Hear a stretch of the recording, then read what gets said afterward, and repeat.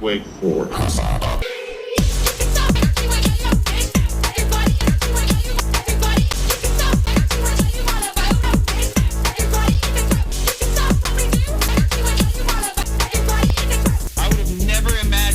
much of a fucking crowd at a college campus anywhere in solidarity with the Palestinians. This is what it's about, okay?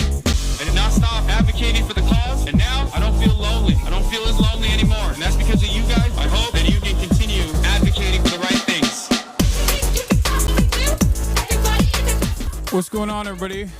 I hope everyone's having a fantastic evening, afternoon, pre-noon, no matter where you are in the world. I'm Hassan Piker, and this is the Austin I'm broadcast coming to you live from sunny, well, not sunny, actually. What am I saying? From rainy California, Los Angeles, folks. We're live and alive, and I hope all the boys, girls, and MBs are having a fantastic one because today's a beautiful day. Today's a wonderful day. Today is Wednesday. Ladies and gentlemen, it is rainy here, 55 degrees, and raining all morning here in cloudy and rainy California, Los Angeles, and it's hump day, folks. I'm live, I'm alive, and I hope all the boys, girls, and MBs are having a fantastic one because today's a beautiful day. Today's a wonderful day. Today is March 12th, is hump day, and it's a rainy hump day, as a matter of fact. But this is the part of the broadcast where I tell you about my personal news, and regardless of the rain or shine, we grind. We are still going to be having a wonderful time. I feel like this camera has, like, is that better? It's a little bit better. Oh, sick shirt? That's right. I want a LED sign like that, please. Yeah. Become a somewhat famous Twitch streamer, and then one day it'll show up at your door from one of the services that you have used because they want a free advertisement, and they know that I'll most likely put it on my background. Oh, you know what? Hold on one moment. Never do that again, you weirdo. Do what again? I have Noah left his hat here. Hold on. It's mine now. Early today, are we? No, I'm not early. I'm late. Can Noah be a permanent co-host? He's a busy man. He's a busy man with a busy plan. He's working in New York. Untuck your shirt. You're not 60. No, I got that 60-year-old mindset, baby. Anyway, why is Mudahar being so damn stupid on Twitter? Because he needs to be a centrist. He needs to be a centrist liberal. That's why. We'll talk about that in a second, though. I got shit on in the Podjohn stuff for pointing out the spineless Demsar Al Green, and someone tried to equate Green's Trump protest to Marjorie Taylor Greene saying Jewish space lasers. Liberals have lost the motherfucking plot. Oh, no, I know they've lost the plot. Yeah. My goat is out there doing the dang thing. I'm over here wearing his freaking hat. But did you always being caked out, or is that from you working out? Oh, speaking of me being caked out, I forgot to actually post my video of me lifting this morning. Yeah, I've been caked up, but my ass definitely became much nicer. My ass definitely became much nicer after I started working out. But yeah, this is the part of the broadcast where I tell you about my personal news about what's going on in the world of Hassan Austin Ivy Piker in between the time period where I press the stop streaming button and press the start streaming button. And by God, I will be doing that, okay? Personal news time, ladies and gentlemen, boys, girls, and MBs. It's personal news time. And what has happened in the world of Hassan Ivy Piker for personal news? Not much. I didn't really do much last night. I watched Kuroko no Basket. That's what I did. I played some Kingdom I'm Coming. Obviously, I've been playing a lot of Kingdom Come. Your ass was nicer when you were fatter, and you know it. That's crazy. I played a lot of Kingdom Come, and that's pretty much it, honestly. Not much else. How long are you? I've been like playing it. I've been playing it slowly. I've been taking it slow. Oh shit. Hold on. Split Fiction is the new game of the year. That's what I've heard, honestly. That's what I've heard. I've heard that it's game of the year. I just don't have anyone to play it with. Like, I don't know. I feel like everyone plays it with their friends, and I guess I don't have any friends, you know what I mean? Just kidding. I said I would play it with Asmongold. That's what I would do. Dr. Stella Emanuel is posting again, Lamau. Wait until Death Stranding 2. Ask Ludwig. I doubt Ludwig would do it. But you can't. It's woke. Is it? People are saying it's game of the year. Is it woke or is it game of the year? But is this about you? What? Important? Yeah, I love how much fake news spreads on Twitter. This is so funny. This is a great example of it. In a recent interview with Vogue, UK popular artist Dua Lipa reveals that she watches Hassan Piker's Twitch streams between shows while on the Radical Optimism tour. I just think he's something the world needs right now. Whenever I watch him, my mood changes for the better. And I love it because this got so much play. It unironically got people believing it. Like like people from Twitch were reaching out to me saying like, is this real? This is crazy. Oh my God. And not only that, but my normie friends were texting me. Being like, Hassan, I can't believe Dua Lipa is a big fan of yours. Like, I hate you. How did this happen? Like, think about how insane that is. That this tweet with 13,000 likes got hella people into believing that Dua Lipa is actually a Hasanabi head. I want to believe. Lying is OP, please nerve. I guess this is lying for good, though. Lying for a good cause. You know? Be honest, is that your alt account? Yeah, it's my alt account. You never played the Cyberpunk side quest? Yes, I did. Okay, so where was I? Personal news-wise, not really much going on in my life. Not really much going on in the world of Hassan Hasanabi Piker. And that's pretty much it, honestly. There's not much going on. I worked out this morning. It was raining. It was shitty. And I'm trying to put the, content back in the bag, little bro. Right? I'm trying to do that. I'm trying to post my workouts again. Yeah, I say great video. Give it a watch. This frustrated a lot of people, apparently, including Mudahar. I'm going to be talking about that in a second. Chicago Police Department out in force protecting the Tesla dealership. Great use of resources. Shouts out to our police. But yeah, rain or shine, I was out there doing the dang thing. New merch coming out soon. And then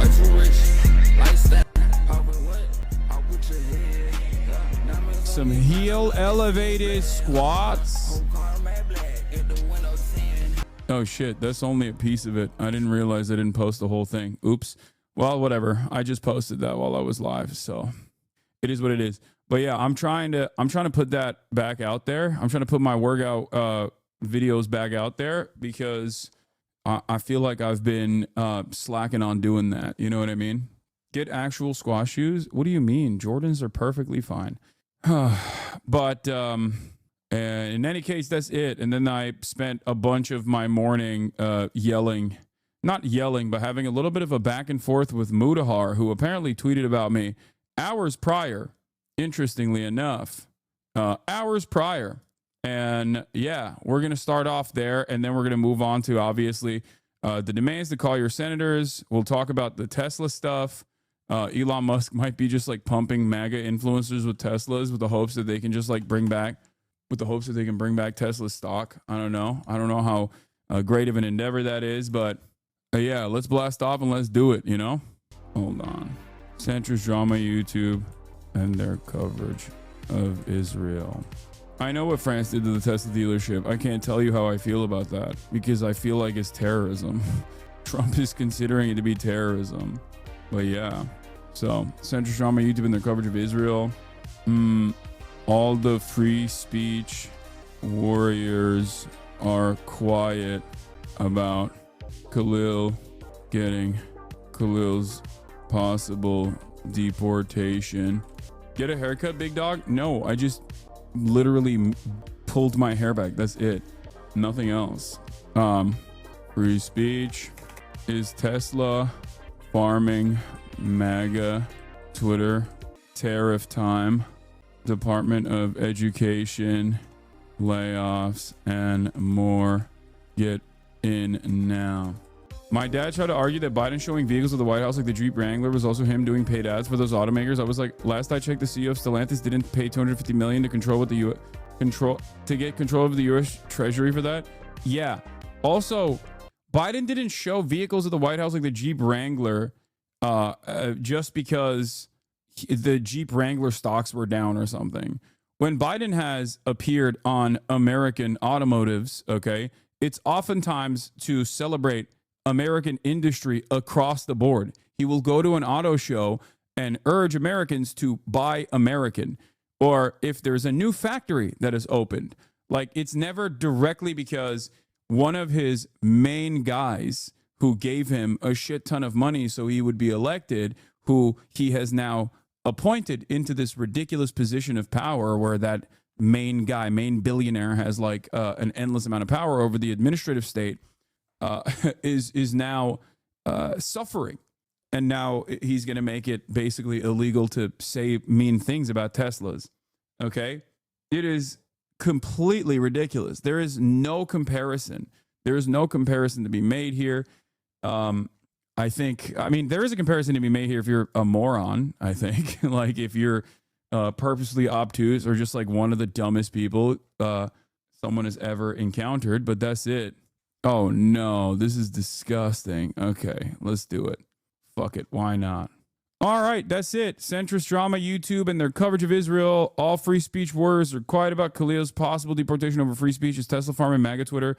Tariff time. Department of Education layoffs and more. We're obviously going to talk about Ukraine as well. Is Russia going to agree to the conditions set forth, or is Vladimir going to cook Trump?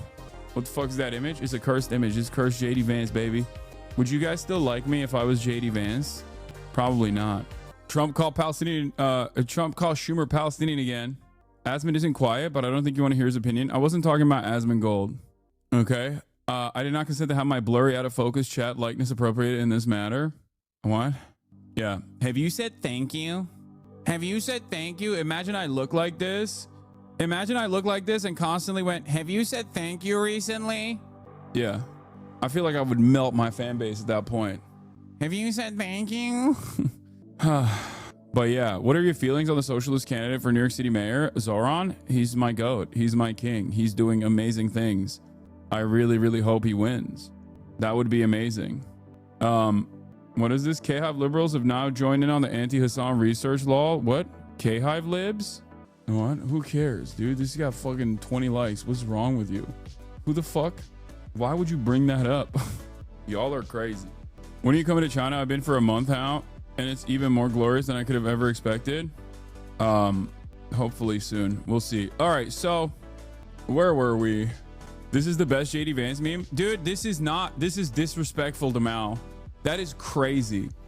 Like using Mao's likeness in this way. Delete this. You actually have done a great disservice. I will lose social credit. I will never get a Chinese visa. I will never be white Chinese. I can't believe my eyes have laid upon a desecration of an iconic figure of notoriety. This comparison itself it should be illegal. You will go to the countryside, you will toil the land, you will write consistently about how you have engaged in counter-revolutionary behavior, you will apologize for your reactionary sentiment, you will write about all of the ways in which you will write every single day about the ways in which you have engaged in incredible acts. You will do self-criticism openly, talking about the ways in which you have engaged in counter-revolutionary behavior. I disavow. This is the most I've ever disavowed this community. This is the worst thing this community has ever done. Okay, that's ridiculous. I can't believe it. This is literally a thought crime. Yes, one that should be prosecutable. But in any case, where were we? More deep plowing for this fool? Yes. You must go and toil the land on the countryside until you return understanding. what kind of thought crimes you've engaged in. Completely unacceptable. Okay. Where was I? Oh, yeah. So this is a bit personal news, but also simultaneously not so personal news because it like dovetails into conversations that I've had already. Last night I watched Noah Samson's latest video. His latest video was titled, I forget what it was. I think it was the YouTubers who backed the genocide. And I posted about it on my Instagram and I said, hey, this is a really good video. You guys should watch it because I think it is a really good video. It's a really informative video. It's not just like drama. I know that people will look at it and go, oh, that's just a drama video. It's not. It actually carefully details all of the ways in which Israel has facilitated this genocide in Gaza. And not only Israel has facilitated this genocide in Gaza, and not only does it feature all of that, but it also then shows the many ways in which a lot of like centrist slop tubers who have a lot of prominence, especially as a collective, like who have a lot of range amongst a broad audience of relatively apolitical people who aren't really paying close attention to stuff. Basically those guys, I think those guys taking this like nihilistic centrist position on Israel by never really talking about Israel directly or never really talking about like the genocide and the things that have taken place, but instead covering it from the angle of like drama and what content creators are saying and how the content creators that are on the pro-Palestinian side being bad, like that, I think plays a very sinister and cynical role in also doing propaganda. And I think people need to understand that. So it goes beyond drama. It's just like, if you just simply cast it aside as drama, you miss the forest for the trees. It's important for people to recognize exactly what was going on there. I had covered this before. I covered Mudahar's like statements about this before. I didn't even know he had made one. Most of the time, a lot of content creators who are in like the tech space or in like random spaces, like they don't necessarily come out and make like big, bold, declarative statements about their politics or ongoing issues.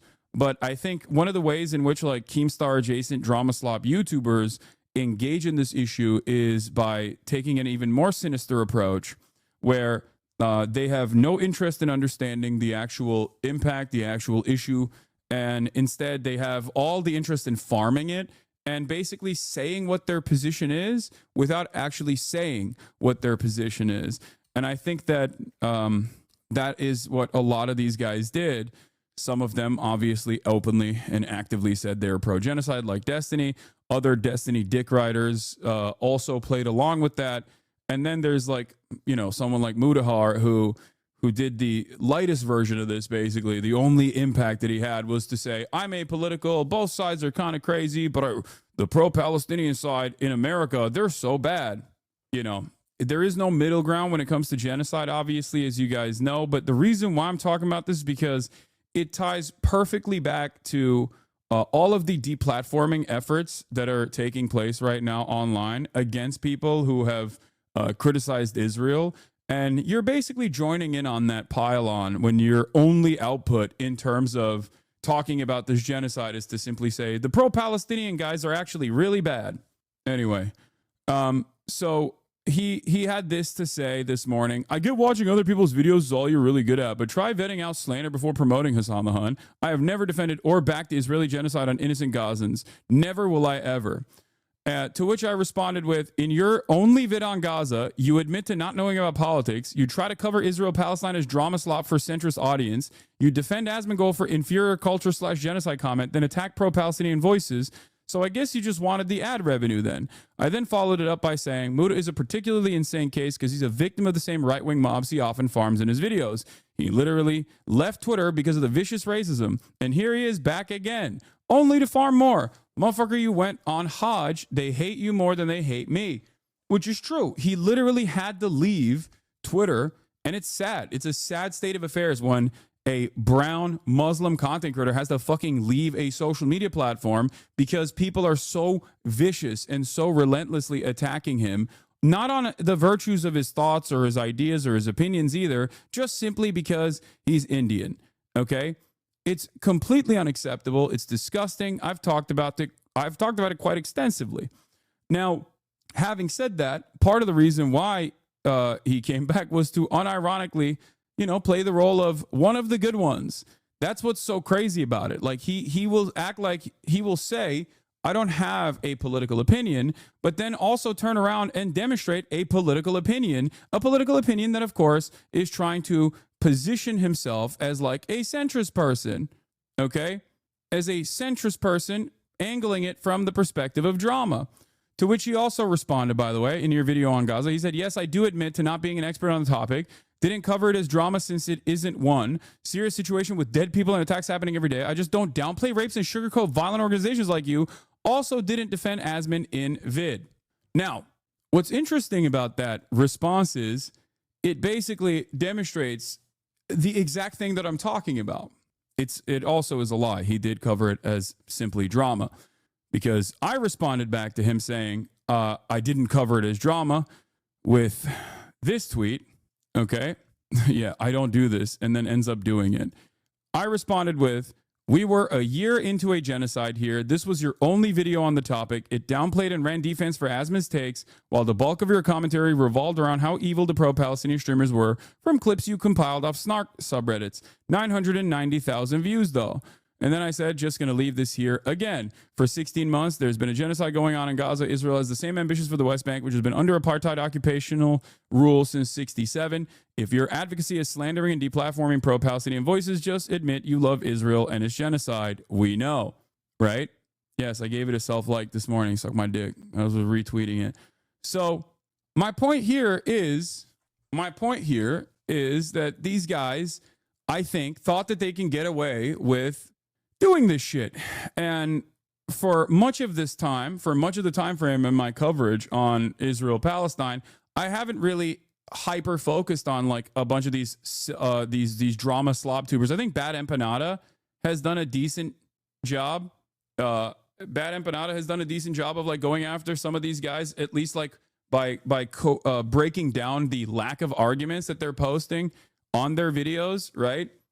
Because normally you would think like, okay, these guys don't have any sort of serious interest or whatever. Why are you talking about them? They're silly. They're completely.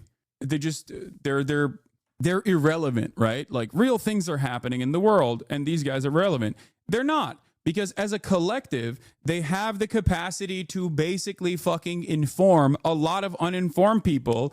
And what are they using? What are they doing with the influence that they have? They're deluding people into thinking suspiciously that all of the fucking pro-Palestinian people, all the pro-Palestinian advocates are just like scary racist monsters or whatever. They're scary racist monsters that are undermining rapes. Like that right there, didn't cover it as drama since it isn't one. I just don't downplay rapes and sugarcoat violent organizations like you. That right there is literally... That right there is a political statement, and it is one devoid of any information whatsoever. And yes, in terms of Mudahar, he's an interesting person because I used to talk to him all the time. I used to get help from him on like Steam Deck related stuff. And then he started orbiting Destiny around the same time that Destiny was like becoming super pro Israel, and he noticeably was quiet on this issue. He had more tweets about this. Not sure what he meant by your kind though. Maybe you know. Yeah, like you are not pro free speech. You're not an honest person. And all you care about either in this situation, all you care about is either making money, okay? All you care about is either making money and farming this as like angling this in the least contentious way possible and make money off the backs of people fucking dying, babies getting murdered every single day by Israel. It's either something that you're not genuinely interested in, or B, it's worse, you actually do like Israel, but you're too ashamed to admit it. And I don't think he likes Israel and he's too ashamed to admit it. I think he's just like not very knowledgeable and wanted to make a statement about it, but take a very centrist position. And because he can't say something directly about Israel or Gaza, because then everyone's going to eat his ass alive, All he does is go after people who do demonstrate the courage to talk about these issues. Meanwhile, all he does is fucking basically farm clout and money off of it. Yeah, it's almost as if the bulk of the commentary matched what the video was titled/centered about. Twitch allowing violent and unfiltered rhetoric from your camp on its platform. The clips were actually sourced from the creators who streamed them. No, they weren't. You fucking took clips that were directly out of context from fucking Destiny's subreddit. That's where a lot of this stuff comes from. It's okay. You don't have to admit it, but we know that that's what a lot of slop tubers do. It's not just Destiny's subreddit either. They literally, most people that make these kinds of like drama-centered videos unironically just source it off of fucking Reddit. That's it. They literally go off of Reddit comments. That's the game out here. That is the level of research that most people dedicate to T channels and drama channels in general.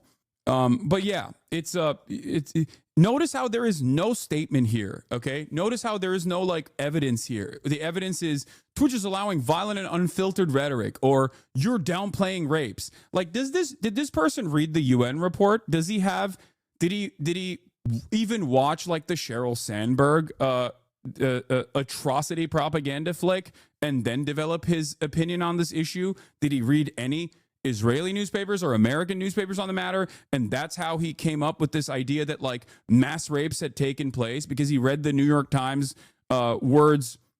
screams without words propaganda piece that was immediately undermined, by the way. Like, did he do any of that? Is that why he has this position? No, he has no position. He's just repeating something he saw on Reddit. That's my point. And that's what's really frustrating about this issue, is that these guys try to maintain this like nihilistic centrist perspective, but they constantly attack one fucking side while also lightly criticizing the other side. Here, look at this situation. Asmongold quite literally said Palestinians are inferior culture and genocide is appropriate. Everything Western values stand for, and it is an inferior culture in all ways. Ooh, whoa, god damn. Bro, what the fuck? Holy shit. Dude, he went in. He's fucking, ooh, god damn. I don't know where the full clip is.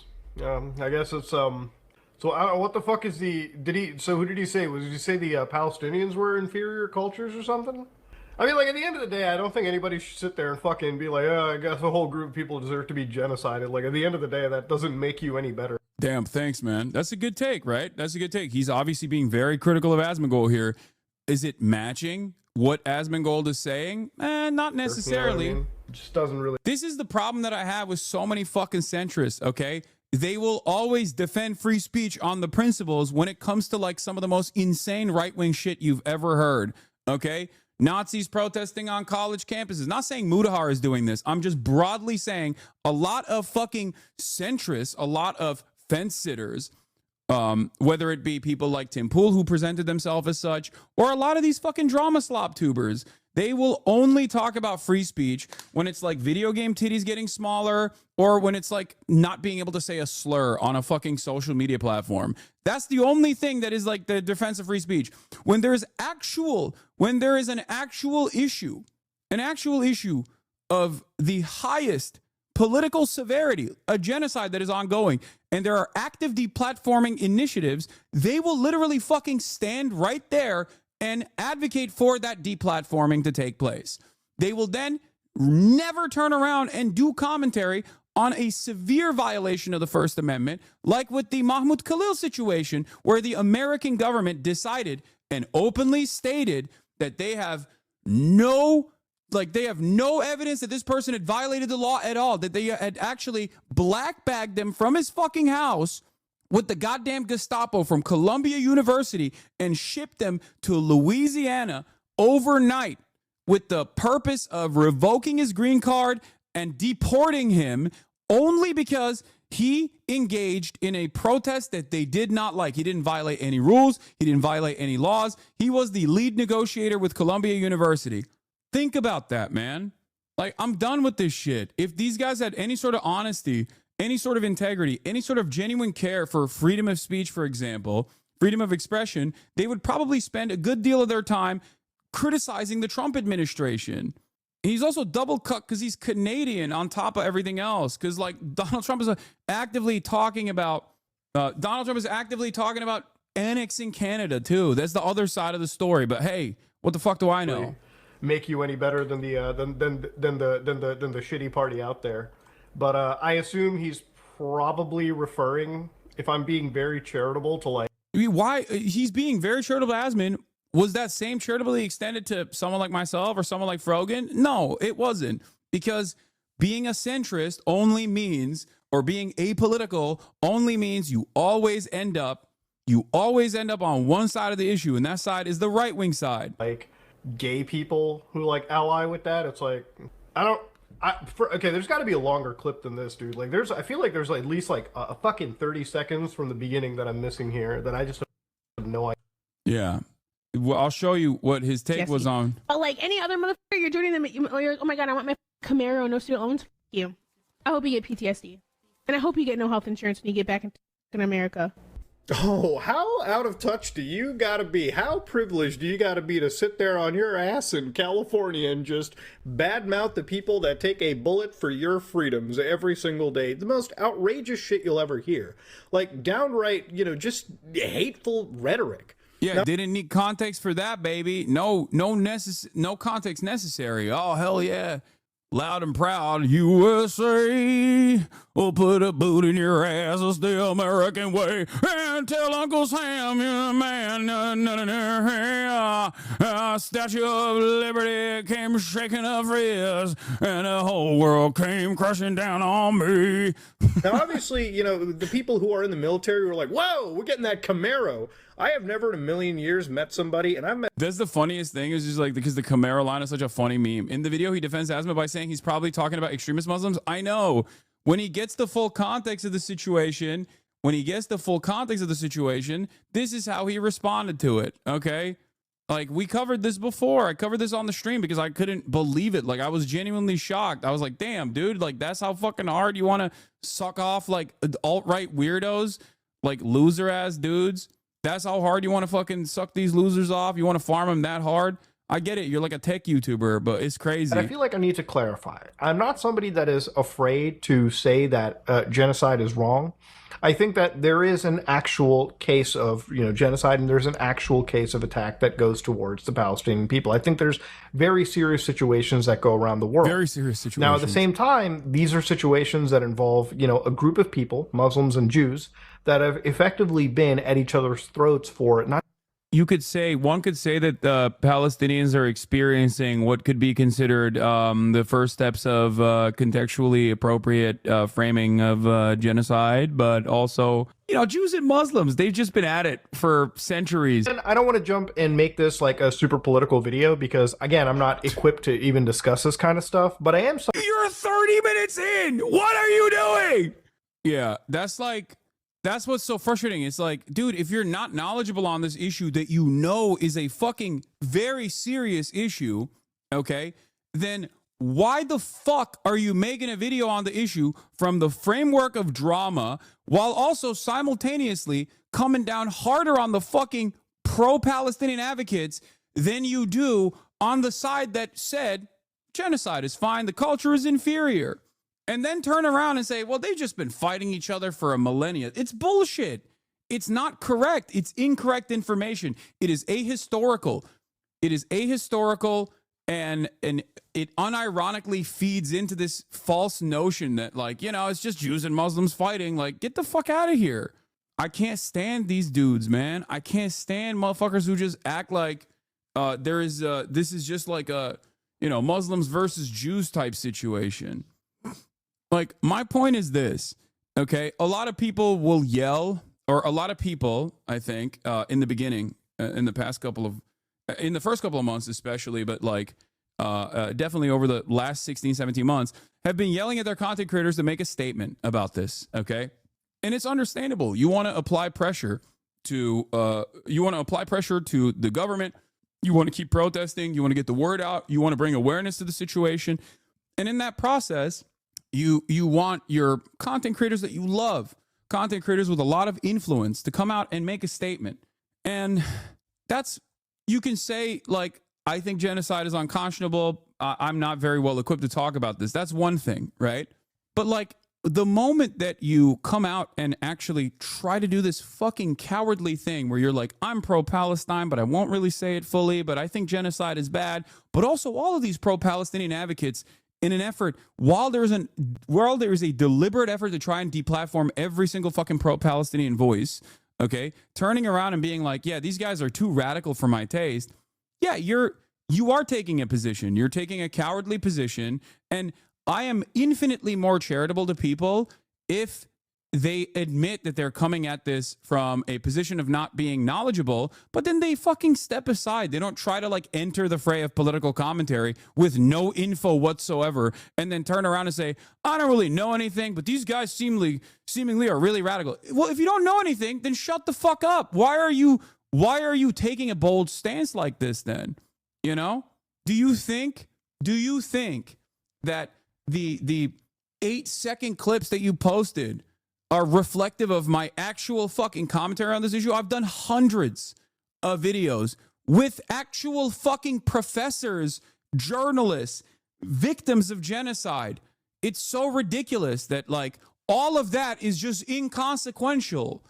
Israeli academics, Arab academics, like what are we talking about? What are we doing here? And then it's just all it takes is like one fucking asshole to be like, yeah, this seems radical to me.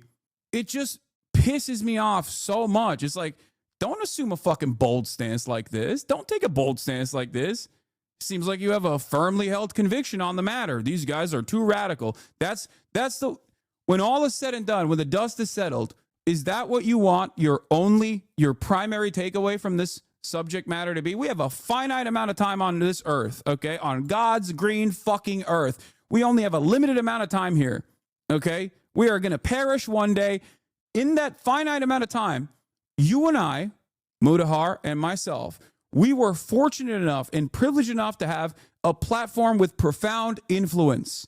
Okay, is that what you want your only takeaway to be from this moment? I'm not pro-Israel. You know, I don't think genocide is appropriate, but these people who are actually calling out this genocide are getting attacked, and I am joining the people that are attacking those people. It's fucking ridiculous. It makes me so mad. It is so cowardly. All he could have done is maybe even shut the fuck up. Like, I don't know why he thinks he's dipping his toes back into this. Okay? I don't want to talk about that topic. Creator is pro-Israel. Yeah, it's crazy.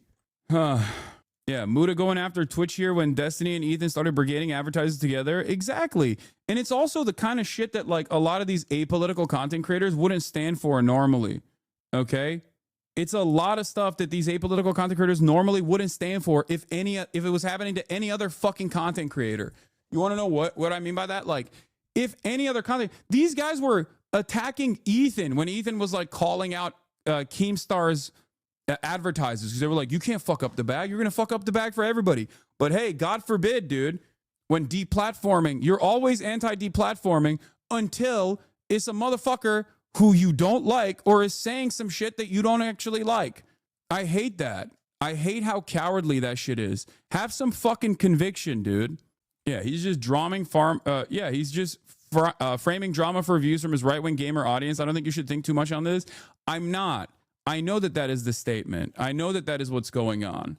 I don't like that. I don't like that these guys' only politics is basically so many slop tubers online. Their only frame of reference for politics is just like, this guy is an avatar for all things progressive. A lot of people fucking hate him for that reason. I'm just going to shit on that guy. And it's a cowardly way to say your position without saying your position. Okay? Oh, I'm a liberal. But honestly, I don't really like this guy who is seemingly far too progressive for me. Guys, I'm one of the good ones. Come on, I'm a centrist. And it's very frustrating. It's very frustrating to see that shit. It's cowardly. It's infinitely better if you just don't even entertain this stuff at all. You don't bring it up. You don't get into it. You don't throw your hat in the fucking ring. It's all copy paste too. It's all copy paste. It's all ridiculous. Anyway, shame on Mudahar. And he is like the least offensive person out of all of these. It's just very frustrating regardless. Yeah. Also, one final word on this whole thing. I don't understand why you bring up my Hajj while being the most Muslim cosplayer I've ever seen. Yeah, I'm such a Muslim cosplayer. What the fuck am I doing that's a Muslim cosplayer? It's Ramadan. I'm fucking drinking coffee right now. I've never cosplayed being a Muslim, okay? I was born a Muslim to a Muslim family in a Muslim nation, and my opinions on Islam have evolved throughout fucking time. Just because I defend Muslims and their right to practice their fucking religion doesn't mean I'm a Muslim cosplayer. You know who's a Muslim cosplayer? Andrew fucking Tate. That's a Muslim cosplayer. I've been pretty open about my perspective in terms of like how I view religion, my religion, and what I think of it all. I am culturally Muslim in the same way that like someone will say they're Jewish, they're culturally Jewish, or someone in America who is not fucking really Christian at all will say they're culturally Christian. That's it. My existence, especially in the Western world, is a way to get Islamophobic Americans to understand that being Muslim doesn't necessarily fucking mean that you're, strapping a bomb to your chest and blowing yourself up while saying Allahu Akbar, because that was the fucking primary way that these guys operated. They think every Muslim is like that. It has nothing to do with Islam. And the reason for why I do that is so that people are more understanding. The reason why I do that and the reason why I explain this every day is so that people don't come after you with Islamophobic nonsense. It's all good, though. I will still obviously defend Mudahar against the psychotic fucking racist attacks he has to withstand on a daily fucking basis. But I will tell you, I will tell you right now, okay? Just positioning yourself alongside Keemstar and all these fucking drama slop tubers that will write 11 million articles about like, this is the day Hassan finally gets canceled, okay? Doing that shit is not going to save you from these people that literally think you are lesser than them because they're fucking racist. Okay? That's it. You will never be one of the good ones. Like, they will not see you as one of the good ones. Okay? It's so sad. And yes, it is just popularity and money for a lot of people. This is the job. This is the bread and butter for a lot of people. What's your best video attacking the right wing? I'd love to check it out. Yeah, Hassan Abi subscribes to leftist nonsense where everyone fits into categories. Everyone's ranked on a race-based hierarchy. Like, what the fuck is this person saying? Who is this person? This reply under his tweet literally proves your point. You are getting cooked. That's why you are getting cooked. That's what you get for not taking a clear stance. Oh my God. Normally us right-wingers would side with you, but you decide to attack us as well. So go fuck yourself. Yeah, there you go. Like, this is it. This is the audience that you're farming actively. Yeah. Anyway. Yes, I know Trump backtracked on ethnically cleansing Gaza. We'll talk about that in a second. But he's also using Palestinian as a slur again. He's back to his old ways. Anyway, I just wanted to briefly talk about that little back and forth that took place and help you understand that the reason why I'm talking about this is not just because it's fucking drama or because I'm like fighting back against people that are engaging in this like smear campaign. The reason why I'm talking about this is because there's also this like far-reaching consequence where a lot of these fucking people that, watch these guys see only one side of the story, a very falsely and narrowly focused, wrong-sided attitude, like wrong opinion on the matter from dudes that don't fucking have any knowledge on the issue whatsoever, okay? And then their fan bases also develop the wrong opinions. Their fan bases develop like idiotic fucking opinions. Like that's why you hear so many people repeat these silly ass takes left and right. Oh yeah, it's just like Muslims and Jews fighting, right? I don't get it. This Hassan guy and all these other pro-Palestinian content creators, they're all kind of radical, right? Showing these people and promoting them in this incredibly positive light when there are actually just pirates and terrorists who are putting people in harm's way, especially people that have nothing. Yeah. The state that is implementing a blockade on the Red Sea in an effort to stop the genocide is actually putting people in harm's way, not the fucking state that is doing a genocide, and not America and all of the other fucking coalition forces that started blowing up Yemen because they decided to fucking stop ships from going through the Red Sea, because that's the craziest part, because it's like, how are you gonna fucking sit there? How are you going to fucking sit there and what? I don't think this person is Muda's alt account, dude. You can't even be bothered to watch a whole video before making a baseless accusation. My content is for the masses, not some niche group of Palestinian nationalists like you. And by the way, Asmongold's comment was taken out of context. Yeah, I don't think this person is Mudahar. Dude, you're crazy.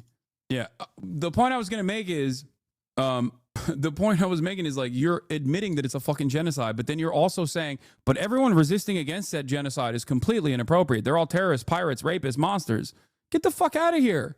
Like, these two opinions are so stupid. So what's the alternative? Seemingly, one country is doing a genocide, and that's wrong, but also everyone else that's resisting against it is bad. So what should people do? Just like fucking eat it? Should they just die? Should people just fucking die? That's the best way to resist against a genocide, is just like die. That's it. And then we here in the Western world can feel better about our support. Just die quietly. Don't even die in a way that's like public too, because then you're making Israel look bad. I hate this fucking both sides nonsense. Like, you're not making a brilliant stance, and you're not even on both sides either. You're just saying that while simultaneously leaning heavily on the side that is doing the atrocity. Because the reality of the matter is, silence in the face of injustice is siding with the oppressor. If you are quiet when there is a genocide going on, then you're technically saying, well, this doesn't reach my standard. It doesn't, it doesn't actually meet the fucking standard where I have to make a statement about it, because it doesn't hurt me or my feelings all that bad.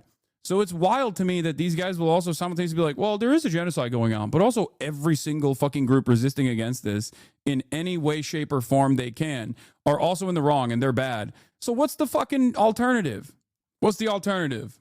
Yeah, if you ask what's the alternative, he'll just say he doesn't know about politics to know the answer, but that won't stop him from grandstanding ignorant critiques. He'll dish out to people who do know more than him. Exactly. Because they wanted to enforce some kind of penalty for the genocide that Israel was conducting. Oh my God. Thank you, Mudahar. I'm glad that you arrived at a reasonable conclusion. Imagine nearly a century of ethnic cleansing to get both sides by an enlightened Western centrist. Yeah, it's just fucking ridiculous. It's completely ridiculous.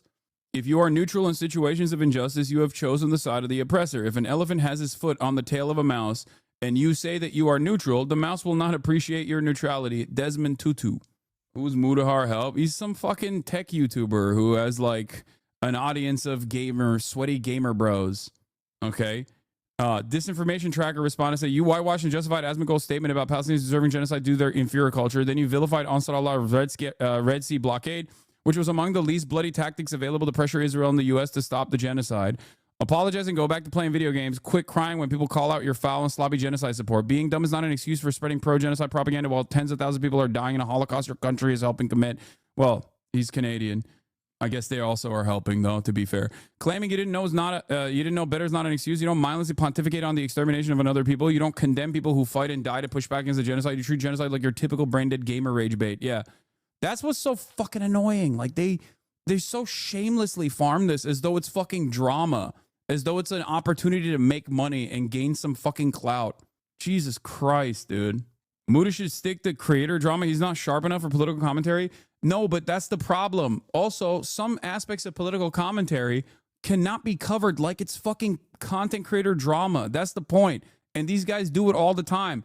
And they do it shamelessly. And because they establish themselves in a center-right perspective, they can get away with saying whatever the fuck they want from a position of authority when there's no underlying information, no evidence. That's what's so goddamn frustrating about this process too, where you could just say whatever the fuck you want. You can lie every day. You can just admit that you don't know anything. And basically, as long as you are attacking the people that are going against the grain, as long as you are actively criticizing people who are stepping out of line, and stepping out of line in this instance would basically be saying anything about Israel that can be deemed too radical, then, you're good. You can just say whatever the fuck you want. That's it. You will always be able to have a career as long as you are siding with the more powerful institution. Okay? If you side with America, if you side with Israel, it literally does not matter. You can and then say, I'm not trying to be gay. What is this? But I feel like I need to clarify. I'm not somebody that is afraid to say that genocide is wrong. I think that there is an actual case of, genocide, and there's an actual case of attack that goes towards the Palestinian people. I think there's very serious situations that go around the world. Now, at the same time, these are situations that involve, a group Did it F a little bit? of Small people, hiccup? Muslims and Jews, that have effectively been at each other's throats for not. It was a Twitch server side situation. I didn't experience that. One could say that the Palestinians are experiencing what could be considered the first steps of contextually appropriate Video, because again, I'm not equipped to even discuss this kind of stuff, but I am. Okay, never mind. I watched this already. All right. Let's move on. Let's get to it. Let's talk about the ways in which this also obviously factors into our everyday existence. The American government, the right-wing American government, is now actively looking into denaturalizing or at least revoking the green card of legal permanent residence. Mahmoud Khalil is the first step. They've stated that they're going to do this over and over again. Okay, Mudahar was in D's Discord giggling like a schoolgirl. Like a hoe after D came out and publicly said even nuking Gaza won't be considered a genocide. I don't think he even made a video about the sex-based allegations yet. Yeah, it's just weird because like even people who cover drama have been noticeably absent. I have noticed that. There's been like 3 or 4 videos. Can you imagine if a similar situation happened to me? How many fucking videos would be made on that process? But none of those drama slop tubers, with the exception of like 1 or 2, have made any videos whatsoever on their friend who they like being pursued for actively filming some of his orbiters that he called orbiters in the act of having sex with one another and then distributing that pornographic material without the consent of the parties involved. Did Asmongold cover that? It's just weird. I don't know. It's just, it kind of feels like these guys have considered me a much worse person than that for quite a long time. I wonder what it is. I wonder what is stopping them from covering this issue. I think there is no better way to understand someone's political position than what they choose to fucking cover and what they choose not to cover, okay? Even Epstein's friends burned bridges and made videos regarding the crimes committed. These centrists are at the next level. Yes, because the centrists themselves are maintaining this. The centrists themselves are unironically maintaining this posture. They're the ones who are protecting him because they like him, because they think he's fucking brilliant. You know what I mean? Terrorist simps are out of control by Asmongold 6 hours ago. Talking about Mahmoud Khalil, by the way. Mr. Free Speech Defender. Asmongold thinks when boobs get pixelated, or when boobs are like a little bit smaller in a fucking video game, that's the worst thing that's ever happened to free speech. That's the grossest anti-free speech crime that Sony could commit on Stellar Blade. Asmongold literally went after those fucking petitions that freak-ass Grums made. He defended that shit. He hyped it up.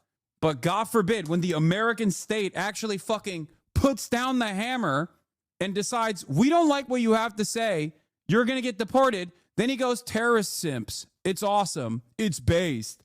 As I was saying, pro-Palestinian activist Mahmoud Khalil was black-bagged from his Columbia University campus apartment by the Department of Homeland Security, by ICE agents, and expeditiously shipped off to Louisiana. Today, in New York, a New York judge oversaw whether or not that was appropriate. Okay? And it's not appropriate. In the time frame that this happened a couple days prior, we learned that the Department of Homeland Security actually openly stated that there was no illegal reasons, there was no law that was violated for Mahmoud Khalil's arrest and subsequent deportation, or the deportation process starting, and that it was specifically because they didn't like what he was saying. It was because of what he was doing and what he was saying, which was Mahmoud Khalil being a pro-Palestinian activist, a student activist. That's it. That right there is a direct violation of the First Amendment. If you can't fucking see that, if you can't understand how dangerous this is to turn a blind eye to, then you're fucked. It's over. Your eyes are closed. Fascism is here, and your eyes are fucking completely closed. It was not even an arrest. It was a kidnapping by the government. And it wasn't even like this person saying things that were anti-American either. It was literally for a foreign nation. For a foreign nation. The nation of Israel, he hurt the nation of Israel's feelings. He must now be deported. You cannot be a green card holder and hurt the feelings of the glorious state of Israel. What a ridiculous situation this is. Where are the free speech advocates? This is a real violation of free speech. This is a real violation of the American right to demonstrate. In our country, as it relates to this next story, CBS News 24/7 with an eye to court battles over a pro-Palestinian activist facing deportation out of the United States. We are talking about Mahmoud Khalil. So let's learn a little bit more about him. He's a legal U.S. resident. He has a green card. He protested against Israel's war in Gaza at Columbia University. Of course, we know Columbia University getting a strong finger wagging and a withdrawal of some big-time dollars in recent days. Immigration agents arrested Khalil over the weekend, shipped him off to a detention center in Louisiana. Columbia grad. Now his supporters and legal advocates are rallying for his release. Well, fast forward to today, and this is the scene from the sky. The arrest sparking demonstrations in some parts of our country, not the least of which right outside the courtroom. The White House says Khalil's arrest is the first of many, and that sent protesters who say his speech should be protected as a legal resident of the United States under green card status. Well, they say they're going to protest that. They say he should be protected, should not be deported. Meanwhile, the Department of Homeland Security, we are understanding, says they will detain more people connected with last year's protests. All right, it's my understanding that we have an opportunity now to hear a news conference on this very issue. Louisiana is a day too long. We and he fully intend to vindicate not just his First Amendment rights, but those of all lawful permanent residents and anybody who wants to speak out. It simply cannot be the case that you can be disappeared at night off the streets of New York City simply because the current U.S. government, the current administration at the White House dislikes what you have to say. That is, not just un-American, it's also unacceptable.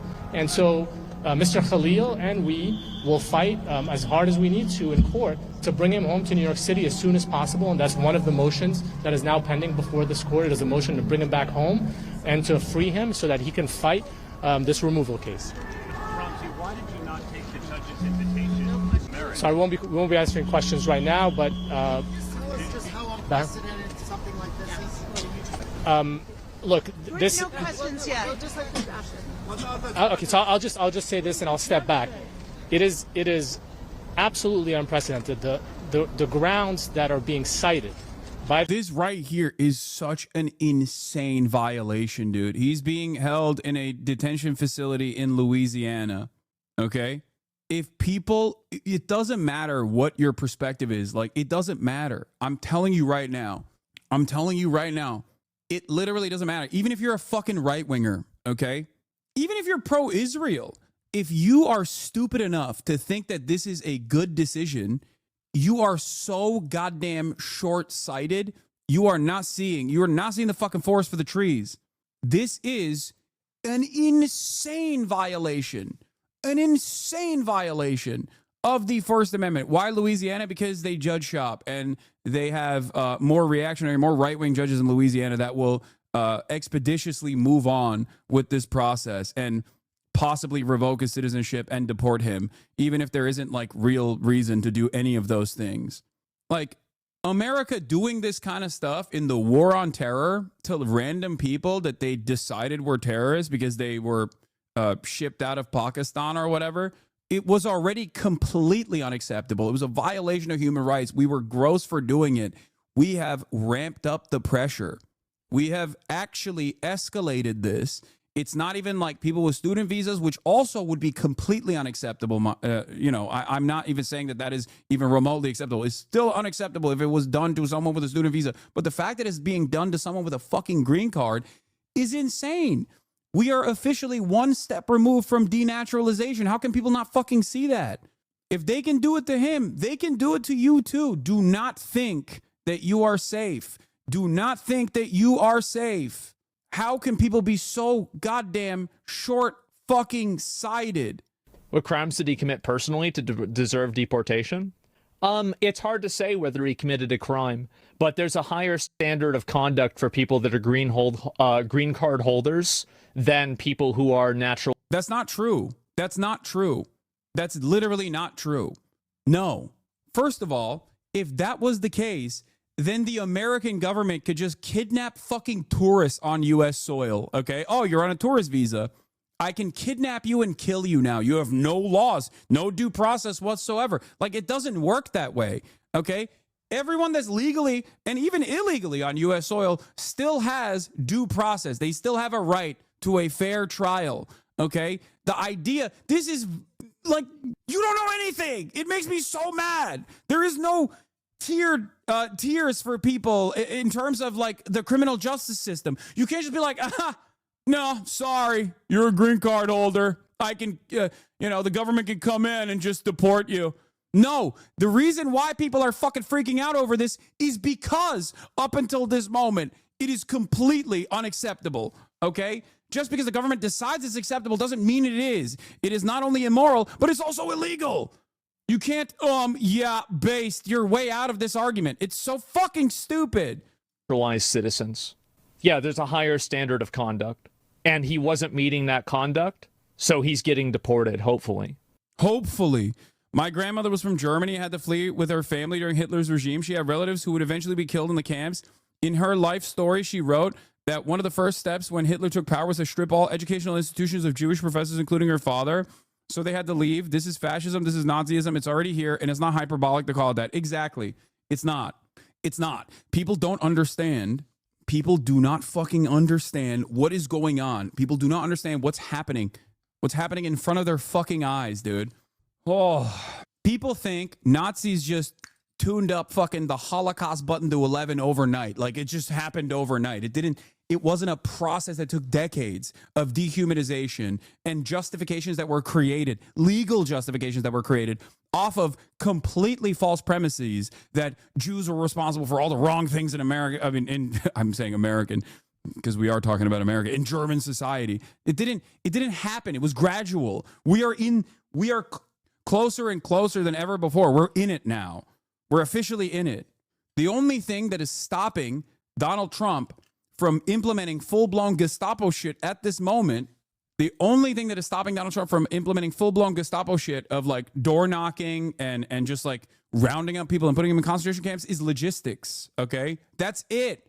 They don't have enough money and they don't have the detention centers right now.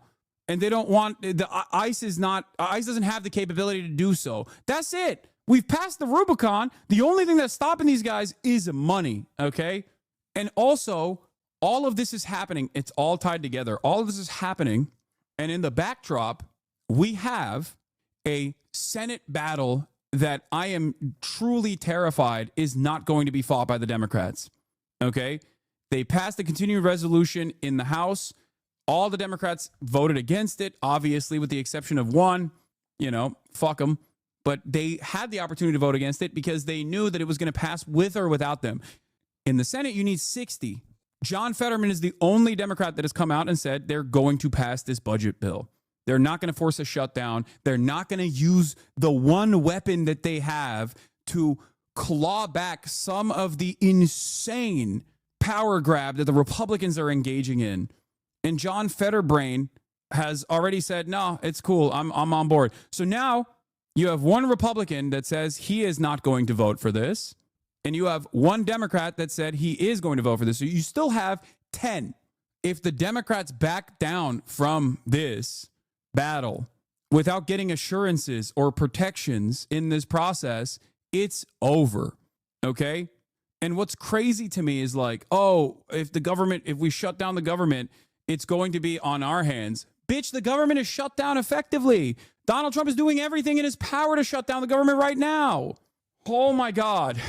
And I know that there's breaking news on the story, but I want to cover the Mahmoud Khalil side of this first before we move on, okay? Before we move on to that side of the story. I just wanted to give you a briefer on where I'm going to go for this. I heard that it got blocked. And there should be? Yeah, they should be. And I support this completely. I hope they do this to more of them. We have enough troublemakers in the country already without importing new ones on green cards to start even more trouble. Dude, you live in a fucking house that has black mold with cockroaches on you, okay? Shut the fuck up. Oh my God, this makes me so mad. Oh my God, what a vile, ghoulish way to fucking approach the subject matter, dude. Holy fuck. I'm gonna at him. Asmongold thinks when the Department of Homeland Security. Okay. Jesus Christ, dude. I don't even know if I should be joking about the fucking violation of free speech when devs make video game boobs smaller, but like it is so ridiculous. Like, free speech defender, dude. Totally valid to fucking deport these troublemakers. I love when I have the misfortune of reading Asmon viewer comments when it's involving you, and there are thugs who say shit like, I pray this America hater steps foot inside of Brinkley, Arkansas, Lamau. Yeah. I didn't add him. He's going to see it anyway. I didn't want to add it because I didn't want to put it in the beginning, because when you do it limits the reach of the tweet. He'll see it. I'm sure his audience will send it to him. Anyway, it's just like, oh my God. So he's getting deported, hopefully. I heard that it got... Hopefully, dude. Hopefully he's getting deported. Like, what a fucking insane statement to make, dude. Holy fuck. People are so comfortable making statements like this as long as it's the government doing this shit. It is such a... It's insane. It's insane to fucking be this unimaginably privileged and this short-sighted, okay? A government that will violate its own constitution this freely against people that you don't appreciate, okay, will do it to you as well. I mean, it's a cliche, but the Martin Niemöller poem is just like, it's perfectly apt for this situation, you know? This is Pacifica Radio's letter. Where is the oh my God, I'm so annoyed. I just want to watch like one fucking 50-second clip, and there is no here, this is it, I think. Okay. On this Holocaust remembrance. I'm so annoyed. Let's find it. I'm sure I'll find it. The First Day Came poem about the Holocaust is apt in this situation. Is an apt way to understand what the fuck is going on, okay? First they came for the communists, and I did not speak out because I was not a communist. Then they came for the socialists, and I did not speak out because I was not a socialist. Then they came for the trade unionists, and I did not speak out because I was not a trade unionist. Then they came for the Jews, and I did not speak out because I was not a Jew. Then they came for me, and there was no one left to speak out for me. It's apt. It's important for people to understand, okay? Martin Niemöller wrote this poem. He was a prominent Lutheran pastor in Germany. In the 1920s and early 1930s, he sympathized with many Nazi ideas and supported radically right-wing political movements. But after Adolf Hitler came to power in 1933, Niemöller became an outspoken critic of Hitler's interference in the Protestant church. He spent the last 8 years of Nazi rule from 1937 to 1945 in Nazi prisons and concentration camps. Niemöller is perhaps the best remembered for his post-war statement. For Asmongold's "Then They Came for Me and No One Will Speak Out" is only when the fucking right-wing reactionary movement finally decides video games are too violent and have too much pornographic material. Then maybe he'll fucking leave his house to go protest against the goddamn government, you know? At that point, it'll be far too late, I suspect. It's so ridiculous. Yeah, based. I didn't realize it would go this far. Yeah. In the American history of free speech, okay, free speech protections have rarely ever been afforded to what the federal government is considered radicals, okay? Anti-war protesters, communists, socialists, anarchists, black revolutionary figures, people that are disruptive to the hierarchy, to the pre-existing hierarchies, okay? That's true. American history has not been fond of, throughout American history, the government has not exactly been fond of people that have opinions such as myself. We then turn around and actively whitewash people that have been on the right side of history. And we rarely ever cover the people that were also on the right side of history. We oftentimes will repeat that they were like violent, Malcolm X and things of that nature, like the Black Panther Party. They were violent radicals. And the other radicals that were historically more peaceful, even if at the time we consider them to be radical and wrong, like MLK, who was fucking assassinated, who the FBI actively came after and tried to smear over and over again. We turn around and we whitewash their perspective. We turn around and we whitewash what they stood for and make him a more appropriate figure for consumption in an effort to make sure that people understand that, this is only acceptable forms of protest here, okay? No unacceptable forms of protest. Yeah, civil rights were won by polite discussion and emotional clarity. That's how it happened, which is wrong. That's not how it happened. I cannot comprehend how people don't understand that it's over, If you're defending the government at this point, you're fucking cooked. You're absolutely cooked. The government for purportedly claiming to revoke his green card and putting him in removal proceedings. This is a person who is a lawful permanent resident. This is a U.S. person. Those grounds are vague. They are rarely used. Essentially they are a form of punishment and retaliation for the exercise of free speech. We think it won't fly in federal court. We think it won't fly in immigration court. And it certainly should not fly in the court of public opinion. All right. Thank you, Ramzi. Hi. Next, I'd like to introduce Bahir Azmi, the legal director of the Center of Constitutional Rights, also a member of Mahmoud's legal team. Please spell your name, please. Bahir Azmi, Baher Azmy, from the Center for Constitutional Rights. Mr. Khalil's detention has nothing to do with security. It is only about repression. United States government has taken the position that it can arrest, detain, and seek to deport a lawful permanent resident exclusively because of his peaceful, constitutionally protected activism. In this case, activism in support of Palestinian human rights and an end to the genocide in Gaza. The government takes the position that because the Secretary of State finds his dissent unacceptable or contrary to U.S. foreign policy, he can be deported. As Ramzi suggested, it's largely unprecedented, save for ugly historical precedents, including the Red Scare and McCarthyism. That's what we're talking about. We're also talking about a period of repression that the Center for Constitutional Rights knows well following 9/11, when we were in the courts trying to get people out of secret detention. One thing that's different now is the legal infrastructure is so much stronger, and everyone out here on the streets knows that we cannot hide in the face of this amount. So not unprecedented. I think it's unhelpful to simply talk about historical wrongs in the context of what is happening right now. It is unprecedented for the moment, okay?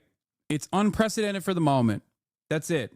You need to get liberals to understand that this shit is completely ridiculous and it's completely illegal, okay?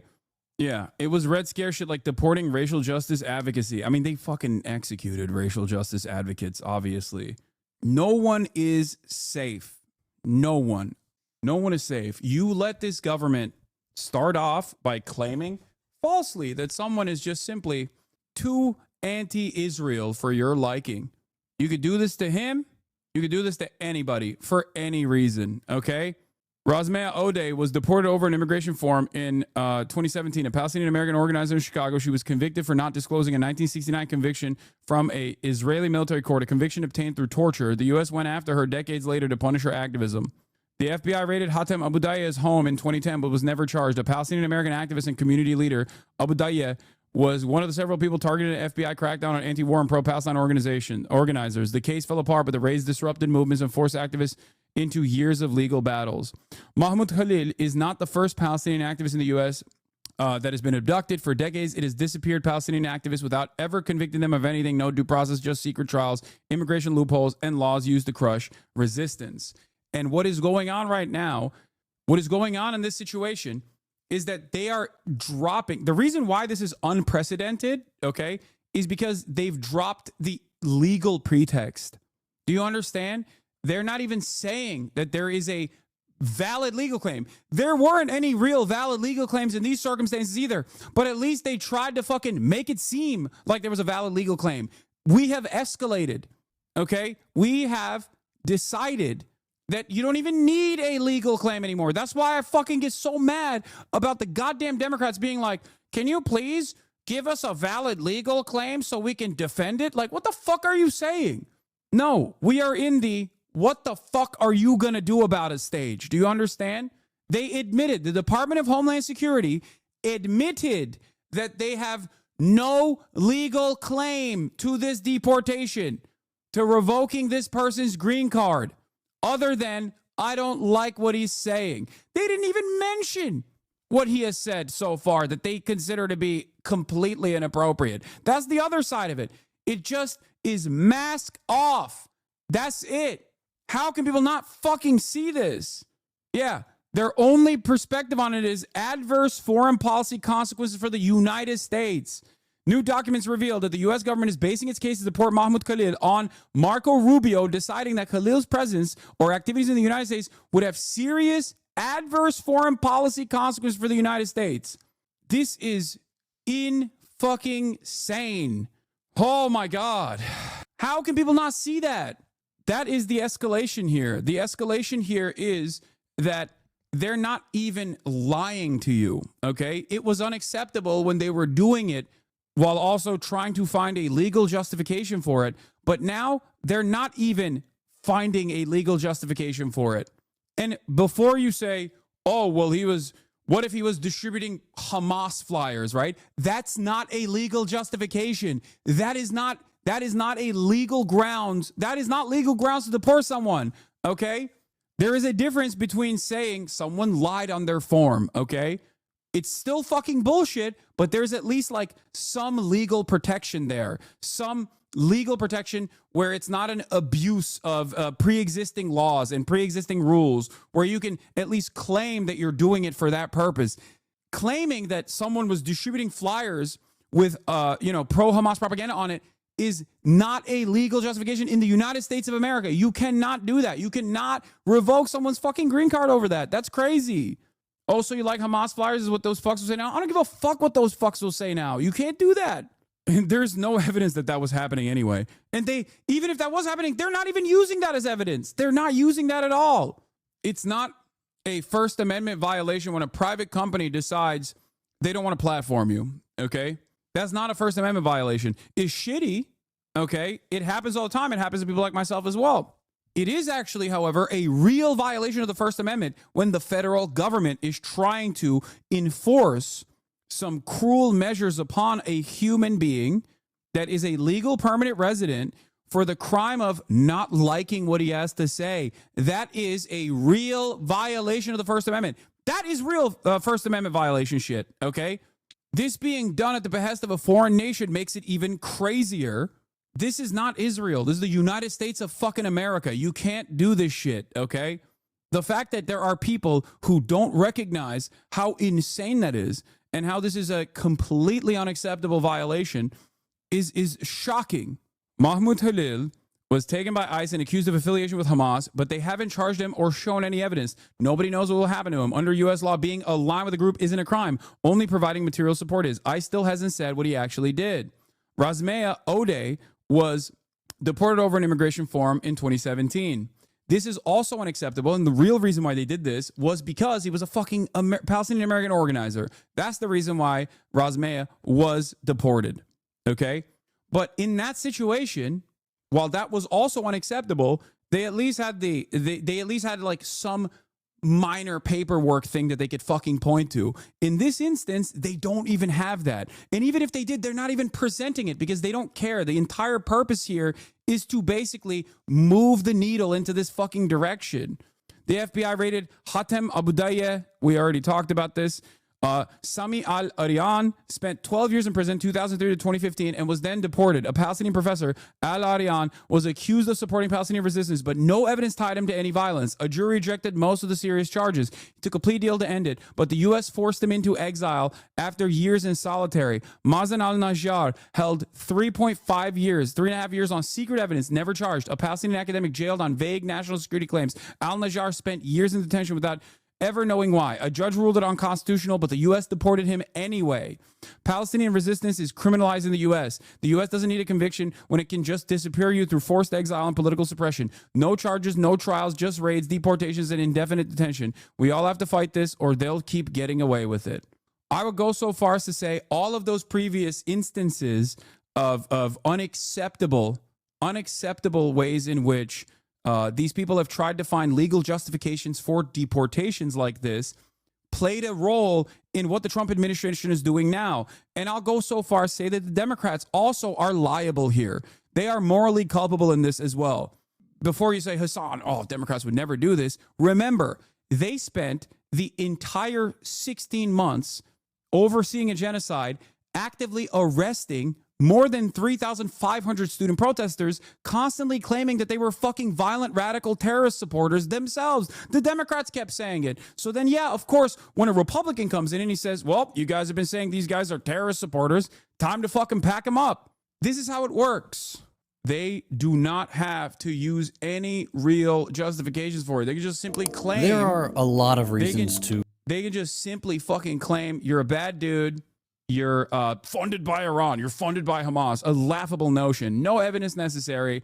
You're done. You're out. You're deported. And they will move on from green card holders. If they can do this to green card holders, they can do this to student activists that are on student visas. If they can do this to student activists on student visas and green card holders, they can do this to American citizens as well. And if they can do this to American citizens, they will eventually do it to you. It doesn't matter. You might think, okay, well, I don't give a fuck about Palestine. I don't give a fuck about Israel. Who cares? Okay? There will come a moment where it will be an issue that you do care about. How do you not understand this? As the illegal enforcement moves in this fucking direction, if you think you will be spared by the violence, you are a fool. It will eventually come for you or someone you care about. Okay? What are the odds of them putting him and many others in the future in Guantanamo so they can skip this whole law bullshit? They already said that anyone who destroys Tesla will be branded as a terrorist. Yeah, that's the other side of this. Like if someone engages in an act of vandalism against Tesla or Tesla stores or whatever, then there is a legal process to go through. You can't just slap them with the vague terrorism designation and decide to do whatever the fuck you want to them.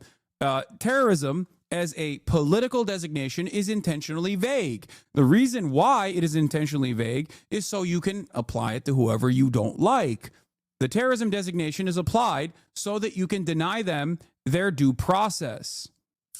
I don't know how more people are not up in arms against this. And I genuinely am shocked that, like, look, I'm not expecting Asmongold to have a principled freedom of speech stance. Like, obviously, make no mistake. He's just, reacting to whatever his fucking chat is saying. But god damn, dude. Like, it's shocking that more people don't understand how genuinely consequential, how genuinely damaging this is. Yeah. Like, Mr. Trump will end this war on free speech. Like, yeah. Holy fuck. Of repression.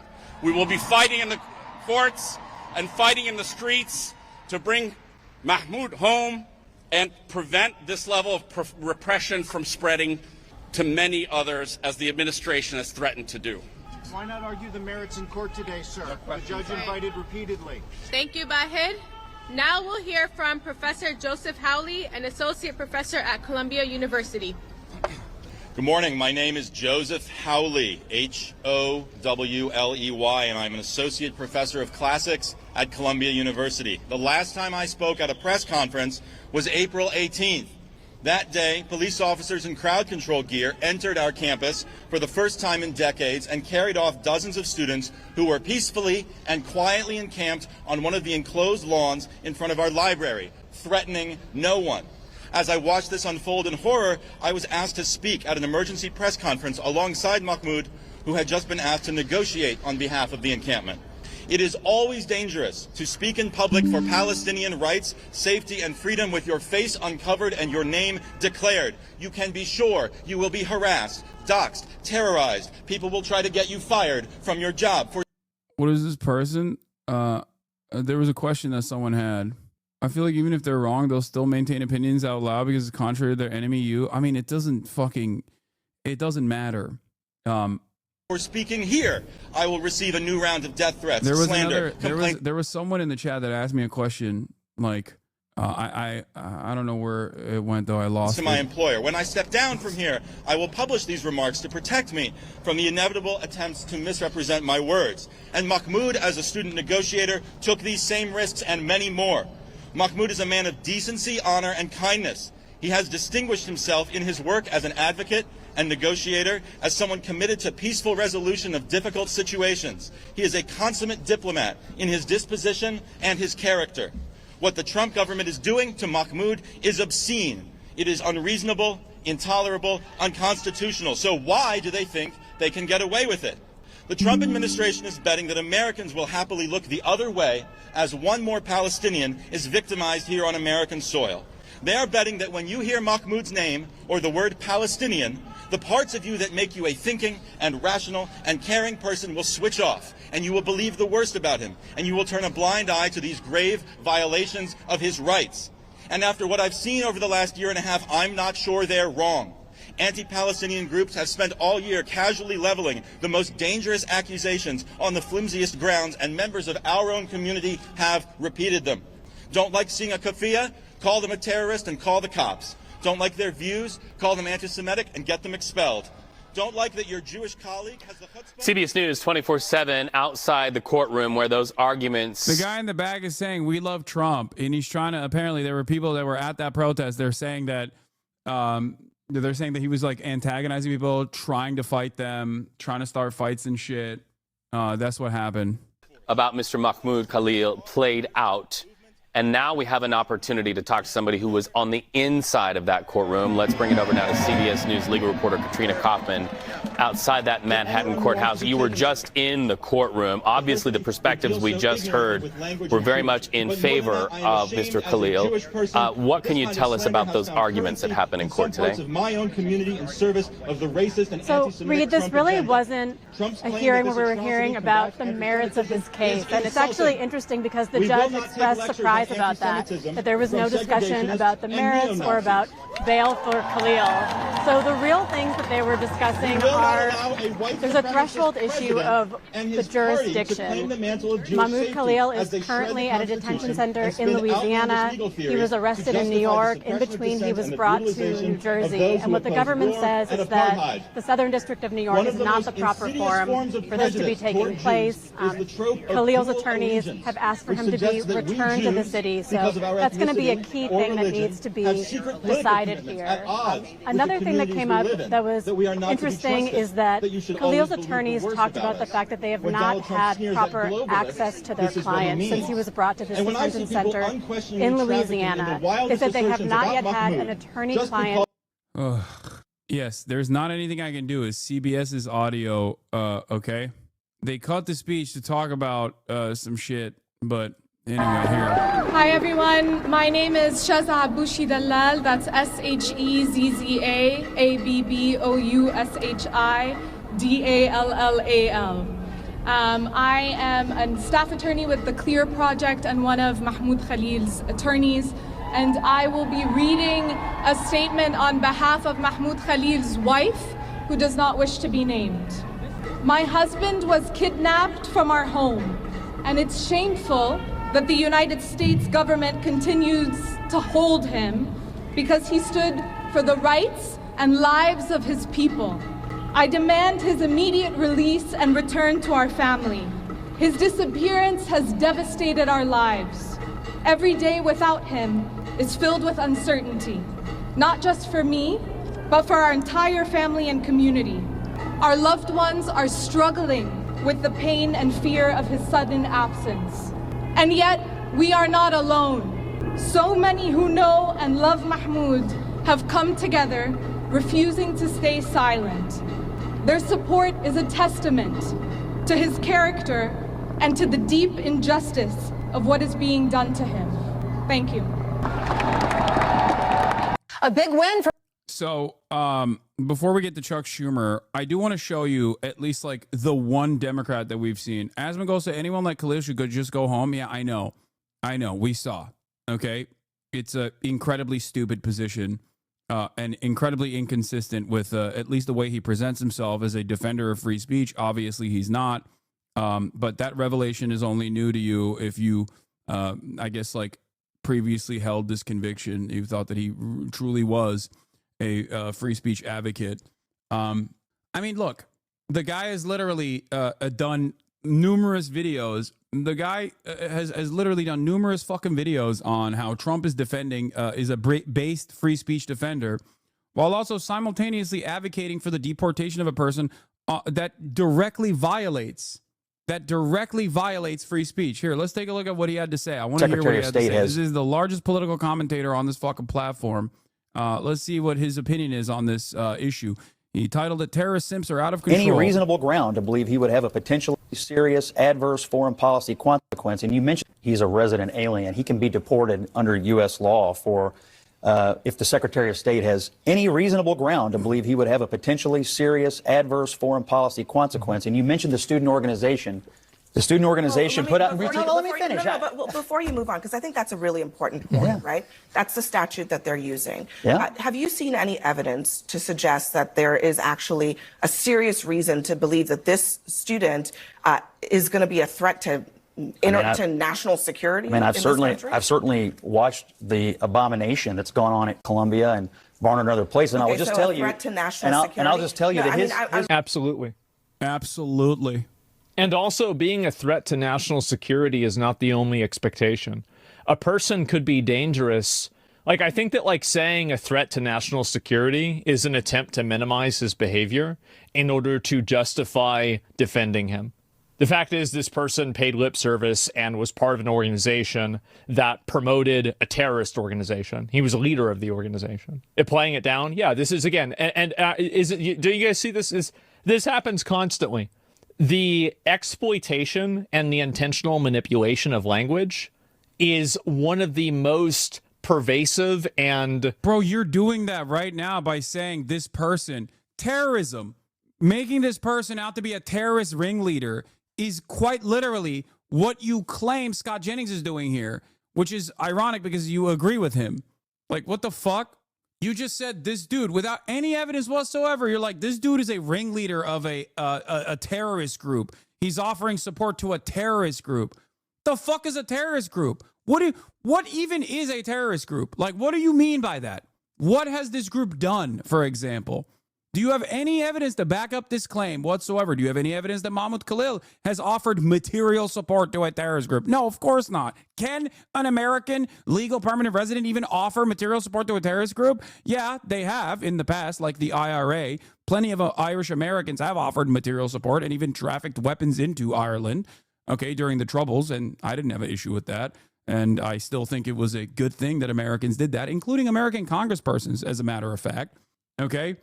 The idea of just like simply saying, well, this is a terrorist group. This guy likes terrorism. This guy likes bad guys is fucking ridiculous. You're not making an argument at all. You're just simply repeating what the State Department is saying. Oh, I would say subversive tools that a lot of people use that is extremely persuasive to people that don't have a lot of like, I would say like verbal intelligence. And you see this happen, and it doesn't get explained very often because most people, honestly, straight up don't understand it. So I'm not going to let you move on because this is the I'll tell you why it's a threat to national security if you let me answer you. Well, Scott. Do you want me to answer you or not? Okay. His organization says we are dedicated fighting for the total eradication of Western civilization. Okay. He's not a citizen. Okay. What are you talking about? What is this statement? That's not even, the total eradication of Western civilization. Number one, There is no evidence whatsoever that this person has ever said that, or even if it was real or not. It turns out it wasn't fucking real. Okay? That literally was just a falsehood. He has spread a falsehood. Yes, I watch a bunch of like OSINT Twitter Andes. They actually tracked down the supposed flyer that had said that. Okay? And they found out that it was just made up, not real. Now, having said that, what the fuck does that mean? There are people that actively champion neo-Nazi causes. You still can't fucking deport them unless they have actually agitated or moved in the direction of doing a heinous crime. The bar, deportation, or the revoking of a person's green card, legal permanent resident. What the fuck? What the fuck? Refresh. That was a Twitch server side issue. Yeah, I don't know what the fuck is going on with Twitch today. It was not on my end at all. I don't know what the fuck that was. It just like straight up ended my broadcast on my end as well. I saw that. Some people probably were able to hear. What? More charitability for Aman at this point? Just another piece of shit right-wing grifter? What the fuck are you saying? I have no charity at all. What are you talking about? I will extend charity to people as long as, one, they are being charitable and actually covering the subject matter from a position of authority with a little bit of interest in understanding it. If they're doing unrestricted right-wing propaganda, it's over. It's done. No more fucking charity. What are you talking about? Anyway, that ship is long sailed. What the fuck? Stop trying to fucking create drama out of this anyway. I don't really care. Listen to me. Listen to my words. Okay? This right here is not even like historic fascist apologia, okay? This is active current day fascism that's taking place, and he is championing it. It's completely unacceptable. It is completely fucking unacceptable. The only reason why he can get away with saying this shit is because the government is doing it. So when the government is doing it, you can get away with saying whatever the fuck you want. If the government was, as it did in the past in the antebellum South, was participating in chattel slavery, for example, yeah, you could actively say it's awesome and defend it over and over again. In a situation like that, it would not be considered unacceptable. As a matter of fact, it'd be considered unacceptable to say chattel slavery is unjustifiable. Okay? Understand that. This is so insane, dude. Case closed. Get out. Easy enough. Yeah. How could you possibly debate this? And what do you mean, how can you possibly debate this? It is directly at odds with the First Amendment. Okay? The standards for every person on U.S. soil for deportation, which is a violent fucking, which is a violent process. Deportation is a violent process, okay? No ands, ifs, or buts. You're removing someone from their life, their livelihood, their family members, their culture, the life that they grew up in. It is an inherently violent act. It's a very violent act. And if the state has the capacity to engage in an inherently violent act such as deportation, they have to have an incredibly high bar to clear. Okay? I'm not going to sit here and say there's no justification for deportations or any sort of legal enforcement. Okay? Of course there are. That's the whole basis behind having rules and laws and standards and regulations. Okay? I'm not going to sit here and act like there's no rhyme or reason for deportations ever. Having said that, this instance is completely unacceptable. And it's not like they are lying. It's not like they're lying and finding reasons for it. Well, I guess Scott Jennings did lie in this circumstance. But the irony there is that what Scott Jennings lied about is still not acceptable for deportation. You cannot fucking deport someone or revoke their green card because they were distributing a fucking pro-Hamas flyer. That's insane. What are we talking about? It is a direct violation of the First Amendment. A direct violation. What the fuck do we have any of these rules for? Glenn Greenwald is correct on this. He says, also, quick First Amendment review. People are allowed to praise whomever they want. I can stand up every day and say, I love Al-Qaeda. I can argue Hamas has the right to use violence to resist Israel. I can urge the U.S. to nuke Iran or Peru. That is called free speech. And yes, non-citizens do get the benefits of the Bill of Rights. Okay, the idea that the Constitution is for U.S. citizens only is fucking wrong. You're just wrong. If, for the record, if this wasn't the case, there could be no real legal battle in this process. There is one, okay? There is one. Can you imagine just being like, hey, the government, like, what happened? Remove your own personal perspective about Israel from the matter for one moment, if you are even in here and found yourself watching me, even though you're pro-Israel, okay, accidentally. Remove that part of the equation for a second. What happened here is the government said, I don't like what you said. I am going to take away your green card. Initially, they thought he was on a student visa. So they were going to revoke his student visa, which, again, unacceptable. Then they found out that he had a green card, okay? Then they were like, fuck it, we're going to revoke your green card.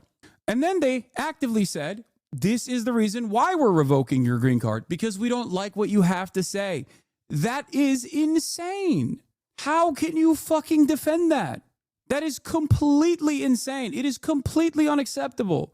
This is a landmark legal case, and this legal battle will determine the future of American fascism. Straight up. This is the issue, is that these people are nailing themselves up to a cross of a person who is supporting a terrorist organization and is part of an organization that wants to eradicate Western civilization. That's not true, for the record. Here, I'll show you the proof. It was, I think it was a Tal Hagen or whatever that showed proof. Hold on, let me find it real quick. That the Western civilization flyer or whatever wasn't real. I will tell you once again, even if it was, that's still not a bar that you can fucking clear for deportation or the revocation of a green card. It's not. Okay? You can't fucking do that. I need you to understand. You cannot do that. Here's a misinformation, disinformation researcher, Tal Hagen. Based on an OSINT review, the original post is alleged to have been uploaded by CUAD is highly likely to have been real. This is based not on... Wait, what? The original post has been uploaded is highly likely to have been real. This is based on not trusting... I thought that you said that it wasn't real. We are Westerners...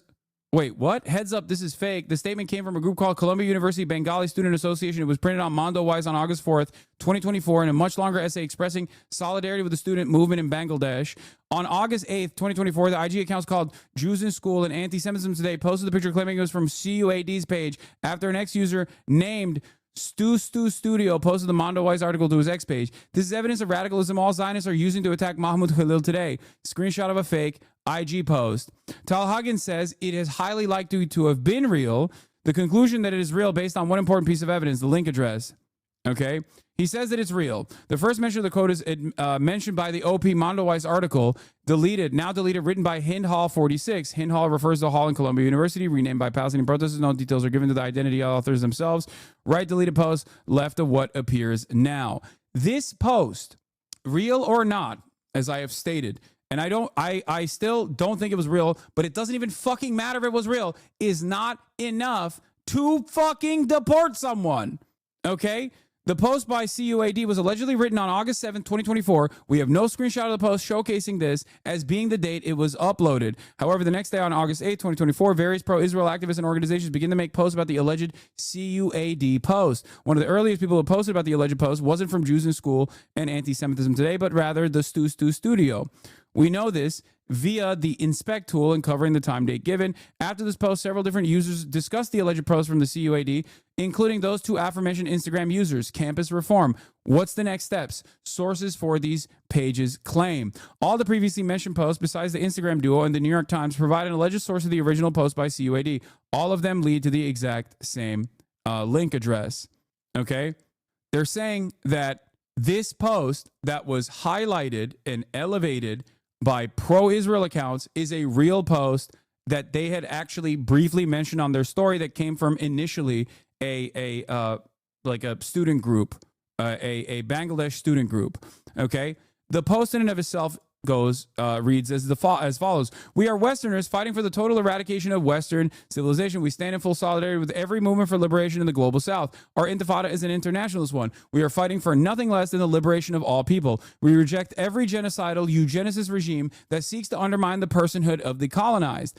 As the fascism ingrained in American consciousness becomes ever more explicit and irrefutable, we seek community and instructions from militants of the global south who have been on the front lines in the fight against tyranny and domination which undergird the imperialist world order. Biplop Chobe, revolution must continue. This statement, okay, saying we are fighting for the total eradication of Western civilization comes across as a scary one to people living in Western civilization. They're like, ooh, it's scary. Scary posts are not enough to deport a fucking student activist leading the Columbia University Apartheid Divestment Group. You are out of your fucking mind. This statement also is one that is not as scary as you think it is. These are people who are talking about people that are being destroyed, okay? People that are being fucking destroyed by American imperialism, by Western imperialism. A student activist who didn't even fucking post this, even if he literally distributed this flyer to every single person and said, we want to destroy Western civilization, okay? We want to destroy Western fucking civilization. It's completely unacceptable that like Western civilization is destroying our lives. We live here. We want to do everything we can to basically stop American empire from destroying the global south. Even if they said that every fucking day of the week, you cannot deport the person for saying that. That is fucking insane. Oh, I don't care if this offends the sensibilities of liberals. If you are a liberal and you care about the First Amendment, this is a direct violation of the First Amendment. Holy fuck.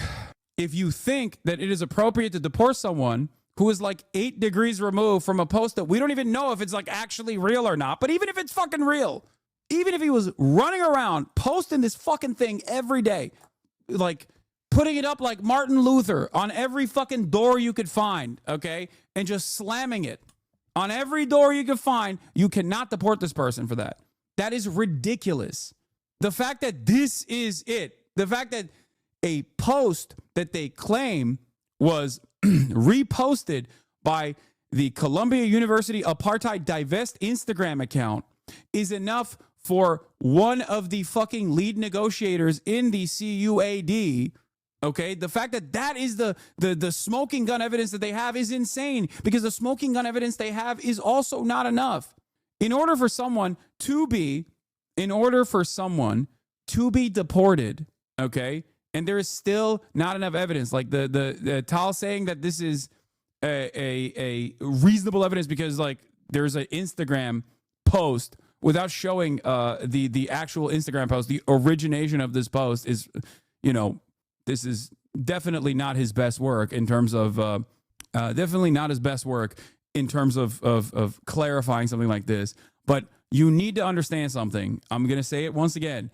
Even if Mahmoud Khalil every day was distributing flyers like this, okay, that said these words on it, you cannot deport him or revoke his green card over this. That is a violation of the First Amendment, okay? It is completely and utterly unacceptable. Do you understand? How do you, like, this should be the easiest W of your life. How does anybody argue against this? First Amendment sucks to suck. I mean, get wrecked, libtard. See, it seems more like the ones cheering for his deportation don't actually care about this argument. Yeah, there is the real reason why they want to fucking cheer on his deportation is because they just want to punish pro-Palestinian activists. That's it. They don't even care about Israel. I don't think Asmongold gives a fuck about Israel. What are you talking about? He's just flying off. He's just flying off on anything that is like pro-Trump or pro-right-wing, pro-MAGA. He's just, you know, saying this is great. It's base. That's his position here. Couldn't a lawyer argue that it's a terrorist threat to the U.S., which has the ground to remove a green card genuinely? No. I mean, they could try and argue that, but it's completely fucking unacceptable. Okay? All of these free speech defenders do not understand how free speech works. Okay? They misunderstand it, either deliberately or because they don't care. They openly acknowledge that free speech is a defense of being able to say slurs, and then no one else can say anything in return to you saying the slurs. Okay? That's free speech. That's the extent of free speech for these guys. Real. He doesn't need to be here. Why doesn't Asmin use the politics tag? What is this shit? Yeah, that part I don't understand. I don't understand how Twitch has not enforced Asmin to use the politics tag. I don't know. People say he doesn't use it. I'm shocked if that's the case, considering that we literally watch the same shit. And if I don't use the political tag, I'm sure he's using it. Because if he doesn't use the politics tag, he would get fucking banned. Described him having viewpoints that you disagree with. He's not using it right now. I don't think you're correct on this. I'm sure he's using it. Yeah, intended for certain audiences. He is using it. You're wrong. Why do chatters come in here and say wrong shit? He is using it. It says intended for certain audiences, may contain politics and sensitive social issues. He is using the politics tag. You guys are so fucking stupid, dude. Some of you motherfuckers are so goddamn dumb. You don't even do like 3 seconds of research. You just come in here and you just say some shit. And if I don't immediately check it and I read you fucking saying it, okay? I read you fucking saying it. You just create a fantastic opportunity for someone to clip that and be like, Hassan is lying about Asmongold. Why do you do this? Do your fucking research, man. Again, this dude, it's actually insane how manipulative the language is. Viewpoints that you disagree with. Oh, well, that's, this abstract, like personal opinion, just a general. People are talking about the tag in the bottom. No, that is a tag that I put on my own stream. That's not what we're talking about. This is a separate tag. Idea. Again, you see how this is happening. What crimes did he commit personally to deserve deportation? It's hard to say whether he committed a. Yeah, even members in his community.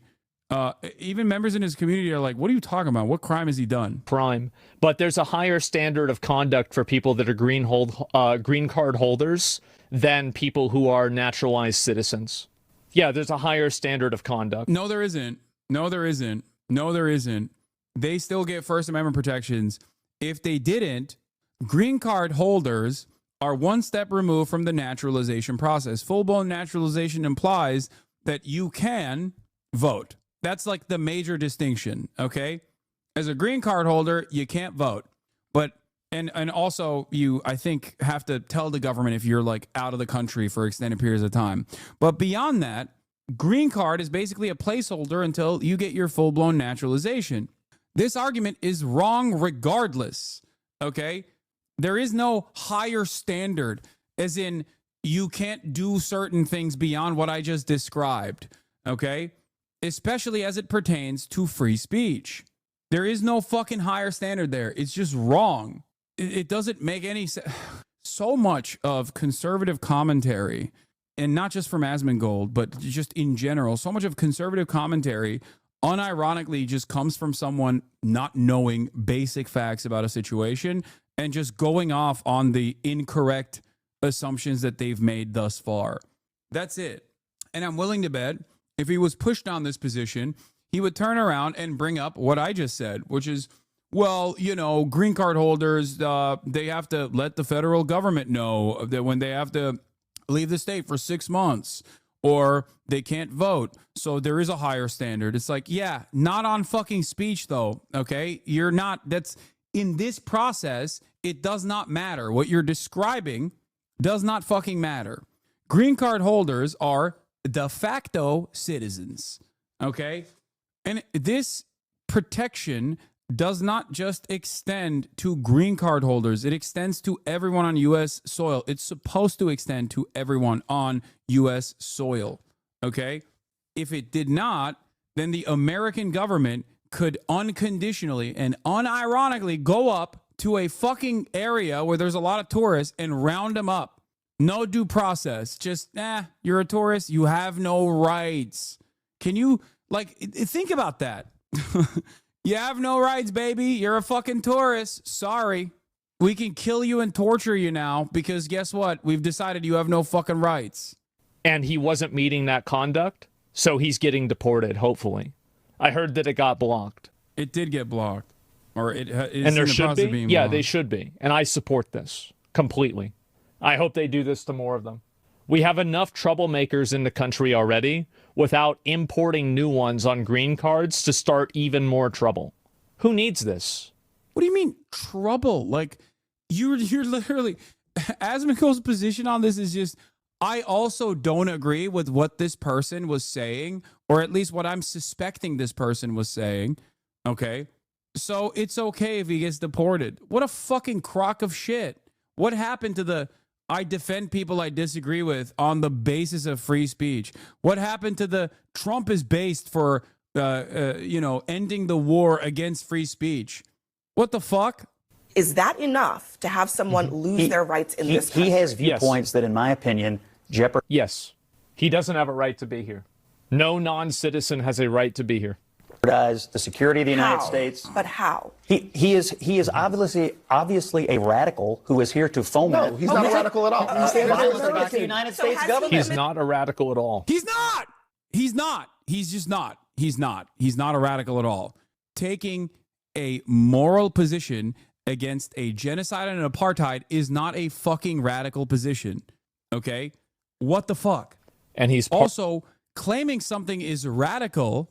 Claiming something is a radical statement is not enough to fucking justify deportation.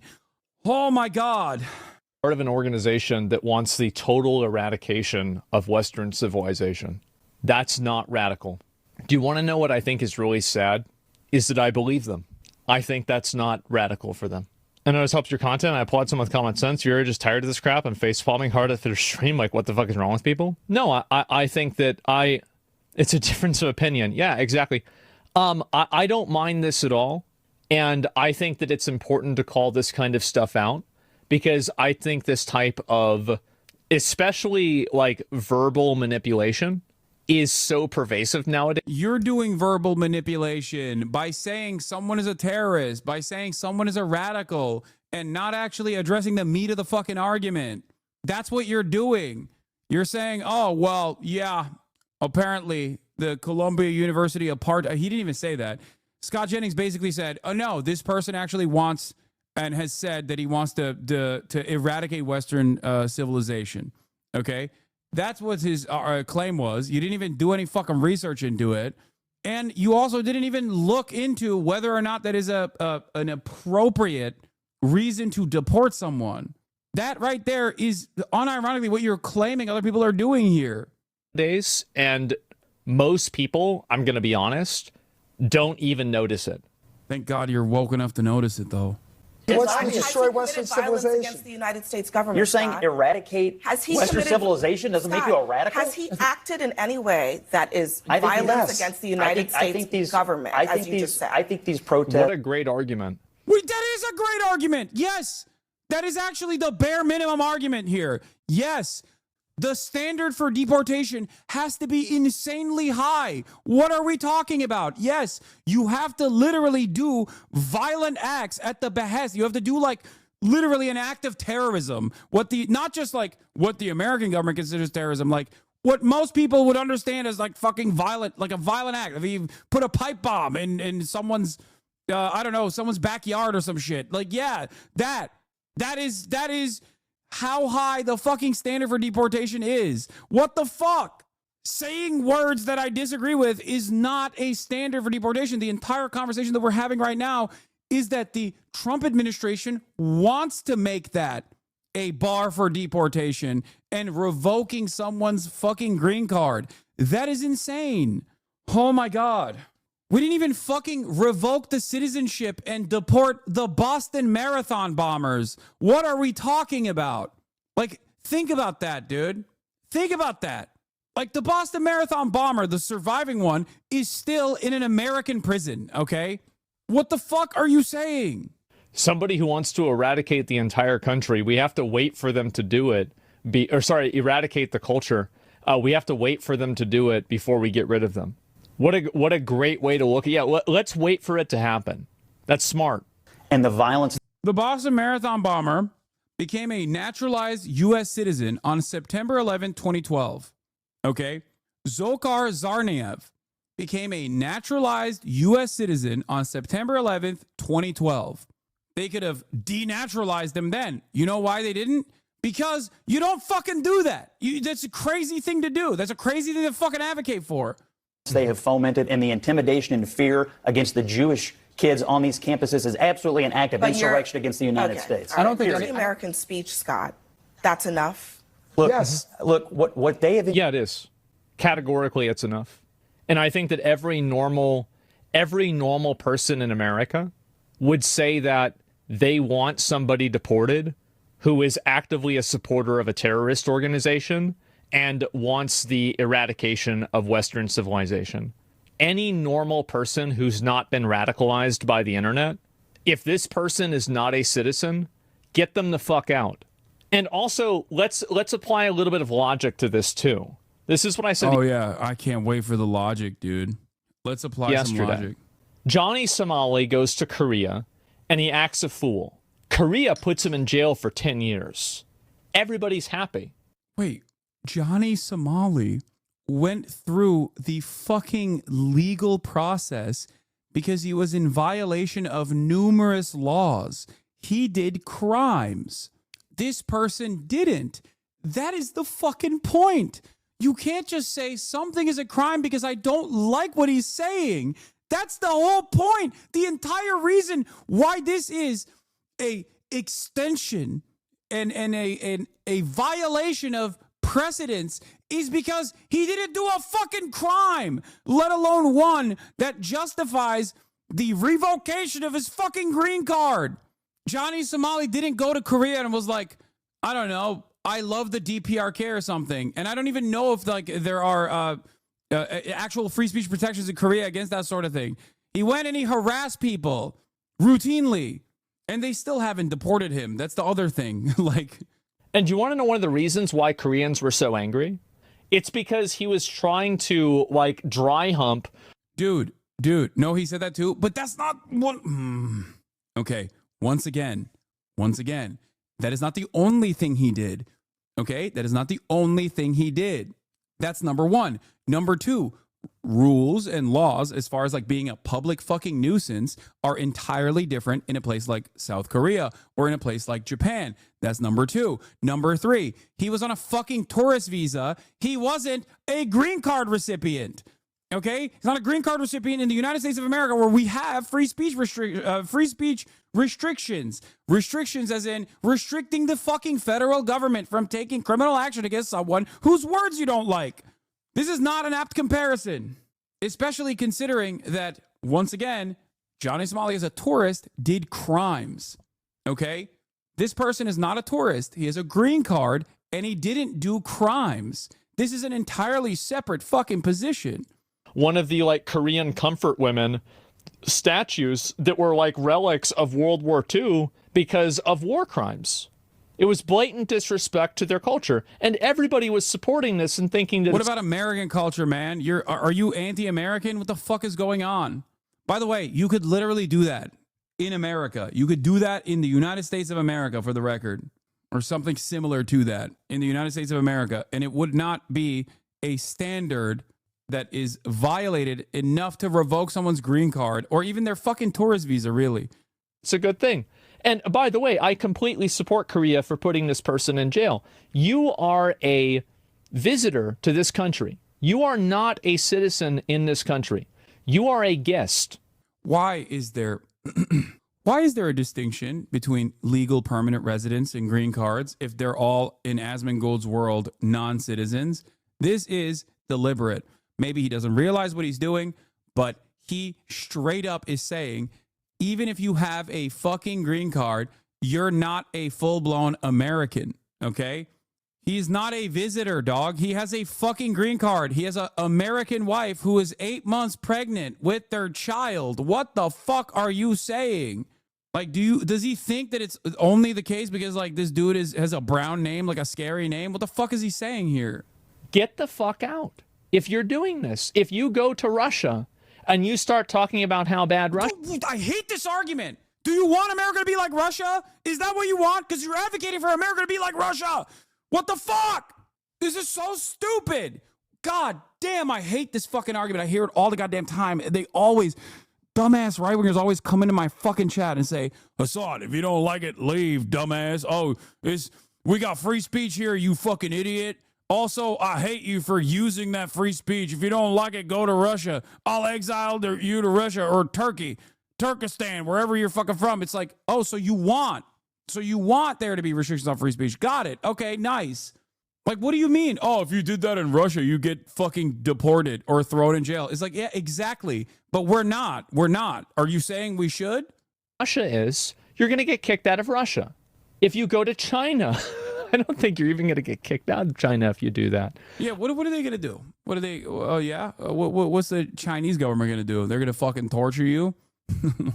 If you do this anywhere else in the world, you would immediately get removed. Do you like that? Is that a thing that you're advocating for in America? Because that's what you're advocating for in America. Oh, my God. Because it's common sense. If someone comes into your house and they start complaining about it constantly and, supporting somebody burning down your house, I would tell them, please leave my house. In any other abstraction of this logic, it becomes outrageously retarded. Oh my God. Oh my God. The house analog is so funny when you're talking about the whole ass nation. Okay. I love when conservative morons constantly be like, well, we need some fiscal belt tightening because if your family is spending more than they make, then you're in debt. It's like, dude, that is the government. Okay. Do you agree with every single person? Are you advocating to basically fucking make the country into your house? As in, everyone has to agree with you? First of all, your house specifically, holy fuck, America is turning into Asmongold's house. Jesus Christ, that is kind of the problem here, okay? Big problem. But having said that, of course, the fucking entire American country is not the same. It's not an analog. You can't make an argument like that. You don't agree with every single person in this country. It's normal. It's understandable. But inside of this contrived and ridiculous line of reasoning, we are defending a person who wants to eradicate all of Western civilization and supports a terrorist organization. And this is the person who is... No, he did not advocate for that. That's number one. And even if he did, it is still not a justification to revoke someone's green card. Holy fuck. He is unironically going, try that in Russia. You'd get deported real quick.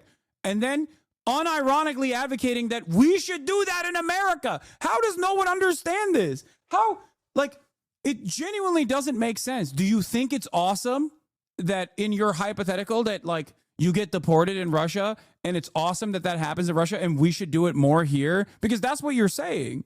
This is a very personal issue for me. Not because, I'm branded as a radical, pro-terrorist, pro-Hamas guy or whatever the fuck, right? I don't give a shit about that. That's not the reason. The reason why this is personal to me is because I come from Turkey, okay, where there are no free speech protections. This is an issue that I have advocated for fairly fucking consistently, okay? The reason why I've advocated for this fairly consistently is because I know what it looks like when you don't have free speech protections, okay? You go to fucking jail for hurting the feelings of the government. That is not something that I think is good for America. And that's where we're at now. Here, I'll let my brilliant conservative friend make this argument for me instead. Perhaps that will drive home the point a little bit better. So let me suggest that as a legislature, your chief job is to ensure that my taxpayer dollars in this state go toward making sure that people like me and people with whom I disagree get to speak in places like college campuses, and not toward regulating what speech you find good and what speech you find bad, because it's a really dangerous business, and there's speech I don't like, there's speech you don't like. But if we can't agree that there is a difference between speech and violence, we're not going to be able to have a free state, let alone a free country. Wow. Now he loves it that the Trump administration is basically revoking grants from college campuses because they haven't been aggressive enough. Thoughts on Mudahar's response and the video in particular? What, did he do a video on it as well? I know he tweeted out a storm. I already addressed it this morning. Thanks. So let me suggest. Yeah, leftist commentator Ben Shapiro. Yeah, radical liberal Ben Shapiro. Worthy of support.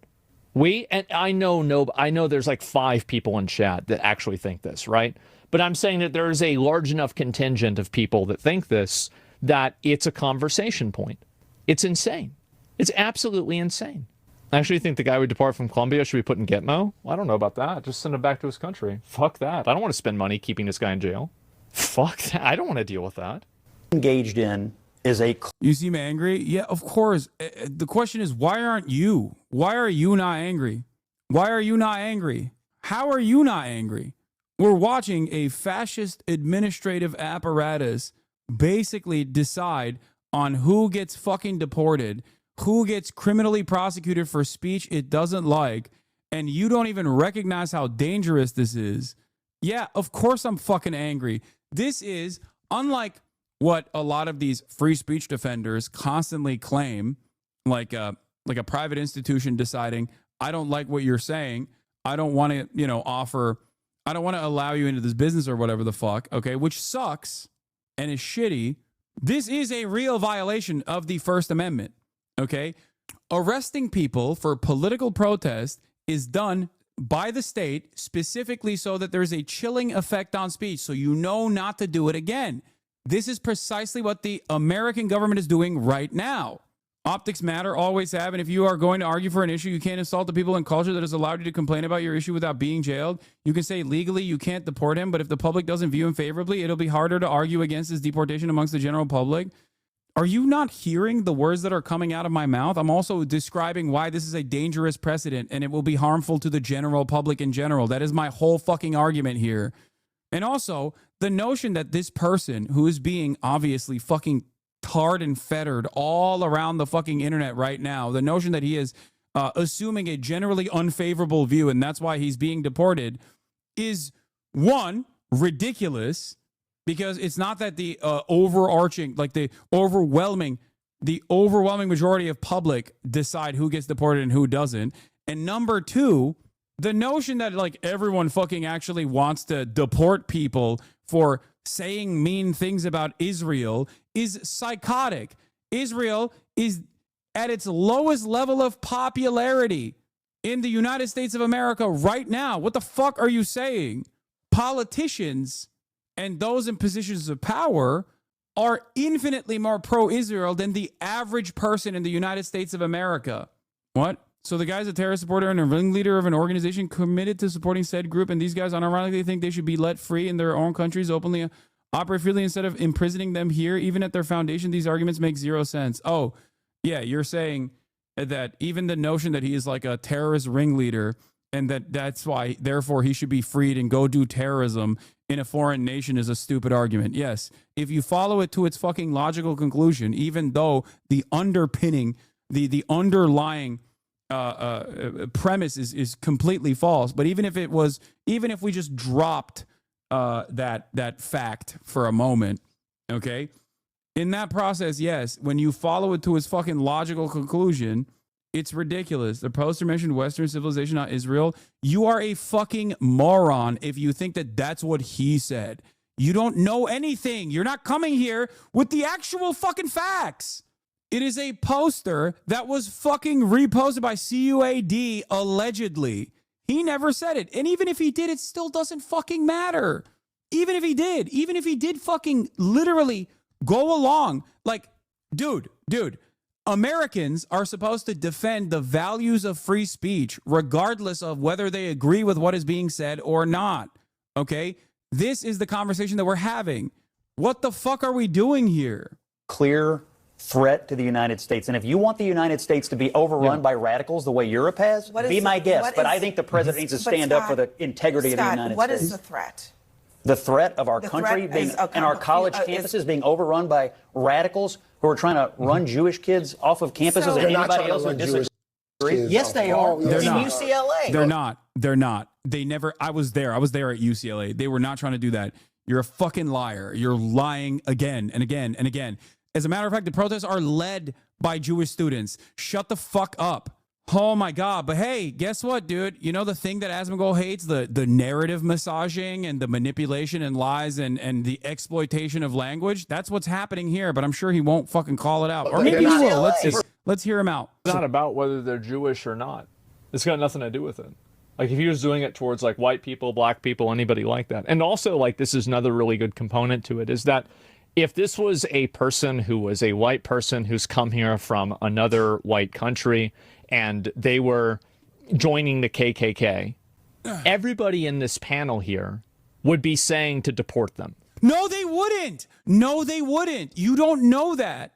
I wouldn't. I think it's fucking ridiculous. Unless they have actually committed a violent act, I don't think that people should be fucking deported. What the fuck? No. People do care about this. I hope people understand. People do care about this, okay?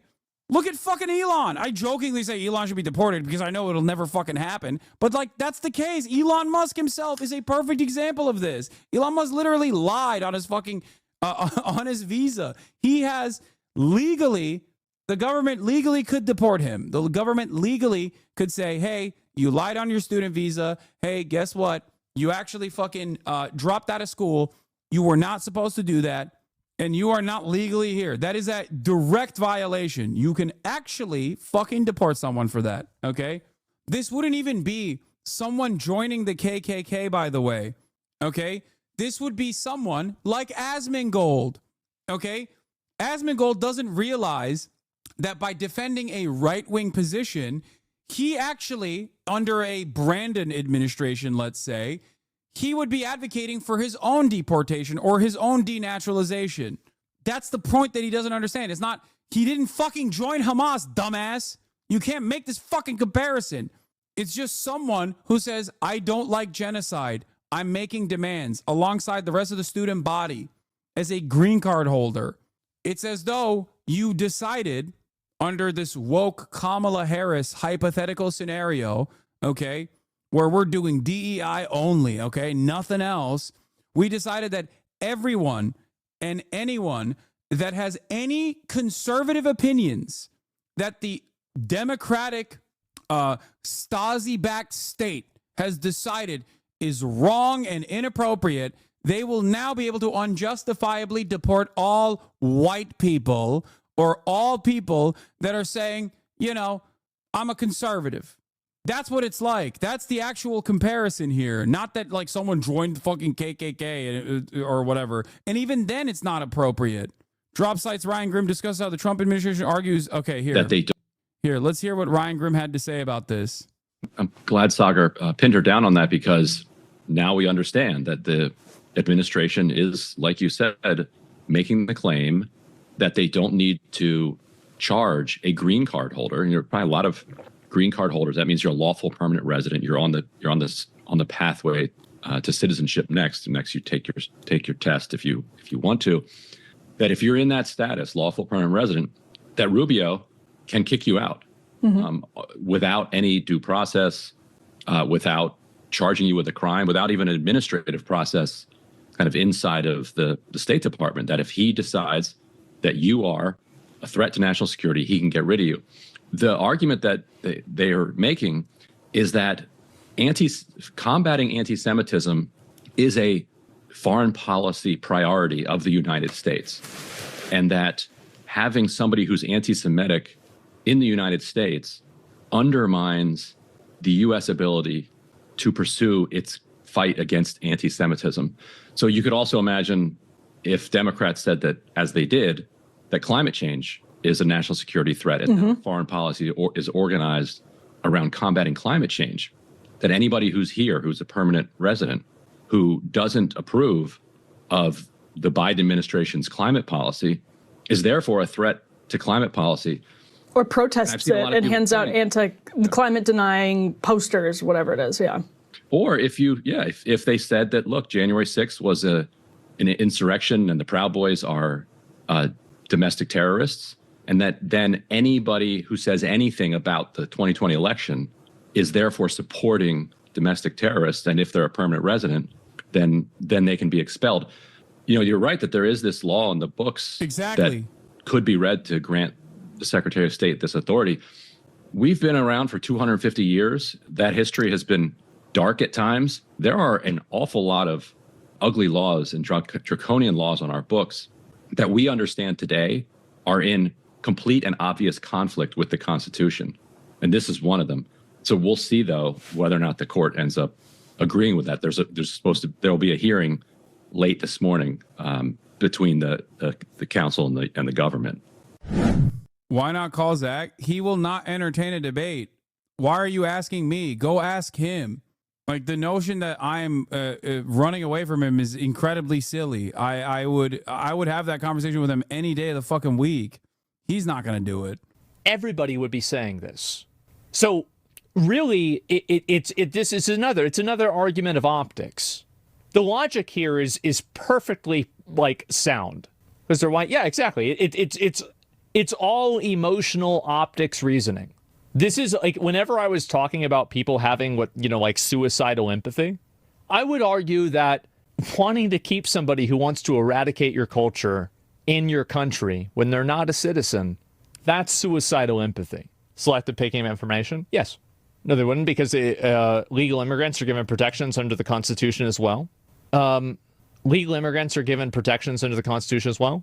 Well, number one, he's not a citizen. So, like, you're saying an immigrant, anybody who comes from this somebody immigrating, not all immigrants are equal. There are some people who have immigrated illegally. He actively avoided your tweet and argument and banned people who asked him to respond. Yeah, he's not gonna entertain it. Are you kidding me?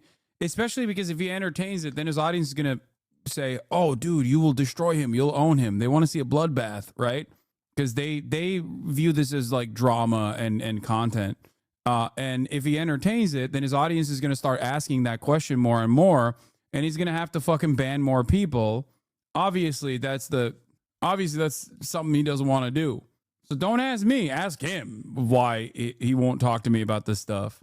Especially because like it makes the situation harder because he has to come across as reasonable if we have a conversation, and then it's going to make it way harder for him to assume these positions later on. His entire content hinges on him not knowing everything. There are some people who have immigrated legally. There are some people who have diplomatic immunity because they're diplomats from other countries. And there are some people who are on green cards, other ones that are on work visas, etc. So for you to just say immigrant and using this broad term, this is another, again, intentionally dishonest use of language. Again, asylum seekers, yes, another intentionally dishonest use of language in order to push an agenda that is... No, dude, it's the fucking current government that's using intentionally dishonest language. This is ridiculous. The lack of self-awareness is crazy. No, I think they're conflating the Constitution applying to immigrants within the U.S. versus applying to them within their own country. Why? I can't understand why people listen to this guy as a question that you guys are asking. There are a lot of fucking dummies out there, man. That's it. Asmongold's popularity is a placeholder for the popularity of this kind of idea. People obviously want this kind of commentary, okay? That's it. That's it. Asmon just states facts. Yeah, totally. It's interesting because his entire argument hinges on him refusing to address the blatant free speech violation here.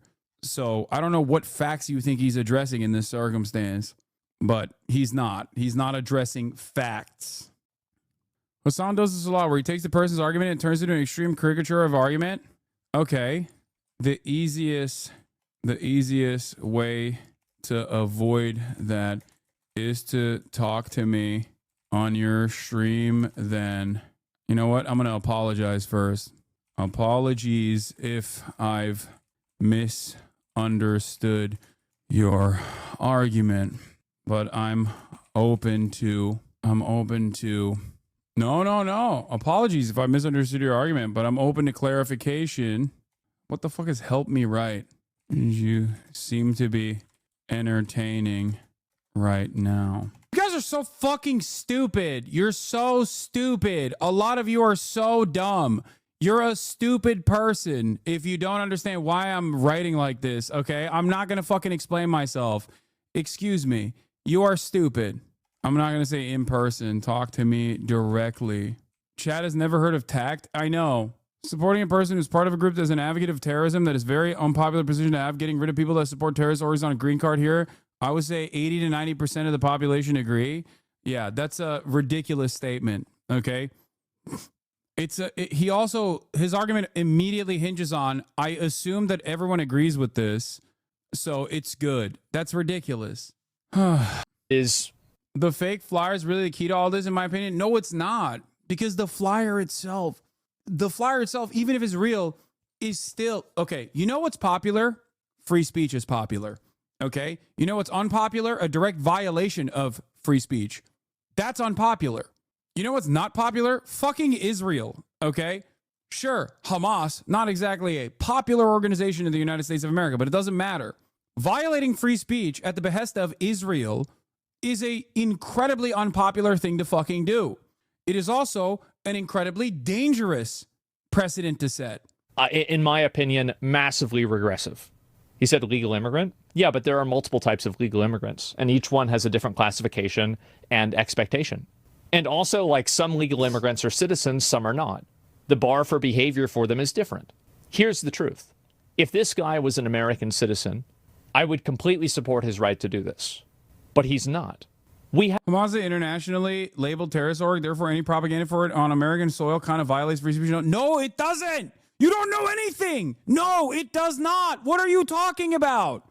No, it does not. That's the you can in the United States of America, you can literally fucking say you love Al Qaeda, you love the KKK, you love Nazis. The government can't fucking deport you over it. What are you talking about? It is also constitutionally protected.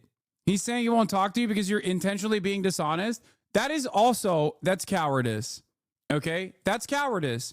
I have always extended charitability to Asmongold every single time I've had a conversation with him. That is definitely him refusing to have this conversation because he's worried. That's it. Asmon says he doesn't want to engage with you right now. He says he thinks you're making a mistake for being extreme about this. I don't think I'm making a mistake. I think what's extreme is the federal government deciding speech that I don't like means you can get deported. That's extreme. It is an extremely un-American thing to advocate for. I think that is the real extremism here, not me defending that. The reason why I said I would talk to him directly is so that he can explain his position without interruption, okay? It is the only way to have a normal back and forth rather than going after clips, going clip for clip, or doing this or that. The best possible way to deal with this would be in person. And I will always be charitable, and I will always treat anyone with respect as long as they also do the same to me, and as long as they don't fucking, say some unhinged like Nazi shit, okay? Yeah, your right to say something depends on what the administration thinks of it, which is no free speech at all, said Will Creeley, legal director of the Foundation for Individual Rights and Expression, a nonpartisan First Amendment group.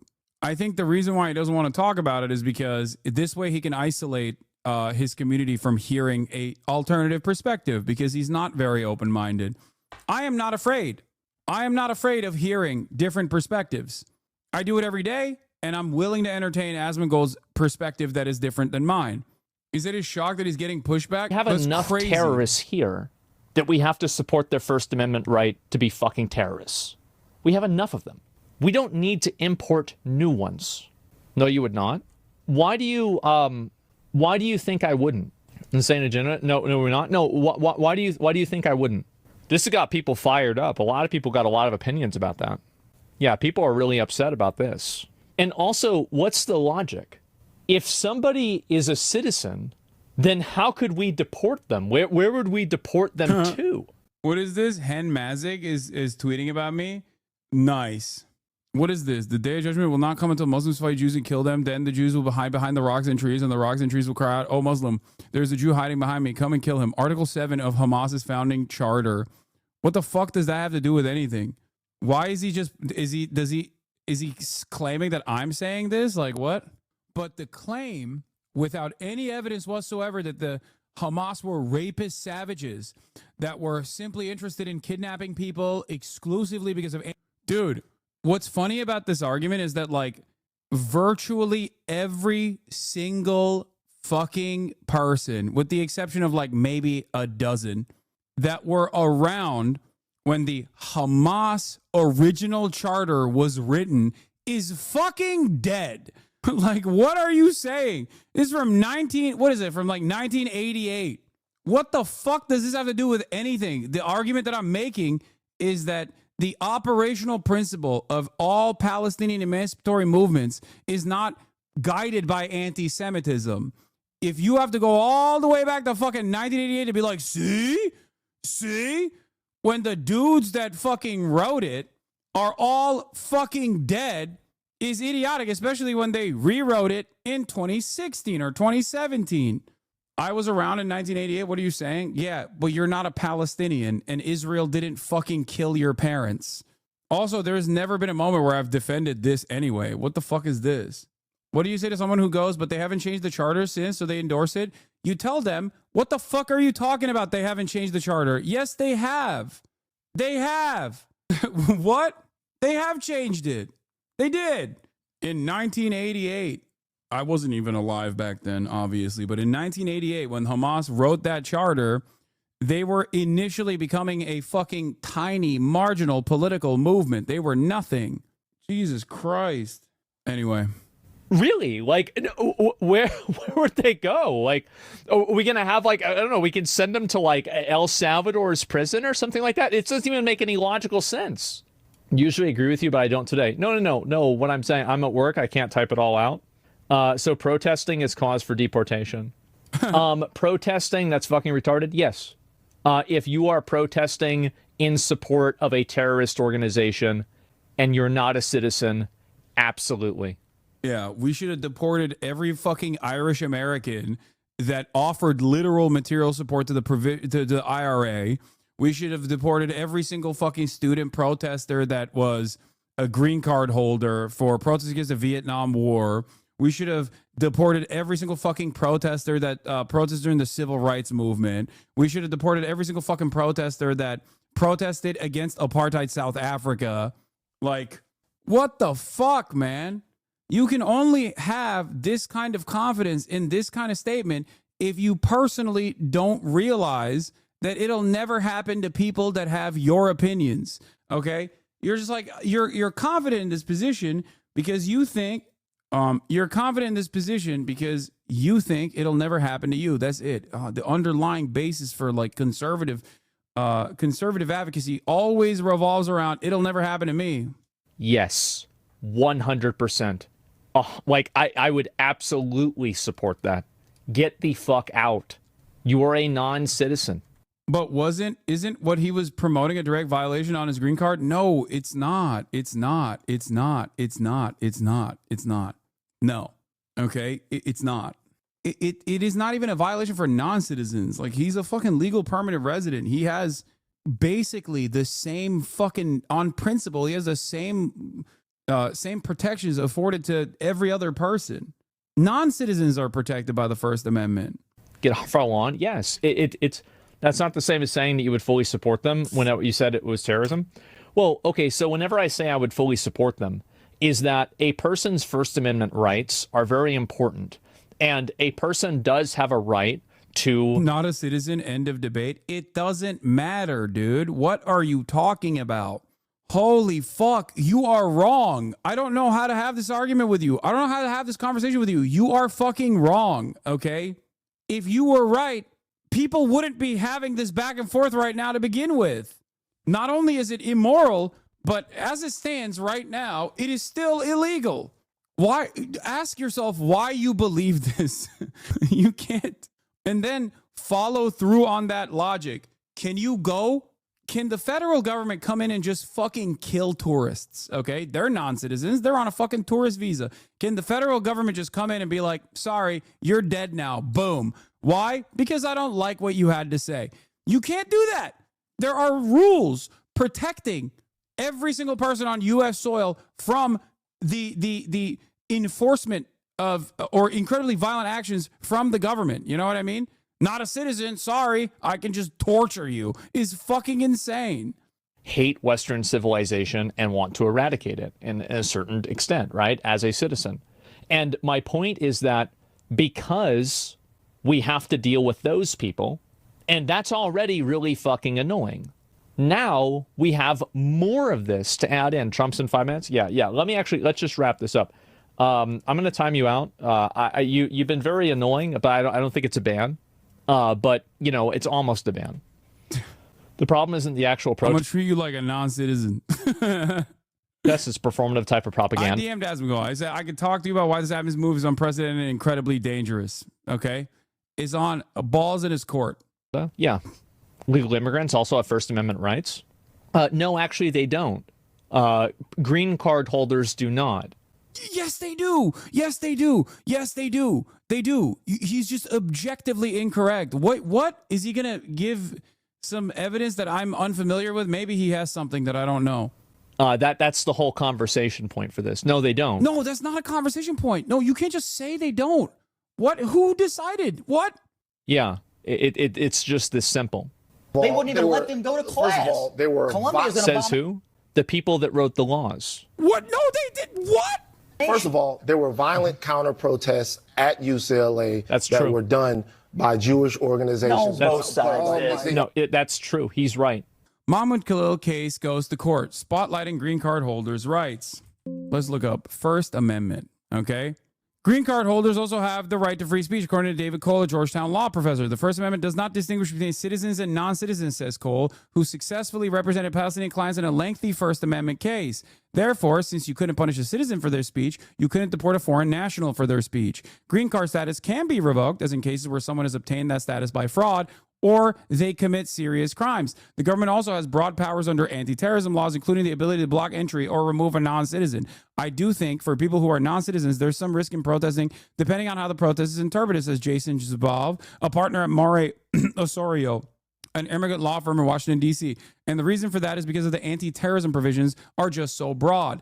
These are some of the most insane provisions that we've been using since post 9/11. Having said that, this person has not violated even those fucking provisions. That's why there is already a legal battle. There is a legal back and forth. Asmongold is entirely incorrect on this. He said he won't talk to you because you started with this misinterpreting him. That's just the reason. Okay, well, again, he doesn't want to have this conversation because I think he doesn't want me to inform his audience. Oh. The guy in the cowboy, he's right. There were. I watched it happen. And the fact is that the violent counter protests were the ones that were initiating. Please read. There's a precedent for it. Aliens in the United States. Brother. I don't think you understand the statute that you are posting about. Okay. This is a very serious issue. Okay. The statute that you are posting does not mean what you think it means. Classes of aliens ineligible for visas or admissions means, okay, an alien, an undocumented documented non-citizen trying to come into the United States of America.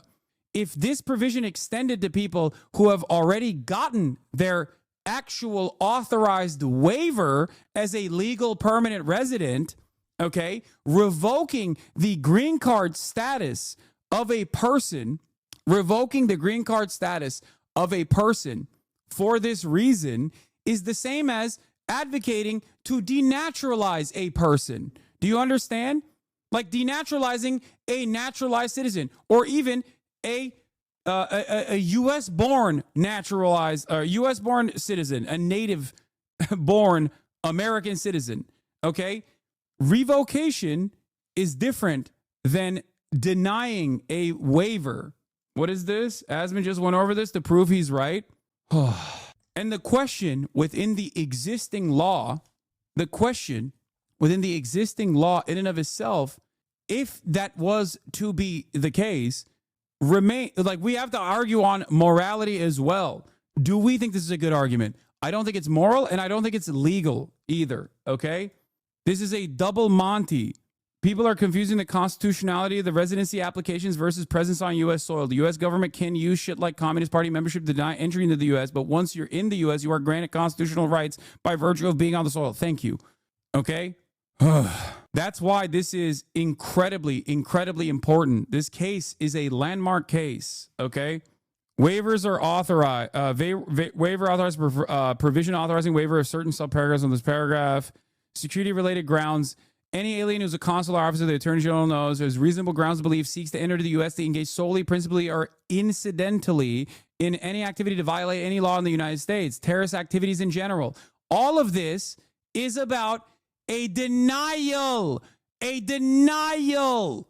You don't understand what you are reading. The grounds for denying a waiver is different than once that waiver has been given to you. A legal permanent resident has different fucking standards. What is happening? Also, I think that shit is stupid too, for the record. That is literally a direct anti-communist move that the American government has historically used. I talked about it yesterday. Of course, if you only watch me in fucking clips, you don't know that. You can waive someone's rights to come into the United States, but once they have a waiver, once they are a legal permanent resident, okay, once they're on U.S. soil, they are protected by the Constitution. The problem here is Asmongold doesn't understand what he's fucking reading. He's reading something that he thinks proves his point. It's not. It actually does not prove his point at all. Yes, the American government, if you watch me frequently, I've talked about this before, American government has a bunch of stupid anti-communist laws. For example, on your application, you have to literally say that you've never actually entertained communism. You've never actually participated in a communist party or whatever the fuck, okay? Like that's a real thing. You cannot be a part of any sort of communist activities. That's literally the law. It's ridiculous, but it's still the fucking law. I don't agree with it. I think it's stupid. I think it's a remnant of the Red Scare era. Red Scare 1, Red Scare 2, right? But this argument in and of itself is about denying a waiver into the country. When you already have a legal permanent residency, revoking that is an incredibly fucking high bar to clear. I just hate that America, once again, is unironically like removing the last 4 or 5 good things that it has in its fucking Constitution. Okay? It's just crazy. Like, we are never getting healthcare. We're not doing any of the good shit that other countries are doing. We're just only focusing on the bad shit. Here he starts reading here at timestamp. For admission. So here we go. And this is, again, B, terrorist activities.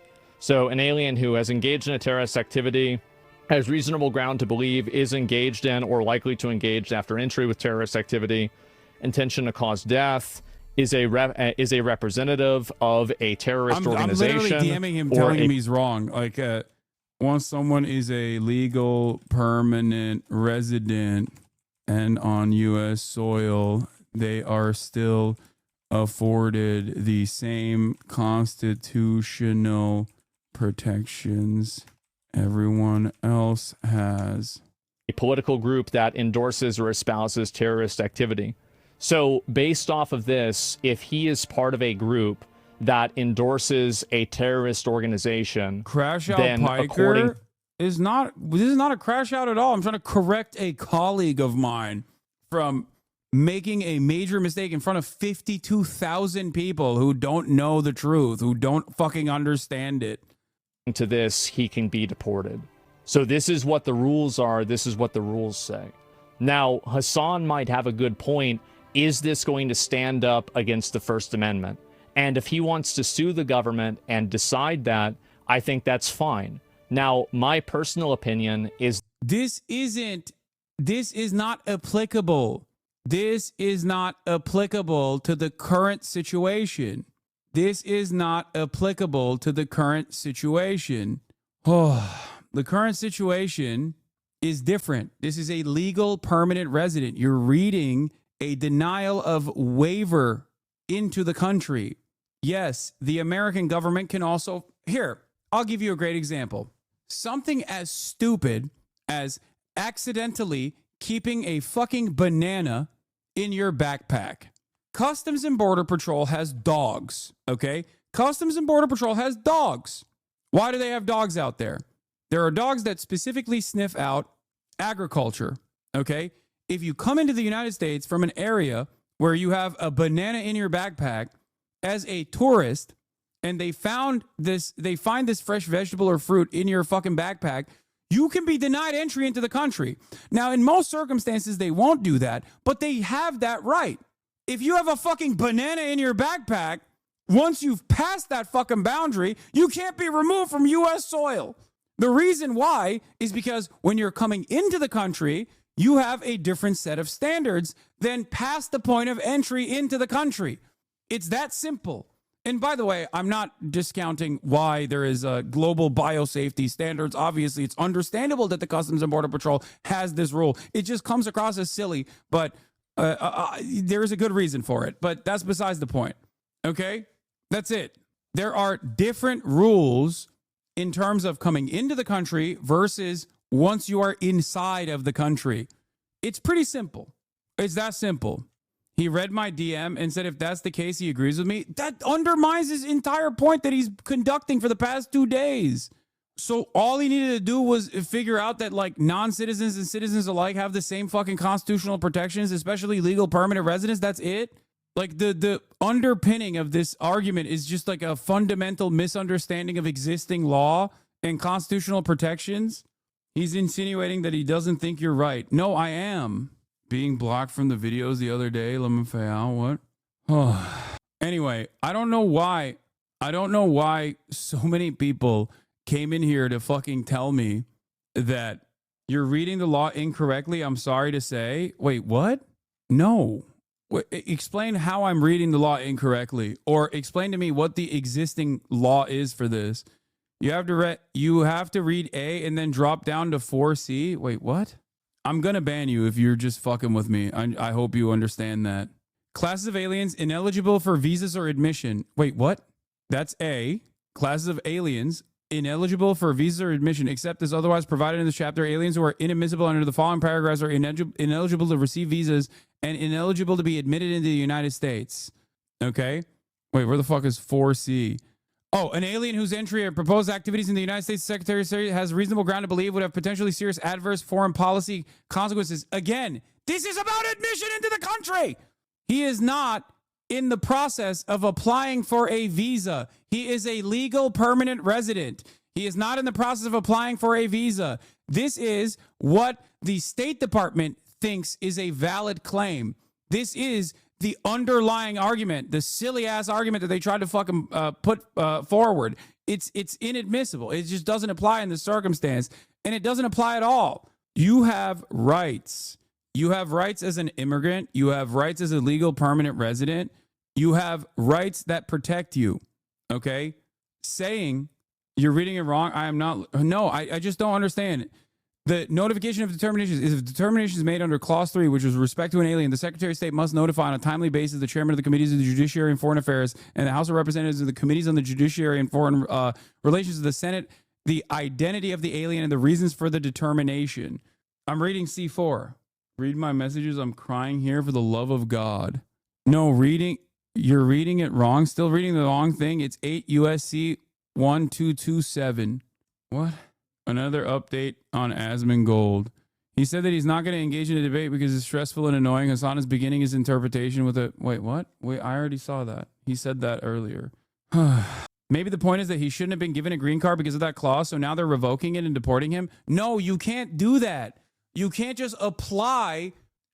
you can't apply a post hoc justification for revoking someone's green card like that. That would mean that you can also denaturalize citizens. Do you understand? Do you understand what I'm saying? Because you can't fucking do that. That would mean that if tomorrow he had his citizenship test and he became a naturalized U.S. citizen, that would mean that the government could denaturalize him on the basis of the fact that he was a non-citizen at a certain point. That's not how it works. You can't do a post hoc application. That is also unconstitutional. Now, the problem is, the Trump administration does not give a fuck about the Constitution, clearly, and they're trying to erode the Constitution, which is unironically the argument that we're making right now.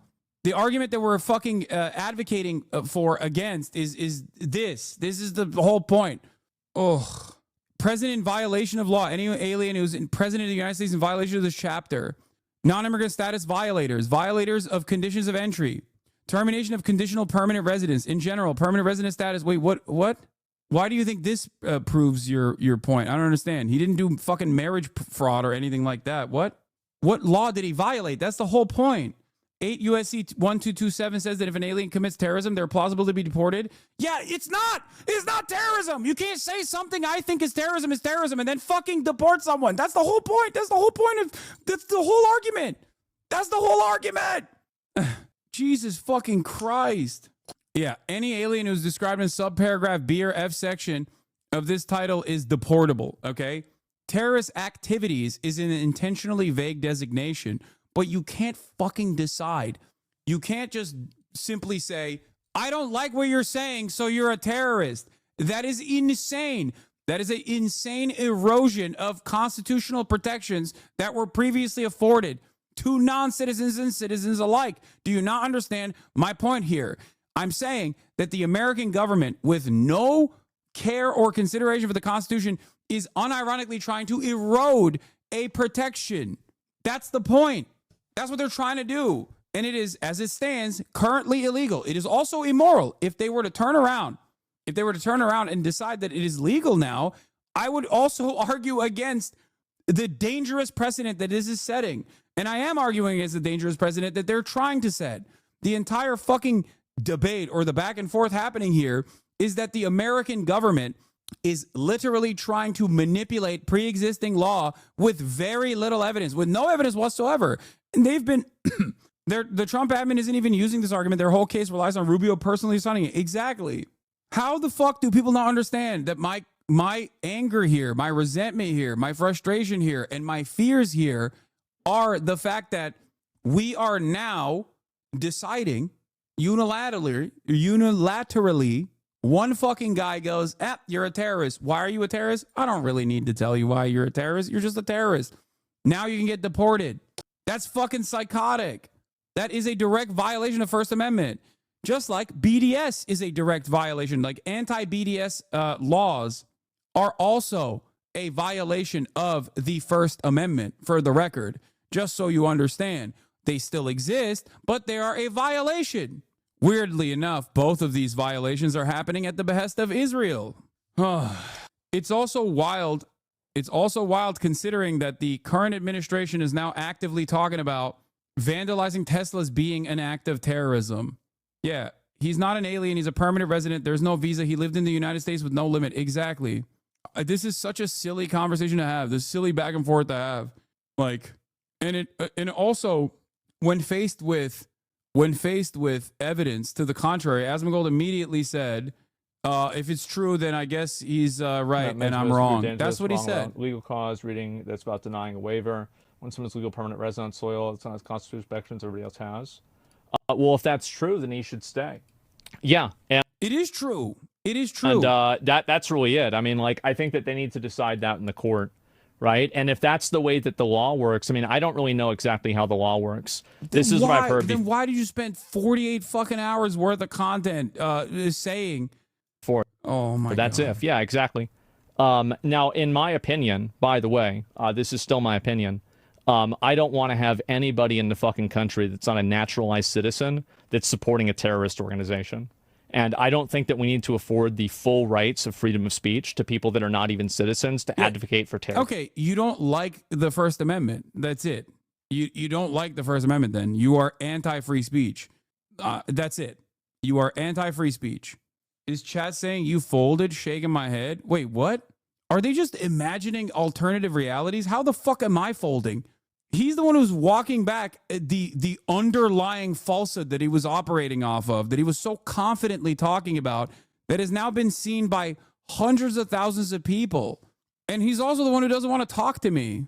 Oh, they're saying you folded, that he folded. They're mad at him. For President. Anyway, I can't believe this is even a point of contention when Khalil was protesting on behalf of all these people. Yeah, we're not even tackling I haven't even been able to talk about the ridiculousness of the claim that he is a fucking, the claim that he's a fucking terrorist. Like, it's so stupid. Yeah. It's crazy, man. It's crazy. Wait, I want to get on a call. He says that I am intentionally misinterpreting his audience or something, or intentionally misinterpreting what he's saying. But the real reason why he doesn't want to have that conversation is because even a DM caused them to go, okay, yeah, maybe I'm wrong. I don't know exactly what this is. I think this is an insane position to have. And that he found it stressful. Now, if Hassan, here's the thing, though. If Hassan is right, if he is right, then he should stay. I just don't think he is from everything that I've read and I've seen about it. I don't think you've read anything. No, what have you read? What have you seen about this? What have you read about this? I don't think you've read anything. The thing that you read, you misinterpreted. What?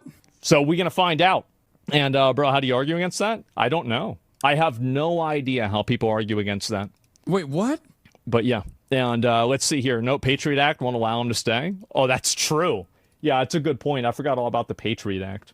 Okay, anyway, let's go ahead and look at this. Oh, my God. Right-wing Twitter, Reddit, and Vibes is what he read? Yeah, it's just fucking crazy. I don't even... Dude, the thing that he read, he didn't even understand. The thing that he read, he misunderstood. I corrected him. I corrected the thing that he read that he misunderstood. And he just turned around and went, okay, I don't agree with him. I don't believe him. Or if he's right, then yeah, he should stay. And then followed up by celebrating the Patriot Act. Now, the reason why we can't have a fucking conversation, even though I added him directly, is because he doesn't want to have the conversation. It's not me.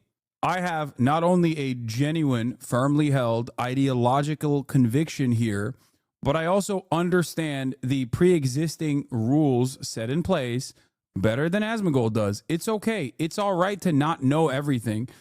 And I certainly don't know all of the confines of like, I don't know everything about the fucking immigration law either. All right. Having said that, it seems like I know a little bit more than he does, or at least know how to correctly read and interpret the things that are in front of me. I love how we went from we are getting rid of woke with an executive order to we are deporting people for free speech and buying Teslas to own the libs all in like 11 days. I know. But the thing is, we didn't. I don't think the American population moved in that direction that quickly. I think that the media is trying to move everybody into that direction. Jaeger Larson, thank you for the 32 community gifted subs. Trump and the Republican Party as the House passes a funding bill. Yeah, we're talking about the funding bill. It passed in the House. There was one Democrat that said yes, and one Republican that said no. I forget who the Democrat was that said yes, but it is going to get to a standoff. It's going to be held up in the Senate, to avoid a government shutdown. The House bill now goes to the Senate, where Democrats face a dilemma. Should they pass Trump's agenda or force a government shutdown? Yeah, they should force a government shutdown actively. And also, remember, there's two sides to every negotiation. You don't have to force a government. Yeah, Jared Golden is the Democrat. Thank you. You don't have to force a government shutdown, as a matter of fact. It's just entirely dependent on the Republicans and how many concessions that they will give to the Democrats. They don't like either. But remember, when Democrats... So claiming that this is on the hands of the... claiming that this is in the hands of the fucking... Oh, my God. This guy's still talking about Hamas being a foreign terrorist organization. Jesus Christ, dude. Chatter. You cannot... You just... Do you like the First Amendment or not? Okay, do you like the First Amendment? Do you think that free speech is good or not? If you say no, you don't like the First Amendment, you don't like free speech, then that's fine. At least you're recognizing that. Then we can have a separate conversation about how that will inevitably loop back around and harm you as well. Democrats railed against government shutdowns in the past. You can't just go, but Hamas on this issue. We are not in fucking Israel, okay? Reopen government today, and he should. And when you multiply those federal workers by their family members, the people they love and care about and who rely on their steady paycheck to survive, you get a better sense of the pain that the president is causing with his shutdown. So there you go. That was a different mindset, perhaps. Speaker of the House Mike Johnson joins us now with his first interview since that critical vote, which delivered, you lost one Republican, you got Jared Golden, 4 Democrats. Mr. Speaker, how much pressure is now on the Senate to do what you did? Well, huge pressure, Brian. This was a big night in Congress last night to get that done. We passed a clean, simple bill to keep the government funded for the rest of the year. And every Democrat, except for one, in spite of all their previous sayings about how disastrous it would be to shut the government down, they all voted to do exactly that. So now the ball is sent over to the Senate. And Chuck Schumer has a big decision to make. Is he going to cast a vote to keep the government open, or is he going to be blamed for shutting it down? And that's clearly, very simply, what they have to decide. And I hope they do the right thing. thing, because government shutdowns, as they all said their own video and have said 1,000 times, is harmful for everybody. We don't need that. Yeah, Mr. Speaker, would there... It's ironic because they want to shut down the government. Like, they are shutting down the government. They're actively shutting down the government, while simultaneously saying it's the Democrats that want to shut down the government by not passing the spending bill. It's like, yeah, no, they're actually trying to stop you from shutting down the government fucking permanently. There'll be some change in the process.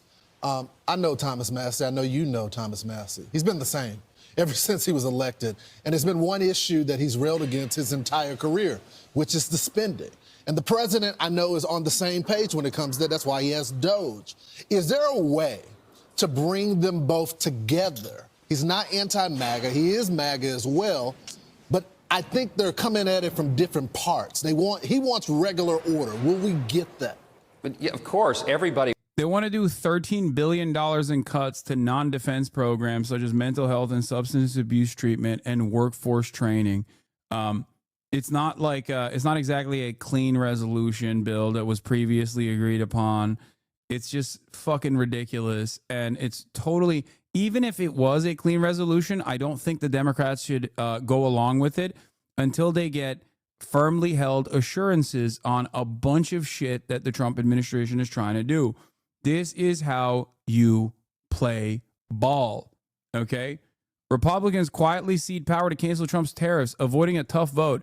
House GOP leaders tucked the provision into a procedural measure needed to pass a government spending bill. Is this a 60 vote or a majority vote? No, it's a 60 vote. If it was a majority vote, it'd be cooked. They need to have a filibuster-proof majority. They need to have 60 votes to be able to pass this, okay? The Democrats should use this opportunity. This is one of the best opportunities the minority party has against the government. It is one of the last remaining things that the Democrats have in their hands to be able to stop this from passing. Spoiler, they won't. No, they will. They've said that they will.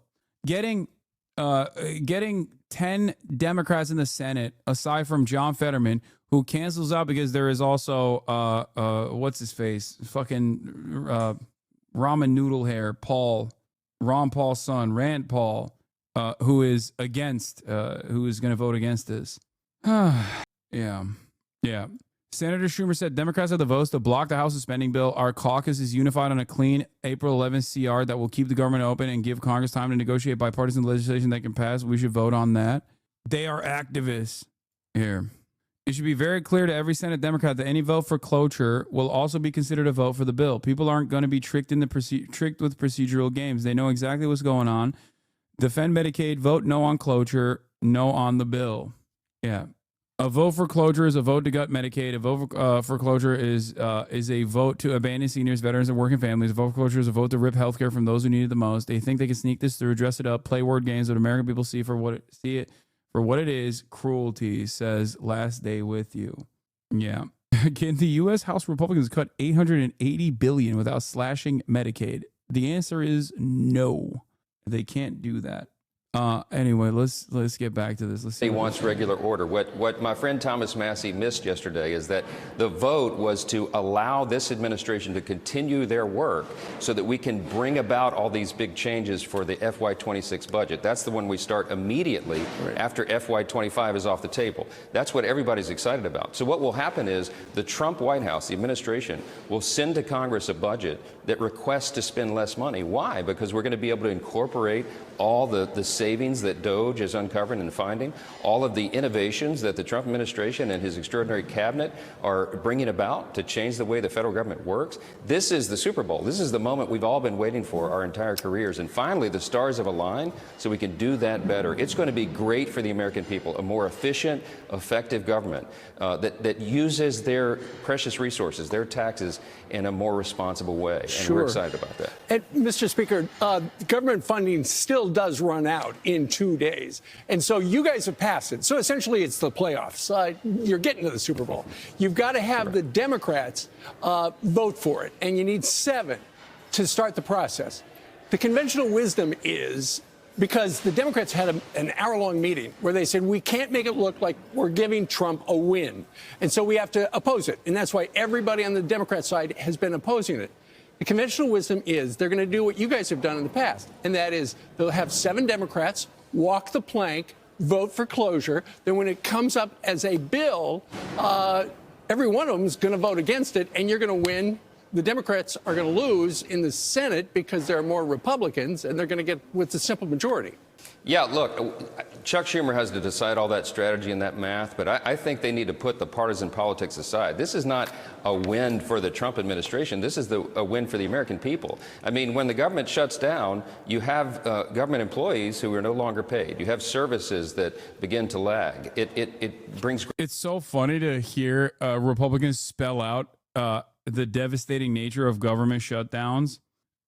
Especially when it's their favorite weapon to wield and they have so consistently. And the counter to this is very simple. Okay, then pass a fucking bill that concedes on understandable points from the Democratic Party. You have power to stop the shutdown. The Democrats love to play ball. They want to play ball. They keep saying that they want to play ball to a degree that I don't even agree with them on. So, you know, it's especially funny because, like, the thing that they are trying to do, the thing that they are trying to fucking do is also destroy the government anyway. Like, they want to permanently shut down the government. And the Democrats are coming to the table saying, like, no, we don't want to permanently shut down the government. So if you don't concede to us and give us assurances that you won't permanently shut down the fucking government, then, you know, you're going to go to a government shutdown. It's going to be on you. Great harm on the economy and the people. I mean, military servicemen, men and women won't be paid. TSA agents, you'll start to have long lines at the airports. I mean, Border Patrol agents. We have to keep the government operating. And Congress has a responsibility to do that. And Chuck Schumer has to weigh that today. And I hope he does the right thing. I hope they put partisan politics aside and do the right thing for the people. The House Democrats engaged in a shameful display of partisan politics. And I think they're going to regret that vote. Mr. Speaker, let's talk about the Department of Education. We had Linda McMahon on last week, and she was saying this is just a mandate. She's following the orders from the president, saying that she wants to eliminate the Department of Education, but she knows she needs Congress's help on this. Here she is on the Ingram angle last night. That was the president's mandate, this directive to me, clearly is to shut down the Department of Education, which we know we'll have to work with Congress, you know, to get that accomplished. But what we did today was to take the first step of eliminating what I think is bureaucratic bloat. Clearly, we're not taking away education. The president never said that. He's taken the bureaucracy out of education so that more money flows to the states. So, Mr. Speaker, what is your reaction to that? And 148, Emma and Sam were talking about the line item changes in the bill. It's not zeroing out funding for agencies. It's not clean. Wait, at 148? You mean 1 hour and 48 minutes? Here you see a screenshot of part of the budget resolution. And you will see that despite the fact that Speaker Johnson has said this is a clean CR, continuing resolution, in fact, there is a series of Yeah, that's why it's ironic when fucking Michael Penis says nobody wants to see a government shutdown. We don't want these federal employees to not get paid. Also, if you don't fucking vote for this bill that says government employees will not get paid, you want government employees to not get paid. Like, what do you mean, dude? Slight changes.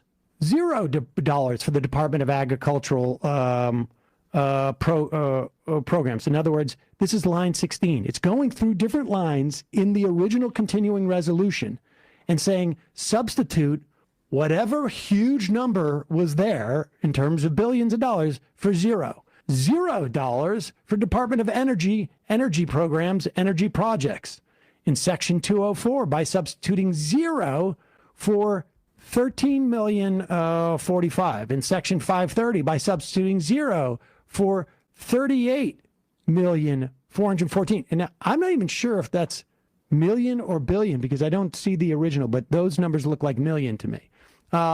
Substitute in Section 542. Now, I don't know what 542, but the point being that there's a series of these things. It is not a clean continuing resolution. Yeah, it's not. Will she get the support of Congress to shut it down? We're fully in support of what Secretary McMahon is saying there. She's talking about efficiency and accountability. She's talking about directing resources to the places they matter the most, and that's to the hands of the local school boards, to parents who can direct their children's education, with the assistance of the teachers there local and closest to the people where it really matters, where they can make those decisions. For too long, the Federal Department of Education has been pushing down federal mandates, using taxpayer dollars in an inefficient manner, and enriching teachers' unions. Okay, the results are really regrettable. We see that America is falling behind other countries in education standards and in the test scores and all the rest. So this is a time for change. I think this will serve students, parents, teachers, administrators better to have that down at the local level. And Secretary McMahon is bringing that change about. This is a long time coming. You'll have greater choice for parents and students. Yeah, you know what I think about? When I think about people who are just the parasitic force suckling on the teat of the federal government, I think a teacher is getting paid like 38 grand a year that have to do Uber after they're done with their regular workday so they can buy supplies necessary for their job out of their pocket. That's what I think. I'm like, yeah, you know what? Teachers deserve less, dude. That's what I think. You'll have a lot better outcomes, I think. And this is something we all applaud. Right now, we got all eyes on Friday, Saturday, right? The deadline to see if we get this budget passed and we fund the government until September. Thanks so much, Mr. Speaker. Thank you. Good luck. Super corrupt. Yeah. John Fetterman came out and said, by the way, that he would be in support of passing this bill because he's a fucking baboon. I will never have to shut the government down. I have brain damage. How about we stop sending bombs to kill children? Here we go. Someone pick the fighter to shut the government down. This is designated state opposition. You guys cannot be here. You guys cannot be here. How are we getting Senator. Oh, they're filming me too. Oh, I don't expect that.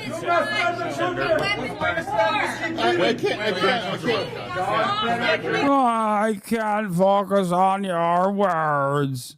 Bro, you know people are going to clip that and say the tolerant left? I don't give a fuck. When have I ever been tolerant to psychopathic monsters, dude?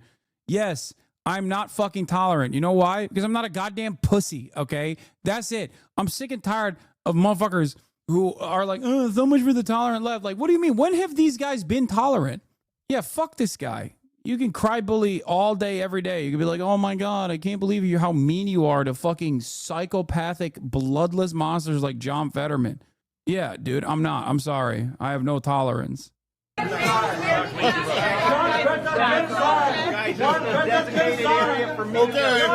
Yes, I bully bullies, okay? If that makes you sad, I don't know what to tell you, okay? Go somewhere else. John Fetterman. Guys, please, we're trying to do our job here. We're trying to do our job here. Senator, where are you on the CR plan? Well, on the CR? Yeah, I mean, I've been very clear about it. I mean, there's no new news on that. Are you a yes? I've already said that. I mean, that's what I'm saying. There's no news. And now you're going to have to make that choice. It's like, are you going to shut the government down? Or are you just going to say, hey, I disagree with many parts about the CR, but it's like that's where we are. Or if there's some kind of a process that they can essentially strip the filibuster requirement, and then if they raise the why enjoy your little echo chamber? Sick. Dude, enjoy your grandparents fucking dying because they don't have Medicare anymore, okay? Like, what do you want me to say? I'm fucking fighting for your grandparents because you're too stupid to fucking fight for them, okay? Like, what is this argument? Like, oh my God, look at your little echo chamber. Like, you think it's going to be good for you? You think it's going to be fucking good for you? You think it's going to be good for your loved ones? You dumb fuck. Dudes learn one fucking term and they just like blast it in the chat. It's an echo chamber. I just asked to talk to Asmongold about this. Not this, about the free speech violations coming from the Trump administration.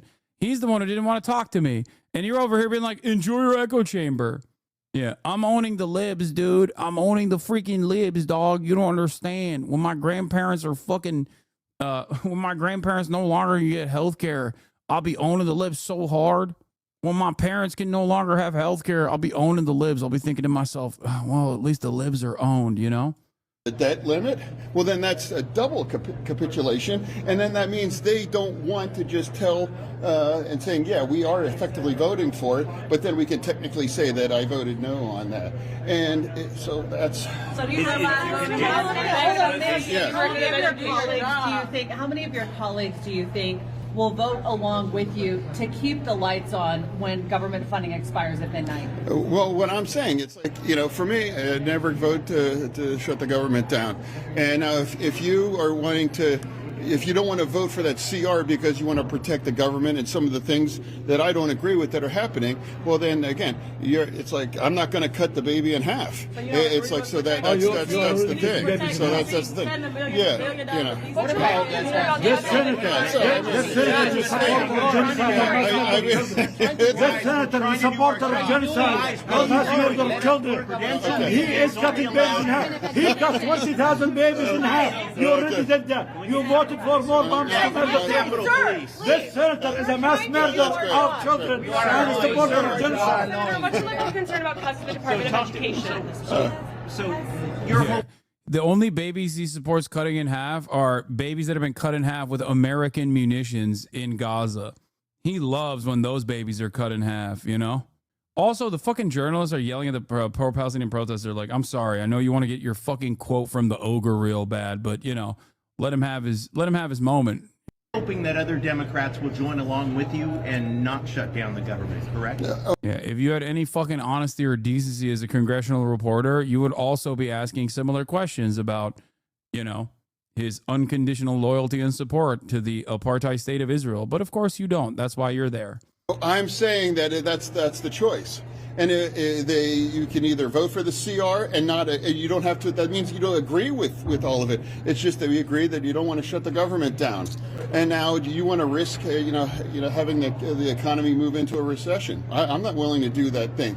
And now if you claim that we want to protect the government by shutting it down, that absolutely will impact millions and millions and millions of people. That's the choice that we have to make. And that's a CR that I know there's not one single Democrat, including myself, that agree with all these elements as well too. So make that choice. You're going to shut the government down or no, and I'm not going to do that. And that's doing the hard and the right thing right now. And I'm not going to pander to the extreme kind of reaction right now, but that's where we were. And it wasn't that long ago that we were scolding at the Republicans threatening to shut the government. No, I just don't have any brain processing power beyond, this seems hypocritical to me.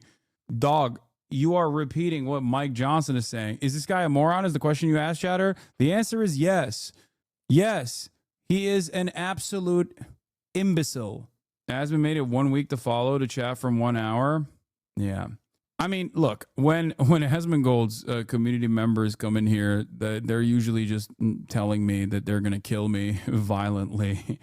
I suspect that the reason why he wanted to moderate his chat is because people in his own community or people coming from outside of his community are like, hey, why are you wrong about this thing that you've been advocating for? Like on the fundamentals, like just wrong about the facts of a matter. Yeah. Anyway, I forgot to mention two things.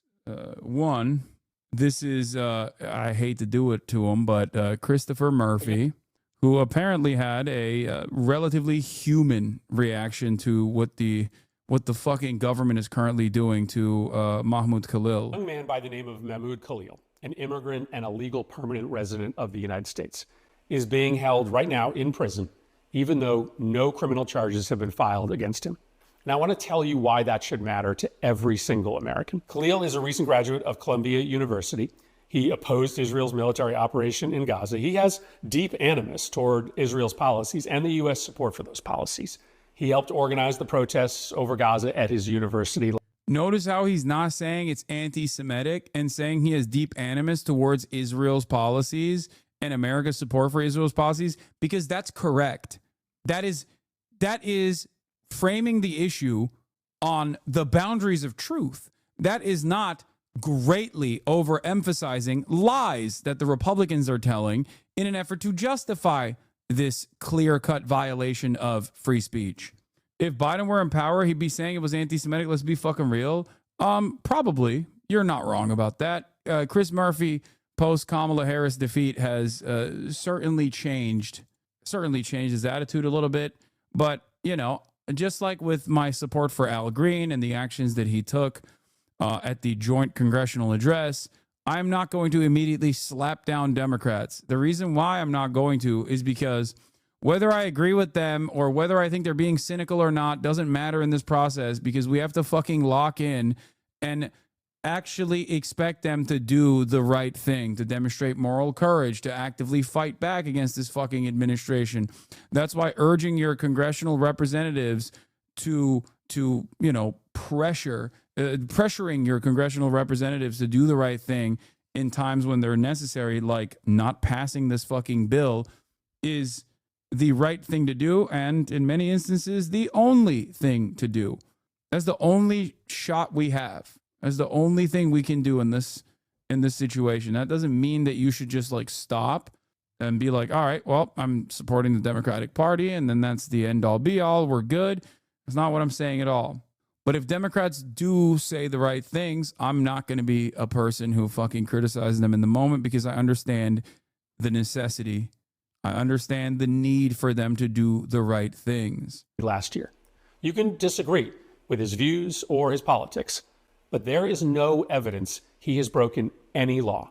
But last weekend, Trump officials entered his apartment and took him into custody.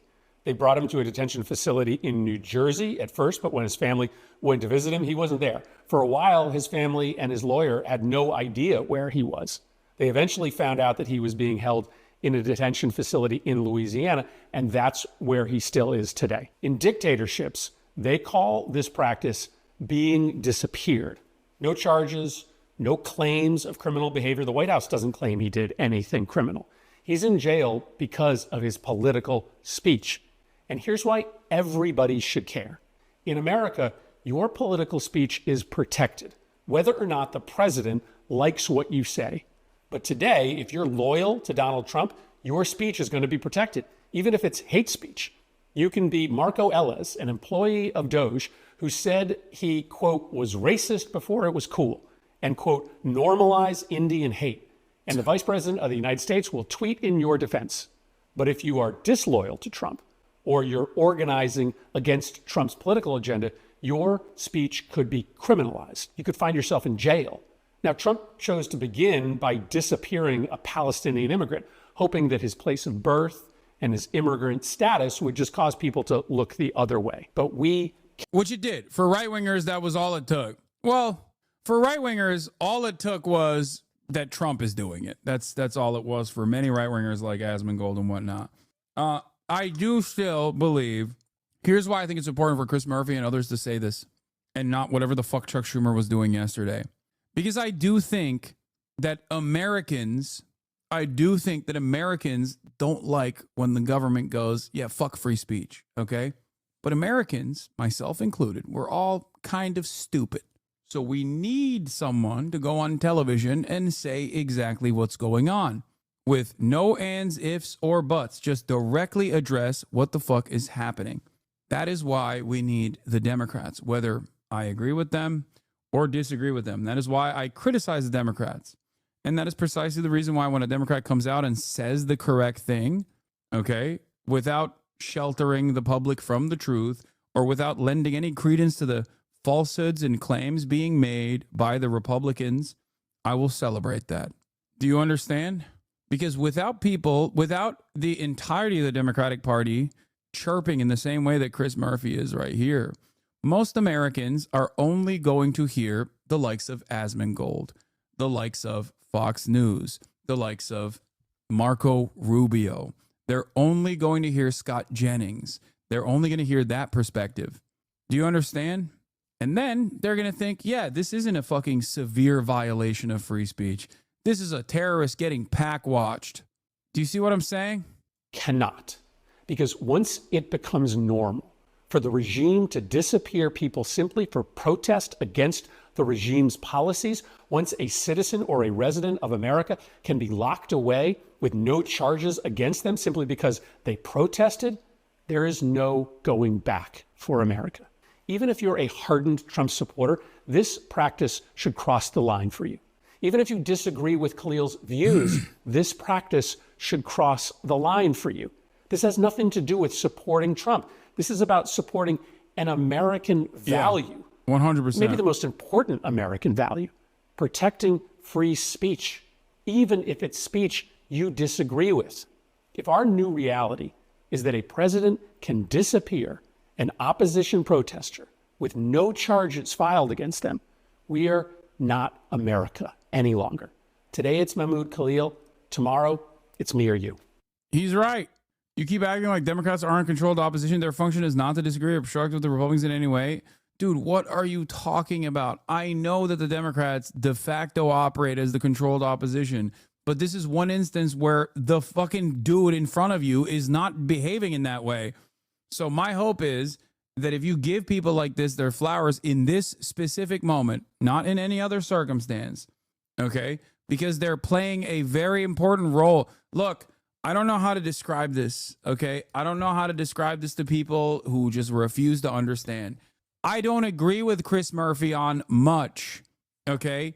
I think his support for populist leftist positions are cynical, but it doesn't fucking matter because Chris Murphy has the bully pulpit, maybe not the same to the same degree as the president, but he still has a platform. He still has power. And without people in positions of power, stop saying talk is cheap. Talk is not fucking cheap. Talk is very expensive. Shut your stupid bitch ass mouth up, okay? Shut the fuck up. Talk is not cheap in this situation. Because the point is, Americans are stupid and they need to hear people say this so they understand what is actually happening. Because if the opposition party just buckles and shows their belly in the way that, like, for example, Chuck Schumer was speaking out on this issue saying, like, this guy's an anti-Semitic terrorist, but I don't think he should be deported unless you show me what laws he has violated or whatever the fuck. When you say that, you're conceding to the Republicans on the framing, so Americans don't even think about whether or not this is a violation of the First Amendment. They can only think about it if someone is fucking saying that is a clear-cut violation of the First Amendment. You need people to fucking say it. That's what you need. I'm not saying Chris Murphy's going to be our next president or some shit, okay? Fuck. If the entire field of conversation is dominated by right-wing misinformation, you'll always turn around and go, wow, how do we get here? Well, we got here because no fucking opposition party actually spoke out. Do you understand? This was my argument against immigration as well. The Democratic messaging on immigration was dog shit. Ugh. Where is the... I have another thing. I want to show you a video of Mahmoud Khalil. Refugee. Carly Chung says, it actually disgusts me that so many people, and usually extremely privileged people, are saying things like he's an awful person, but you should support his free speech. Instead, he's someone who overcame and risked so much to protest genocide. So that's who you're talking about. Here, let's hear from him about his background and his story. This is Mahmoud Khalil's background and his own story in his own words, how his family ended up in a refugee camp where he was born and his aspiration for a free Palestine.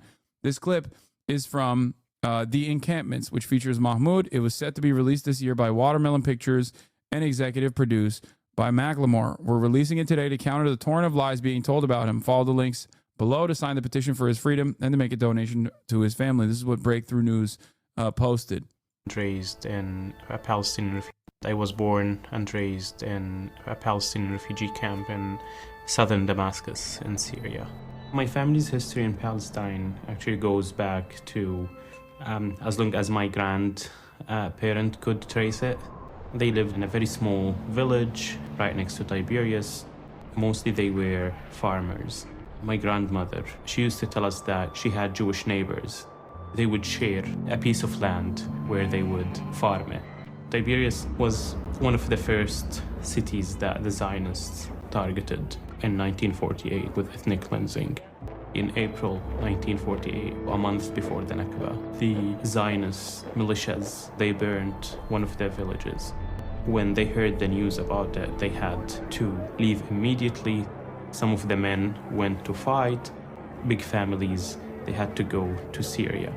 My grandmother, she was pregnant at that time. She had to walk 40 miles. She gave birth on the way. When they arrived in the refugee camp, they thought it's just a matter of days until they would go back. They did not want to be killed because they heard about the horror stories across Tiberias. My dad was born in a tent. His family lived in that tent until like mid-70s when they upgraded to small structures. In the 90s, they finally kind of like had concrete buildings. To us, it was always a temporary home until we go back to Palestine. Yeah, he's the terrorist here, not those who actively support the things, the state that did this to him and his family. There's an update on Drop Site. According to Fox News and much of the rest of the media, Mahmoud Khalil has called for the total eradication of Western civilization. Even if the allegation were true, it would be protected speech, but it's not. The phrase appeared on an Instagram post linked to an organization Khalil has been affiliated with. However, Drop Site News can report, based on conversations with a source with knowledge of the situation, that Khalil was not involved in any of the Columbia University Apartheid Divests Instagram posts. He may not have even seen this post and may not even be aware that this phrase is being used as a part of a Kafkaesque effort to deport him as national security threat. It doesn't fucking matter even if he did, though, because although he is multiple steps removed from a fucking Instagram post that was reposted, okay, guess what, dude? It's still constitutionally fucking protected. It's still constitutionally protected. In a government document obtained by the Washington Post detailing the legal case against Khalil, the U.S. State Department cites Section 237A4C1 of the Immigration and Nationality Act as the sole legal justification for his arrest and deportation. The statute allows for the deportation of a visa or green card holder if the Secretary of State has reasonable ground to believe an individual's presence or activities in the United States would have potentially serious adverse foreign policy consequences for the United States. To justify Khalil's alleged threat to U.S. foreign policy and national security, his opponents is seized on an August 2024 Instagram post from CUAD. The post stated that CUAD was fighting for the total eradication of Western civilization. The full post from the Instagram account we already read, but I'll read it again. Okay. We are Westerners fighting for the total eradication of Western civilization. We stand in full solidarity with every movement for liberation in the global South. Our intifada is an internationalist one. We are fighting for nothing less than the liberation of all people. We reject every genocidal eugenicist regime that seeks to undermine the personhood of the colonized. As the fascism ingrained in the American consciousness becomes ever more explicit and irrefutable, we seek community and instruction for the militants of the global South who have been on the front lines in the fight against tyranny and domination which undergird the imperialist world order. Biplop Cholbe, revolution must continue. The caption beneath the post stated, from the people of Hinds Hall, a statement in solidarity with the student movement in Bangladesh. Sheikh Hasina has been ousted by the people, but the revolution is not over. Long live the global intifada. The post has since been deleted. Drop Site News was not able to determine how soon it was removed. What is Columbia University Apartheid Divest? A coalition of student organizations at the Columbia University advocating for financial divestment from companies profiting from Israeli apartheid, genocide, and occupation in Palestine. Can you imagine, like, claiming that if you are even tangentially involved, or if you saw a post, or if you liked the post that the American government doesn't like, then you can be deported? Like, I cannot believe how fucking little evidence they have for such a high bar to clear. Like, how little evidence they have for such an insanely high bar to clear for deportations. Like, I'm genuinely shocked at the incompetence demonstrated by this administration every single day, even on issues that they ostensibly care about, like fucking finding reasonable grounds to do like insane deportations. This is a pretty significant move, right? If you want to undermine the First Amendment and say, nope, we're setting a legal standard, a new precedent that you do not have First Amendment rights and protections if you are a legal permanent resident. That's a major difference in the way that things have taken place thus far. The very fact that they, one, initially thought that he was on a student visa and then found out that he was a green card holder is insane to me. Like, you didn't do basic research. If you wanted to make this person an example, there's probably a bunch of students that they could have made an example of. Like a student that has said some edgy shit, okay? a student that has come out and been like, yeah, long live the Intifada, I think Zionists don't deserve to live, or some shit like that, okay? That would still be legally protected, okay? Even if you are a student visa holder. But the very fact that they went after a green card holder thinking that he had a student visa, found out that he had a green card and still continued with this deportation process, and the person they went after, they couldn't find a single piece of evidence to even like massage the narrative, is shocking. They are shockingly incompetent at trying to use the pre-existing legal structure to undermine those protections. It is crazy. Do you think it's incompetence or boundary testing? I think it's incompetence. I mean, they are boundary testing, but they could have done it in a more competent manner, where they could have at least like been able to present a decent case for why they have to do this, and they didn't. That's what's incredible about this. Like that's also kind of shocking about this, you know? Here. But I guess it doesn't take much for dumbasses to still advocate for the complete erosion of free speech here in this country. Thank you for that rousing welcome. Love you, man. Love you back. And really, that's the only thing. That's the only thing I have to say. I just want to thank all of you and express not just my admiration for your courage and your persistence in showing up for Mahmoud, for the rights and lives and dignity of yeah, like all those people are also terrorists now. Why? I decided. Sorry, I'm denying you your fucking rights now.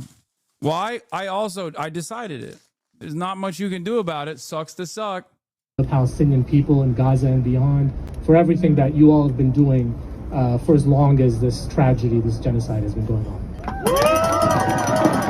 And the last thing I'll say is it doesn't matter how long this fight is going to last, because we know, and more importantly, Mahmoud and his family knows, that you are with him. And that is a huge source of sustenance and courage. And that's what's going to enable us to keep doing this for as long as we need to until he's back. If this was a student visa, people wouldn't care as much. The fact that it's a green card holder married to a U.S. citizen that's 8 months pregnant, yeah, I mean, they should care. Even if he was on a student visa, they should care. It's still a fucking direct violation of the First Amendment. I'm just saying, it's shocking that they didn't even... It's shocking that they literally were like, oh, he's not a fucking student visa holder. Well, doesn't matter to me. Still, I'm going with it. It's fucking nuts. And they couldn't even figure out like they couldn't nab him on anything. Like they had nothing. It's just, I can't believe they couldn't even find like a heated moment or some shit. You know what I mean? It's not that significant, but because the crime that the government is committing here is egregious, but it is literally, I can't help but, be surprised at their incompetence once again. Is it really incompetence? Yes. A more competent administration would have been able to figure out a better reason to do this, or a reason that's like more defensible. Thank you very much. It's a great honor to have Micheál Martin, Taoiseach, Ireland. It's a special place, and he's a very special guy. He did it the hard way also. He served, and then he took a little time off, and then he served again. I've heard about that. That happens on occasion. And he's done very well. And we knew each other from a long time ago. But it's a great honor to have you in the Oval Office and have you at the White House. We have tremendous business relationships with Ireland, and that will only get stronger. The relationship we have personally and every other way is very, very strong and very, very good. So I just want to welcome you to Washington, D.C. and to our country, and thank you very much. May I thank you, President. It's a great honor for me to be here to celebrate St. Patrick's with you. Right. And I thank you for your hospitality and the warmth of your reception. And I commend you in terms of the work that you're doing, particularly in terms of the pursuit of peace, which we discussed earlier. And I think that's going well. And you really have, in the first sort of 100 days of this government, you've done some extraordinary things very quickly. Thank you. Everybody's watching in that respect. So thank you. Delighted to be here. It's an honor to be here. Well, it's a great honor to have you, and special people, very special people. I know a lot of Irish, and growing up in New York. I know a couple of your people that used to live in that beautiful Ireland, and now they're here, but they love your country very much. You know, they have a great feeling toward your country. They have, and a lot come back for holidays and they come back. stuff like that, and checking out their family, ancestry and things like that. You know. Great, fantastic people. Some go to Doonbeg as well. Yeah. And they go. We love Doonbeg. I love them. I don't know if I'll ever see it again. Maybe I won't, but we would like I to think come I back will. and see it, We'll get there. We're going to get there. It's a beautiful place, wonderful place. Any questions? Mr. President, on tariffs, how far Yeah, please. President Trump, how worried are you about the counter tariffs from the EU, which were announced yesterday? And also, how worried should Ireland be, given the fact that it has a massive trade surplus with the US, over $50 billion? Neil Martin might be quite nervous about what would you tell him to get? Well, I don't think he looks nervous to me. And if he was nervous, he wouldn't show it. No, we do have a massive deficit with Ireland, because Ireland was very smart. They took our pharmaceutical companies away from presidents that didn't know what they were doing. And, it's too bad that happened. It's a tremendous job I give. Look, the Irish are smart. You're smart people. And you took our pharmaceutical companies and other companies, but, through taxation and proper taxation, they made it very, very good for companies to move over there. And we had presidents and people that were involved in this that had no idea what they were doing. And they It's not a lie. He's not lying. Ireland is a tax haven. Lost big segments of our economy. The European Union treats us very badly. They have for years. I saw that. I had it out with them in my first term. Did well, but we had to solve other problems, and we did. But European Union's been very tough, and it's our turn too. We get a turn at that also, but they have not been fair. They sue our companies and win massive amounts of money. They sued Apple, won $17 billion, and they use that for other reasons, I guess, or to run the European Union. So I'm not knocking it. They're doing what they should be doing, perhaps, for the European Union, but it does create ill will. And as you know, we're going to be doing reciprocal tariffs. So whatever they charge us, we're charging them.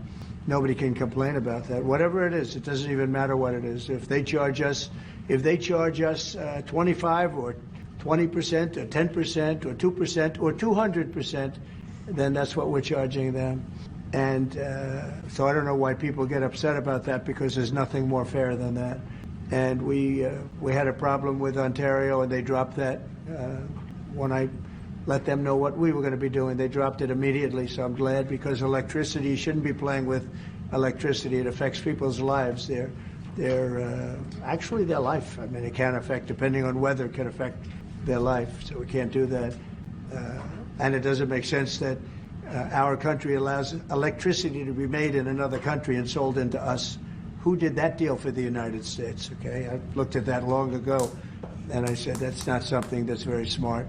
So we've had a lot of bad trade policies, and yet we're doing very well right now. But we're doing well because I won the election. If I didn't win the election, you would have had a very bad period. I think a lot of the stock market going down was because of a really bad 4 years that we had. It wasn't. Oh, shit, dude. I didn't realize. I thought it was because you kept saying you're going to do tariffs and then rolling them back like a dipshit every day. It turns out, no, it was Biden again. Damn it. God, he's so good at this. How can he keep doing this? When you look at inflation and all of the other problems, wars and inflation and so many other problems. But we're going to have very good years. We had, I don't know if you saw a little thing like the cost of eggs, little to you, but big to people out there, down almost 30% in the last few days.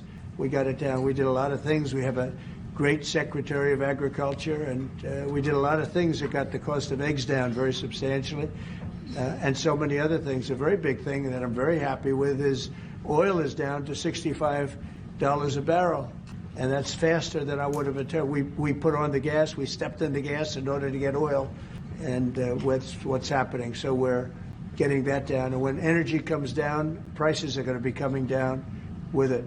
So in a very short period of time, we've done a very good job.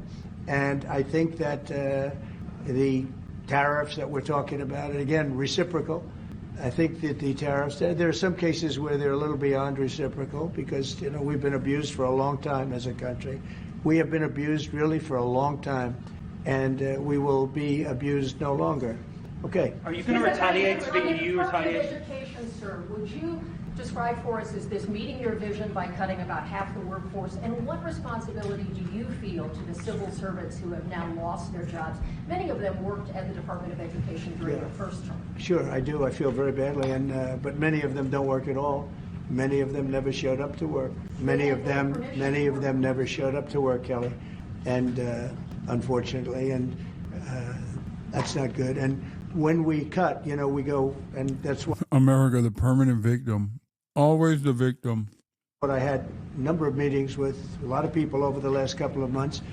When we cut, we want to cut, but we want to cut the people that aren't working or not doing a good job. We're keeping the best people. And Linda McMahon is a real professional, actually a very sophisticated business person. And she cut a large number, but she kept the best people. And we'll see how it all works out. But our country. Speaking about the people that Muda is capitulating to, oh yeah, I saw this. No, I also saw a bunch of people who were like, quote, retweeting him and being like, "No, Hassan, we hate you a lot more than we hate Muda." And it's so funny because the dude is basically openly saying he's a racist. Dude is openly saying he's a racist, but like, yeah, he hates Muda because he's racist, but he hates me more. Country was run very badly. I mean, whether it was that or contracts that were signed that was so bad, so obviously bad. And I go through them in speeches. I could go through them all day long. I could read for billions and hundreds of billions of dollars. And all of that fat and waste and fraud and abuse is being taken out. But it's incredible what's happened. Now, Department of Education's, maybe more so than any other place, has a lot of people that can be cut. They're, number one, not showing up to work. Number two, they're not doing a good job. And if you take a look at our education process, and if you look at the charts, because they have numerous charts where they do the top 40, we're at number 37, 38, 39, and 40. And recently they hit, during Biden's last few days, they hit last. So they were number 40, and yet we're number one in cost per pupil. So it's pretty bad. But we have a dream. And you know what the dream is? We're going to move the Department of Education. We're going to move education into the states so that the states, instead of bureaucrats working in Washington, so that the states can run education. And you have Norway, you have Denmark, you have Sweden, you have Finland, you have various countries that do very well. You also have China that does very well in education, which is a pretty big tribute to China, I must say. 1.4 billion, and they're in the top 10, and it's pretty amazing. So we can't blame size anymore. You know, normally you'd blame size. It's too big. How can you do it? But China does it. So we think when you move it back to Iowa and Indiana and all the states that run so well, there's so many, I could name 30, maybe almost 40. Those will be as good as Denmark. Those will be as good as Norway, and they'll be as good as any of these. I believe they'll be as good as any. Now, then you're going to have 10 that won't be so great. You're going to have 5 that will not be good at all, but we'll work with them and we'll get them to be good. But that's interesting because I don't think it's localities that dictate how much privatization takes place in China or Norway or any other country that you mentioned. And yet your advocacy or what your solution is to the problem that Americans are facing is to gut the Department of Education instead of like gutting the private profiteering in this sector that causes the funding to move in the opposite direction. What we want to do is always school choice, but we're going to do school choice, and we're doing it. But we want education to be moved back where the states run education, where the parents of the children will be running education. We're governors that are doing. Yeah, I want the dumbest people on the planet to have a say in what kind of education kids are getting. You know, Christian Science and the like. That'll certainly make us competitive in the fucking global stage in terms of education. A very good job. We'll be running education, not run. I drive through the city and I see like so many buildings, Department of Education, Department of big buildings, and by the way, they're empty. Nobody shows up to work. So I think Linda did a very good job. Mr. President, do you have a meeting with Vladimir Putin scheduled or a conversation? What would be your I won't comment on that, but we had a great success yesterday. We have a full ceasefire. If it kicks in, we have to see. It's up to Russia now. But we've had a good relationship with both parties, actually, and we'll see. We'll be knowing people are going to Russia right now as we speak, and hopefully we can get a ceasefire from Russia. And if we do, I think that would be 80% of the way to getting this horrible bloodbath finished. It's a bloodbath is taking place over there. On average, 2,000 to 3,000 young people a week are being killed in that stupid war that would have never happened if I were president. So we have people going over there, Mr. VP. Do you have anything to say about it? Because you're very much involved. What's going to happen? Well, we've got some conversations that are happening on the phone and in person with some of our representatives over the next couple of days. As the president said, we think that we're in a very good place where the Ukrainians have agreed to a ceasefire, and we're now going to see whether we can get the Russians to agree to a ceasefire too, and we'll certainly have news. Yeah, I want him to pull that "have you said thank you yet" shit to Vladimir Putin. That's what I want to see. Have you said thank you yet? Yeah, say thank you to fucking Adolf Hitler. Okay. I wonder how that would go. On that when we find out that news. Are you confident that President Putin will keep the ceasefire, considering that he's broken them in the past? We haven't spoken to him yet with substance, because we just found out and we just were able to get Ukraine to agree. So we're going to know very soon. I've gotten some positive messages, but a positive message means nothing. This is a very serious situation. This is a situation that could lead to World War III. And Biden should have never let it happen. Incompetence allowed this to happen. This shouldn't have happened. October 7th in the Middle East should have never happened with Israel. The horrible leaving, the way they left Afghanistan should have never happened. Inflation should have never happened. You know, we have great inflation numbers, by the way, just got released. Inflation is way down, and it's based on what we've done. And we've done it in a very short period of time. You know, we had virtually no inflation. For 4 years, we had almost no inflation. And when these characters took over, we went from no inflation to the worst inflation probably in the history of our country. So it's very interesting. Go ahead. Are you going to retaliate against me? And by the way, I have to speak of inflation. I love these socks. What's with these socks? It's in honor of the Taoiseach. I'm trying to stay focused, but I'm very impressed with the VP's socks. That the United States is recognized as having such an important role in the peace process, and yet half the parties from the Northern Ireland government have decided not to come to St. Patrick's Day celebrations. They haven't what? They haven't come over. They're St. Patrick's Day. What are they boycotting? They are talking about your position on Gaza as one of the reasons why they... Oh, I haven't heard that. I really haven't heard that. Look, can I just say, I got to pay tribute to the President on the peace initiatives. The one thing we've learned in Ireland about the peace process that you've just spoken about, and I recall back in the early 90s, when the first tentative steps to get peace in Ireland, people criticised people like John Hume or people like Albert Reynolds, the then Taoiseach, but they kept going. And when we got that ceasefire in 1993, okay, it took a number of years to get the comprehensive peace settlement, but again, the guns more or less largely went silent. The war in Ukraine is a devastating war on young people, and I think that very simple, straightforward narrative is to be commended. We all have children. I mean, Dude, I'm sorry. This is the most embarrassing Irish representation I've ever seen in fucking broad daylight. Like, dude, you can't. How do you call yourself Irish and then glaze Donald Trump, dude? This is completely unacceptable. I guess you got to do that. You got to genuflect. You got to kiss the ring. Shocked at the prospect of young people losing their lives in that number, be they Ukrainian, be they Russian. Anything we can do to stop the violence, I think, is an extremely positive day. And there will be all sorts of people having qualifications on it and all the rest of it.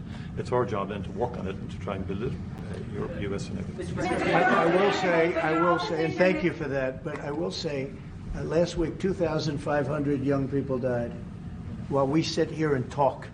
And while they talk about peace, but they've been talking about peace, this should have never happened. This war should have never happened. It would have never happened if I was president. That's what makes me more angry than anything else, because you've had far more people die than they report, than these people report, for whatever reason. But you had far more people. The numbers are far more devastating. You'll find that out someday.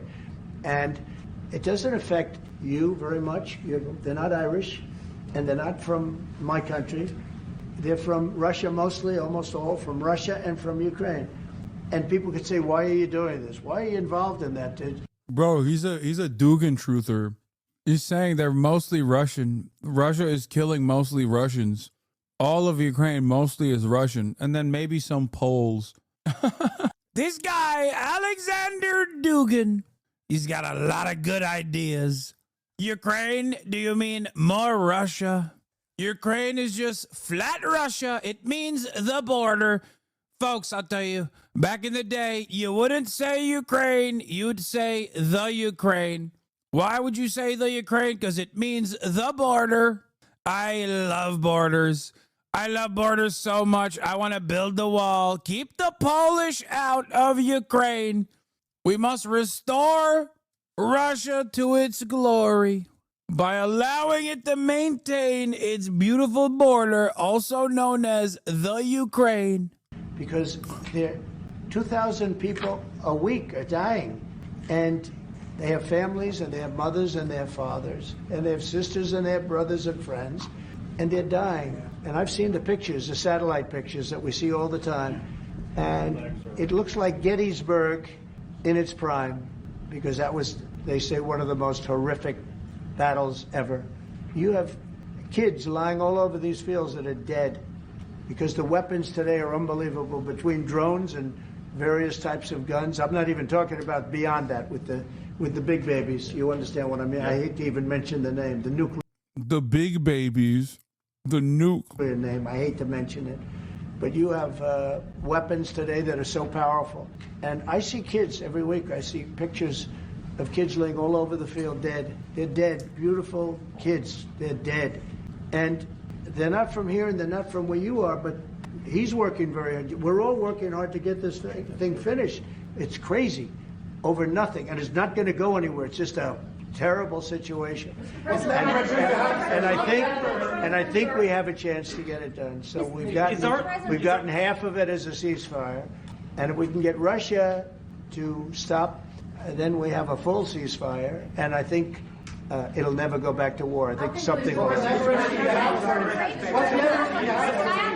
Can I ask you about Ireland's relationship with Israel? There's been a lot of talk recently. The government are looking to bring in what's called the Occupied Territories Bill, which would ban goods from occupied territories. Prime Minister Netanyahu recently. Did Ireland come up in that conversation? Did he raise any concerns about the Irish government? One thing I'll tell you, you're not from Israel, that's for sure, huh?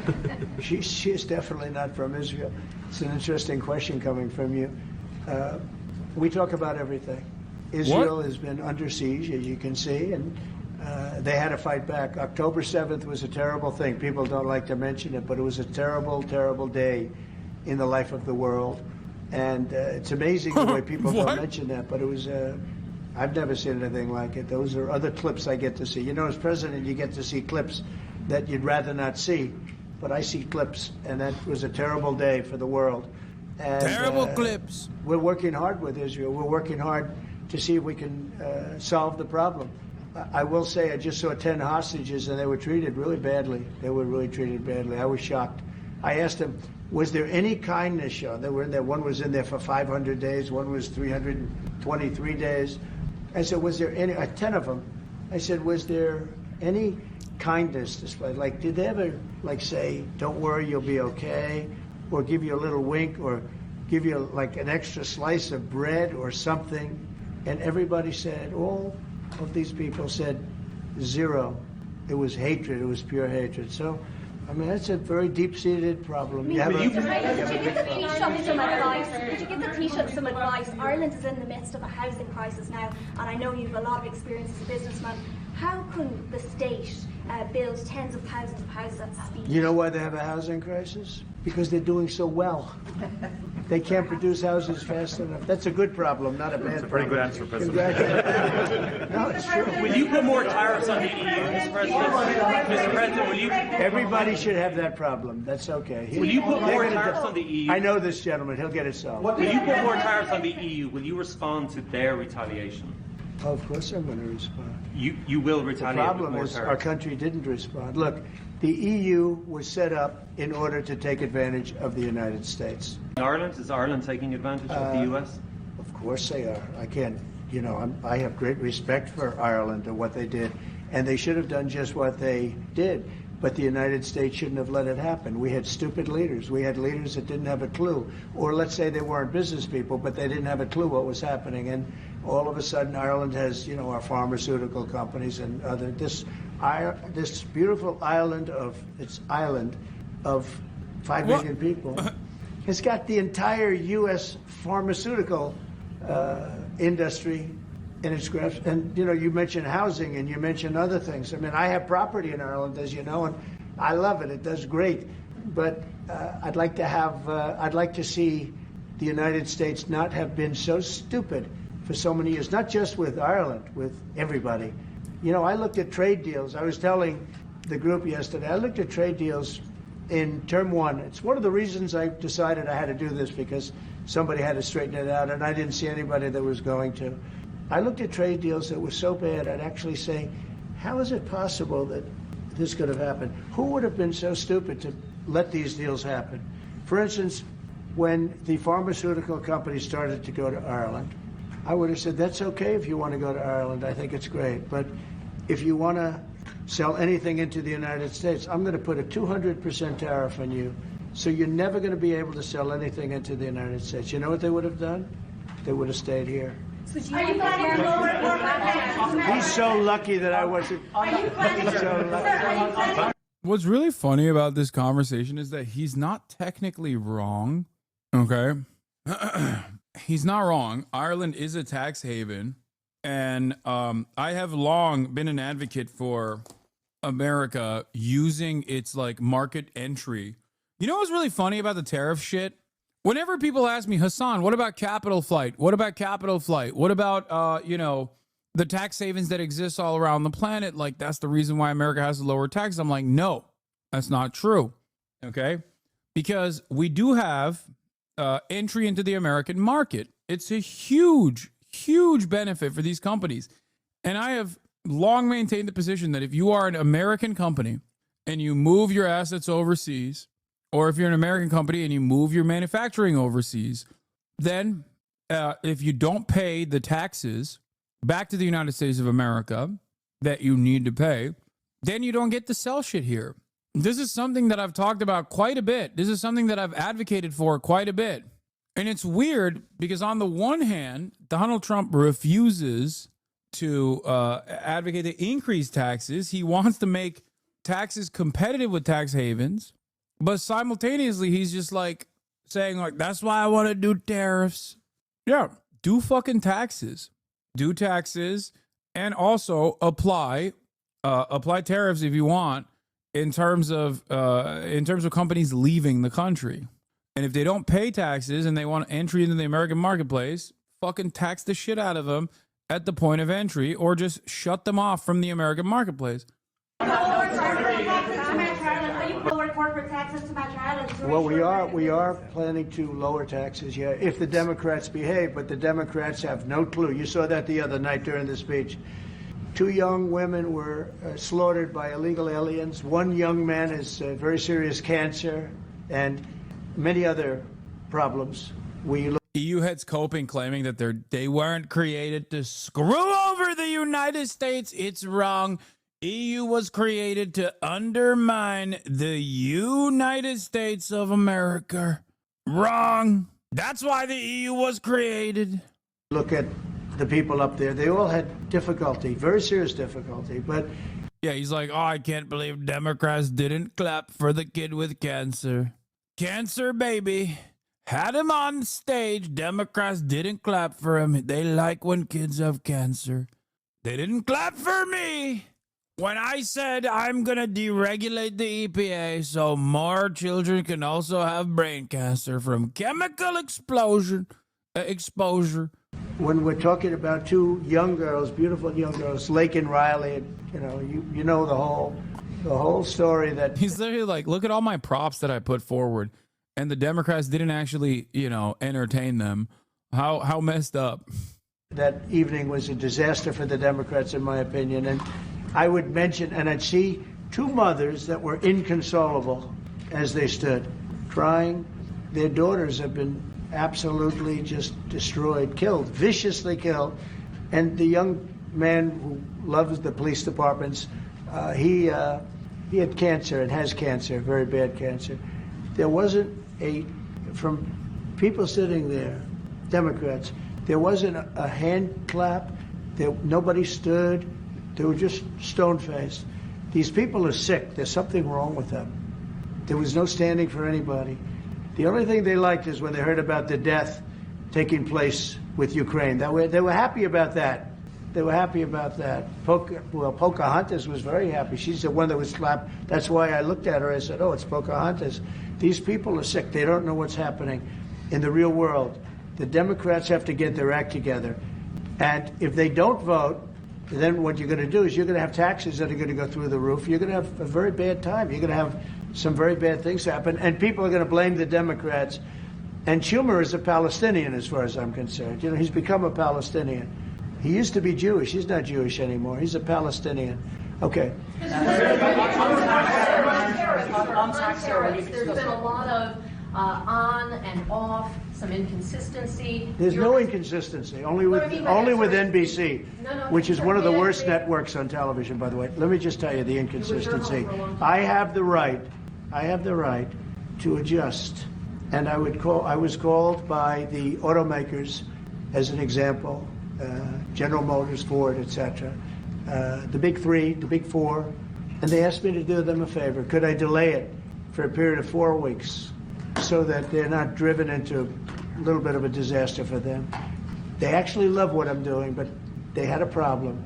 And I'm not like a... Yeah, he called Mahmoud a Hamas sympathizer, right? That's what you're... Palestinian, as far as I think so. I'm going to have to get their act. He called Chuck Schumer a Palestinian. She's very happy. She's the one that was slapped. That's why I looked at her. I said, oh, it's Pocahontas.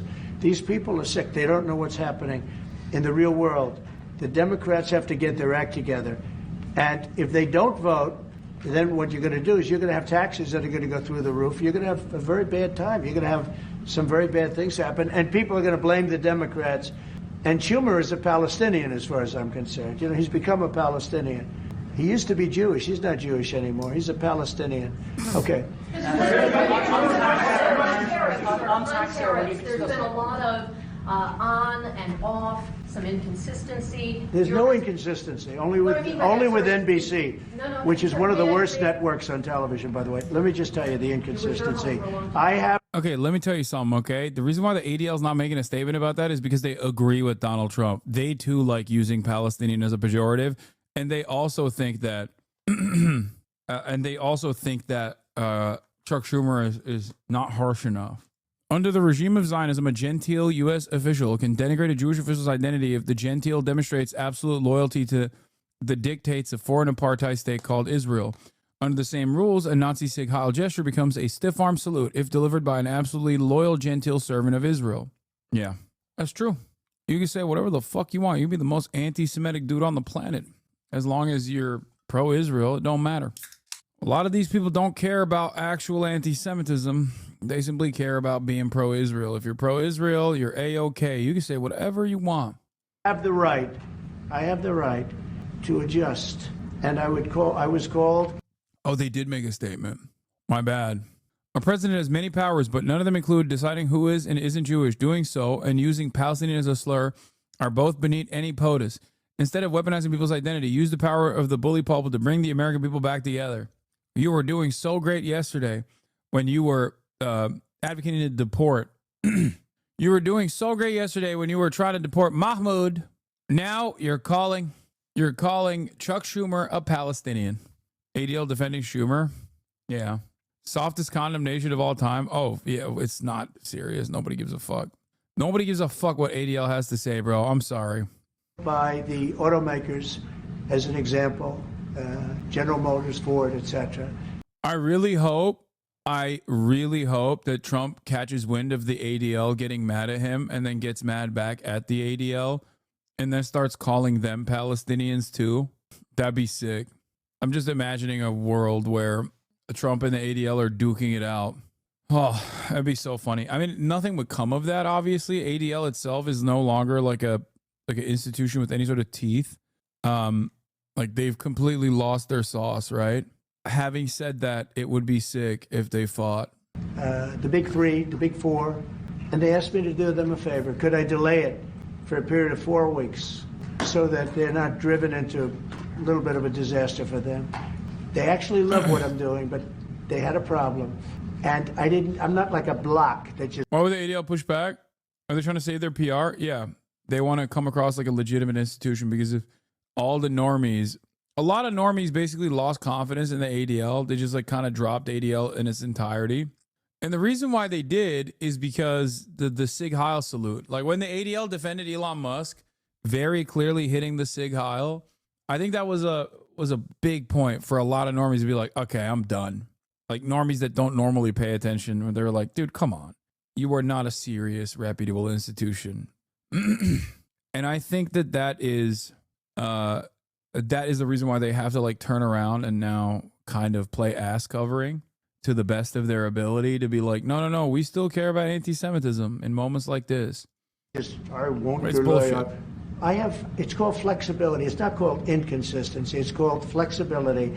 And I think you want me to be flexible too. Is flexibility going to be your ongoing view towards? Sure, I'll always have flexibility, but there will be very little flexibility once we start. April 2nd is going to be a very big day for the United States of America.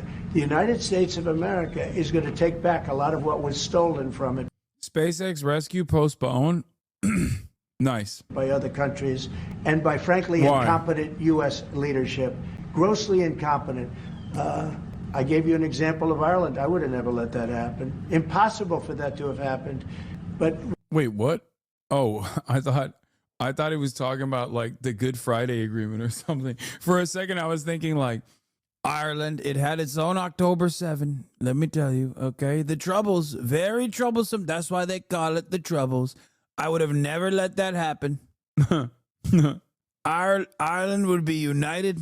we're going to take back our wealth, and we're going to take back a lot of the companies that left are coming. Bloody Sunday. It's the bloodiest, folks. It's like Gettysburg from the standpoint of blood. Back, if you haven't read, we have the biggest computer chip company ever, has virtually all of the market. I didn't call them, they called me. And they called for two reasons. Number one, we had a great election of somebody that they want running the country. And we won in a big mandate. We won every swing state. We won by millions of votes. We won by 2,750 districts to 500. Think of that, 2,750 districts to 500. That's why the map, when you looked at it, was entirely red, meaning Republican. Not meaning communist. Meaning so anyway, look, this country needed somebody to defend it.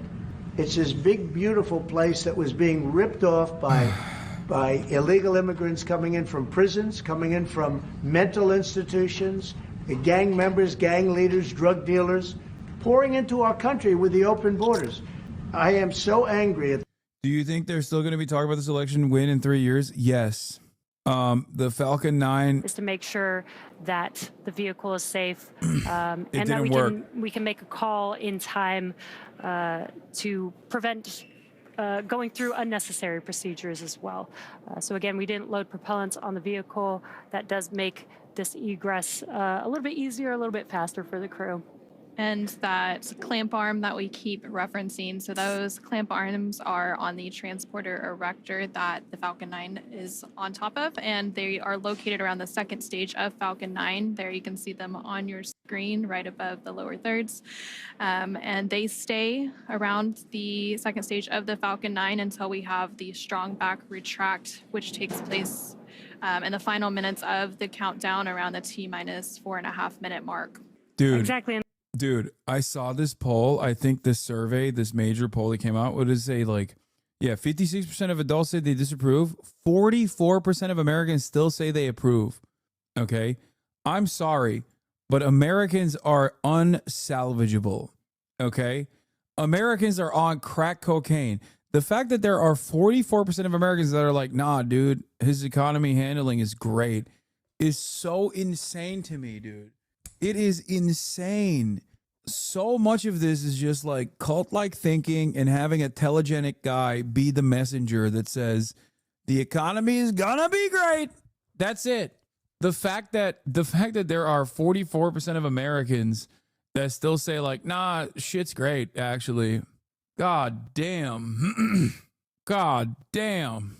I had a coworker tell me volatility in the market is good. I'm excited. I think so much of these conversations revolve around people who just want to sound smart and don't want to entertain the notion that they might have been wrong. And so they're just like kind of responding to whatever comes their way with like a, nah, you don't understand. Things are still good, brother. Like, I think that's what's going on. Because what your coworker told you, what your coworker just told you is unironically the dumbest coworker take of all time. It's such a classic, incredibly stupid coworker take coming from a guy who just wants to sound smart. Is the Patriot double down? Yeah. Stock market volatility is good, just not for you, okay?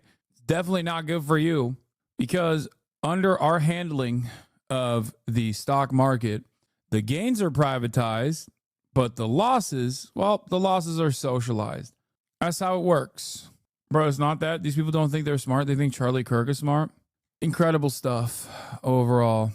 Every time I learn a new thing about the state of affairs in America, I lose even more confidence. It's not like I had a lot of confidence to begin with, but I lose even more confidence in my fellow countrymen. New York Times reports that Columbia admin is warning international students to avoid publishing work on Gaza and purge their social media mentions of Mahmoud Khalil. Dean of the journalism school openly said, "We cannot protect you from abduction by ICE. How is this still business as usual?" Days after immigration officers arrested a prominent pro-Palestinian campus activist, administrators of Columbia University gathered students and faculty from the journalism school and issued a warning. Students who are not U.S. citizens should avoid publishing work on Gaza, Ukraine, and protests related to their former classmates' arrest, urged Stuart Carl, a First Amendment lawyer and adjunct professor. With about 2 months to go before graduation, their academic accomplishments or even their freedom could be at risk if they attracted the ire of the Trump administration. If you have a social media page, make sure it is not filled with commentary on the Middle East, he told the gathering at Pulitzer Hall. At Pulitzer Hall. Pulitzer Hall. I'm going to repeat that. They're gathering at Pulitzer Hall, the journalism students at Columbia at Pulitzer Hall, to tell them, hey, don't do any journalism on issues that might piss off the fucking administration. At Pulitzer Hall. Super cool stuff. Anyway, when a Palestinian student objected, the journalism school's dean, Jelani Cobb, was more direct about the school's inability to defend international students from federal prosecution. Nobody can protect you, Mr. Cobb said. These are dangerous times. What good is it that you are a school if you are not going to forcibly purge ICE from your fucking campus? If you're not going to go to New York State to say, we do not want ICE on our campuses, they are not allowed to come here. What good is it? Like, what good are you doing as a school? Imagine paying like $250,000 to $400,000 to go to this goddamn school. And the school's like, sorry, you're going to get deported if you do journalism about things that Trump cares about. Notice how they're not just saying Gaza, by the way. They're not just saying Gaza. If you do journalism about Ukraine and the protests related to their former classmates' arrest, you can't even talk shit about Trump's handling of Ukraine because you still might get deported. You might as well say you're complying with the administration. What a fucking ridiculous, what a crock of shit, dude. What a gross violations. What a gross violation of human rights and all norms is fucking crazy. Yale suspends scholar after AI-powered news site accuses her of terrorist link. Wait, what? I read that and it didn't even register. Yale suspends scholar after AI-powered news site accuses her of terrorist link. The deputy director of a liberal project at Yale Law School was put on leave over allegations that she is linked to Samidon, a group that the U.S. government says has funded terrorists. Helie Dotagi, a scholar in international law, began a new job in 2023 as a deputy director of a project at Yale Law School. As an activist who has championed pro-Palestinian cause in both published papers and public appearances, Dr. Dotagi seemed to fit into the left-leaning mission of the Law and Political Economy Project, which promoted itself as working for economic, racial, and gender equality. Last week, though, she was abruptly barred from Yale campus in New Haven and placed on administrative leave. She was told not to advertise her affiliation with the university, where she has also served as an associate research scholar. What? Yale officials cited the reason as allegations that she was tied to entities subject to U.S. sanctions. It was an apparent reference to Samidun, a pro-Palestinian group placed on U.S. sanctions list last year after the Treasury Department designated as a sham charity raising money for a terrorist organization, the Popular Front for the Liberation of Palestine. Oh my God. Oh my fucking God.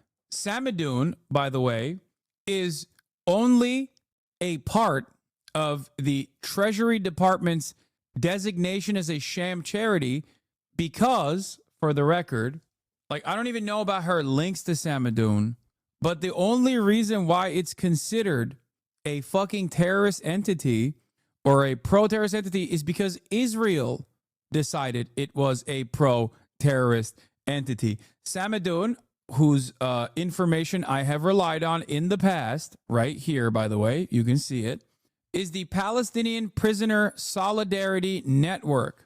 It is a prisoner solidarity organization.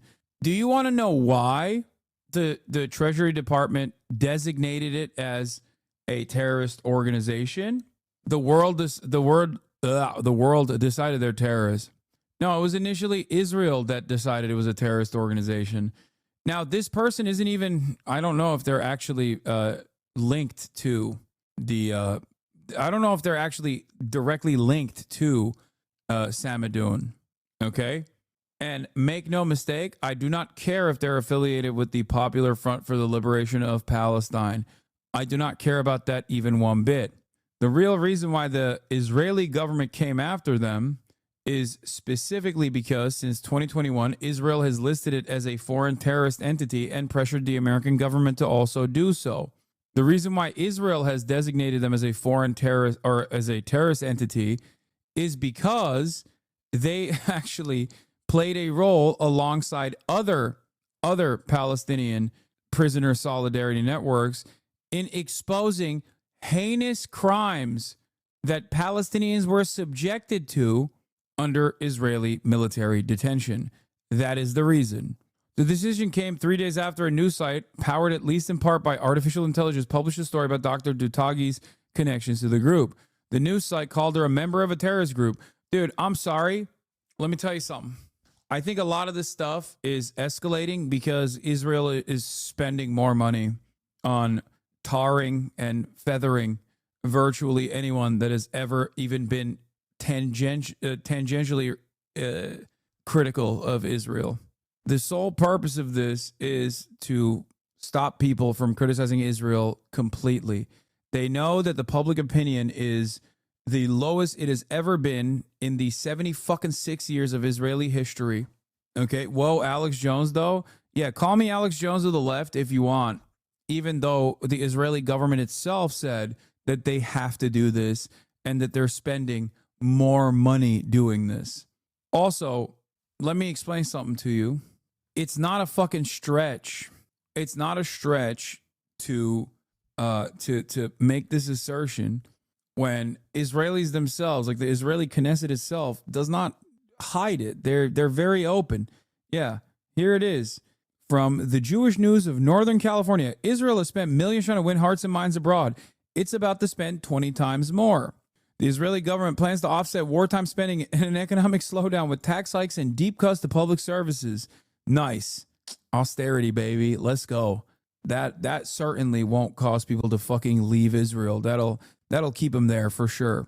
But the proposed budget for 2025 also includes a massive new allocation towards pro-Israel advocacy efforts abroad. Under the new budget, Israel's foreign ministry will receive $150 million on top of what it gets for its existing activities for what is officially known as public diplomacy, or in Hebrew, Hasbara. Oh no, the horror. I thought Ethan Klein decided that this was a slur. I thought Ethan Klein decided that the thing that the Israeli government actively says it's doing, using the term that the Israeli government uses, the Hebrew term, that I thought was a slur now. Oh no, ban incoming. Why are they saying slurs? That sum is more than 20 times what such efforts have typically been allotted in the past years. He thinks it's a slur only if you use it. Oh, it's a slur when I use it. Okay. He said Hasbara means lying Jew, Lamafel. Bro, once again, my mistake. I didn't realize I was in the presence of Mr. I'm the one who dictates how you protest against the genocidal apartheid settler colonial enterprise. I didn't realize I was in the wrong again. Dude. Shit. The dramatic expenditure is a result of the political deal that the Israeli Prime Minister Benjamin Netanyahu struck last month to shore up his governing coalition. Yeah. Anyway, so there you have it. His point makes sense if you're really stupid. No, he didn't. He said it means propaganda. They're lying to you. No, I heard that. What do you mean? No, he didn't. I literally watched him say it. The fuck? What are you talking about? I don't know if you've ever been right. Wait, what? Asman don't want no smoke from Hossie Daddy. Big dog, woof, woof, woof. Call his bitch ass in Discord. Okay, it seems like you've figured out a moment where I was right. Lamau Hassan equals October 7. This is a guy who just wants, I'm joking, I love you. This is a guy who just wants me to pay attention to him. All right, let's continue. Yeah, it was a notice me senpai moment. In an interview, Dr. Dutagi, 30, called herself a loud and proud supporter of Palestinian rights. I'm a scholar, she said, adding, I'm not a member of any organization that would constitute a violation of U.S. law. The swift action against Dr. Dutagi illustrates the tightrope American universities are walking. Yeah. Last week, after being named on a list of schools accused of tolerating anti-Semitism, on Monday, the Trump administration announced Yale was among 60 schools that could face funding cuts if federal investigations show evidence that they've permitted anti-Semitic behavior. My bad. I didn't see him say that. Wait, what? Then why did you come in and say, no, he didn't? He said it means propaganda. They're lying to you. What the fuck? God damn, dude. You had your convictions and then you just dropped it. What happened? I'm still a fan of you and Ethan because I don't engage with online communities. Okay. More power to you, brother or sister. Anyway, let's continue.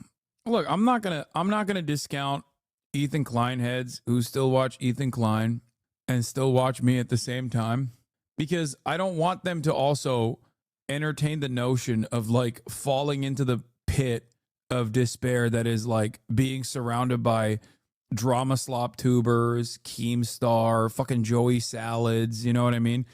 And actively, yeah, I'm in here, but I don't fuck with y'all. Like, I would rather have this person still maintain their worldview instead of just like full tilt becoming a reactionary that spends all of their time and effort shitting on a person that's trying to do their very best in the face of tremendous fascist pressure. Like, there is just right-wing propaganda fucking everywhere online.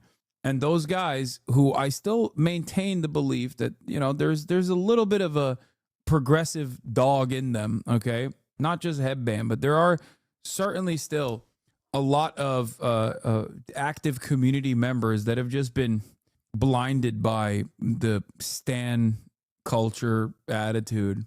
Like, all this like stan culture behavior has like caused them to start thinking of me as just a fucking enemy. No, there isn't. Stop saying that shit. No, there is. There certainly is. What is this? Has Dixerto lost his mind? Twitch unbanned Smash Pro Zero after 5 years. Streamer went from 400 pounds to 188 and now is a bodybuilder. That's great. Now tell us what he was banned for. What was he banned for? However, Barrios was permanently banned on Twitch back in 2020 when multiple pros and Smash community members were accused of sexual assault and misconduct. What the fuck? Grooming and pedo stuff? Ay. Oh my fucking God, bro. What the okay. He told a 9-year-old girl, okay, you have to be lying.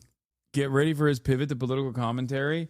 Yeah, relax. At least he never criticized Israel. True. Oh my God. I don't know. I got nothing. Partnership sexual misconduct allegations. On July 3rd, 2020, Zero announced that he would be retiring from professional competition following the allegations of sending sexual messages to minors when he was 19, and that he would also be ending all of his sponsorships. This includes an incident in 2014 where Zero allegedly asked Katie, a 14-year-old girl at the time, to Oh, God. Zero later made a statement on YouTube saying he was sorry and was seeking therapy. The following day, Tempo Storm announced that they would be severing ties with Zero, with Facebook following suit. When Invent Global asked the team CEO, Andrew Reynad Yanyuk, if he saw a world in which Zero is able to rehabilitate himself potentially and potentially rejoin Tempo Storm in some capacity, he responded, I don't know. I don't like to speculate about the future. I just take things one day at a time, you know? I think Zero's a very different person today than he was when he wrote some Skype messages at 19 years old. I think he has had a lot of personal growth over the past few years that I've personally seen, so I'm optimistic about his ability to recover. Asmin viewers, free speech. He's been doing anti-cancel culture stuff on Twitter for like 3 years. Okay, I'm not. I don't want to know about this. I already have enough awful shit in my brain, man. Every fucking day, the American government is collapsing. Every goddamn day, there's just awful shit happening. Oh, this is a funny Hope Corps take. Hold on. Here, listen to this. Use a hoax science anyways. They don't know shit. Epidemiology is a hoax science anyways. They don't know shit. You're a fucking baboon, dude. Not even a baboon, because I feel like even a fucking baboon would be like, there's disease, I think, here. I should move away. You, on the other hand, are rushing towards the fucking disease. What do you know? You're a fucking Twitch commenter, dude. What are you talking about? What happened to the fucking universe, dude? All technological advancements, fucking academia, the field of research, scientific discovery, cast it aside. Throw it away. Look alive, gentlemen. There's an American here. People just straight up, they go, excuse me, thousands of years of research, ain't never seen a guy like me before. All of the fucking experts are stupid. You're not even literate. Shut the fuck up. Americans unironically think they know better than like people who have poured their entire lives into this shit. So much of the shit that you take for granted is unironically experts working tirelessly behind fucking closed doors so you don't get trichinosis from the fucking meat that you're consuming, but you just take it all for granted. You know nothing. Like, I don't know what a germ is because I can't see it. So it. Ay. What is this? This is another one that's popping off? Oh, shit. I think that this liberal world order needs to be thrown away completely, and I think Christian nationalism would be a good alternative. Okay. Get the fuck back to your seat. Get the fuck back to your seat. Women should be seen and not heard. Why are you here? Frolicking about. Why are you here and not barefoot and pregnant in your home in the kitchen serving your man? Why are you talking to me? Why are you talking to cameras? Are you a witch? Are you a witch? Shoulders uncovered? Frolicking about like a harlot? What is this? Fuck you mean you want Christian nationalism? I actually think that... Oh, that's, man, I crack myself up, you know? This trans/format is so perfect for your random tangent rants. Yeah, it really is. I'm hilarious. He right, though? Thank you. That this liberal... We need more of those. I mean, I pop off like 11 times every single day. M. Hud shared breaking news clip if you want to see. Man, that's cool. You see that? What? The dinosaur? That's it's a woolly mammoth. Yeah. Yeah, they just recently found one where I'm from in Philadelphia. They did? Yes, alive. What? Yes. Yeah, they found it alive, and it was just on the news last night. And they said that the scientist that discovered it actually made it in a lab. I'm on the phone with the scientists came to life? They found DNA and they took it from the bones, and somehow they created it and brought it to life. Oh, wow. Yeah, it actually got loose and was running around in Philly last night. It was all over the news. And they thought it was an elephant at first, but then when they saw the tucks, they knew it was a woolly mammoth. Wow. Yeah, so now they're trying to find... Is it scary? It's scary, man. They say it weighs 420 tons. That's what I thought. Yeah, and it ended up smashing a bus. Yeah. That was, there was a bus going to the casinos in Atlantic City, and it just ran the bus over. So the scientist that made it alive, they need to kill him. The scientist is on the run right now. He got on a plane and fled to Africa, and he's in pursuit. I just read it on the news today that he actually made it out of the country. Of course. So, creating a 460-ton man. Average Republican conversations, but instead of like fun, cute things like wooey mammoth, it's actually about how an undocumented immigrant did those things and weighs 420 tons. They're trying to catch the damn thing. I said, guys, you're not going to catch that thing with a net. They're trying to catch it with a net. You know? So anyways, that's why I left. No, that's why I'm dead serious. That's why I left Philly yesterday. I said, I'm getting the hell out of here. Why are they in Cincinnati Airport? Why wouldn't they be? Where else can you have enlightening conversations about the dangers of woolly mammoths? Oh my God. Oh my God. I'm in Philly. Is this real? Yeah, it's real. Now to new global tariffs that take effect today on orders from President Trump. There is now an additional 25% charge on all steel and aluminum imports worldwide, which likely means higher prices here, and it's got a lot of American companies rattled. Meanwhile, the White House became a car dealership yesterday with an event on the South Lawn where President Trump appeared to want to know what's it going to take to get you into a brand new Tesla today. Weijia Jiang's at the White House. Weijia, quite a sight yesterday. Good morning. Good morning, Tony. Good morning to everybody. Quite a show, a staunch show of support for the world's richest man, as many Americans look for reassurances about their own financial futures. President Trump's message to them, everything is great, everything is fine, and he is moving ahead with more tariffs, no matter what Wall Street says.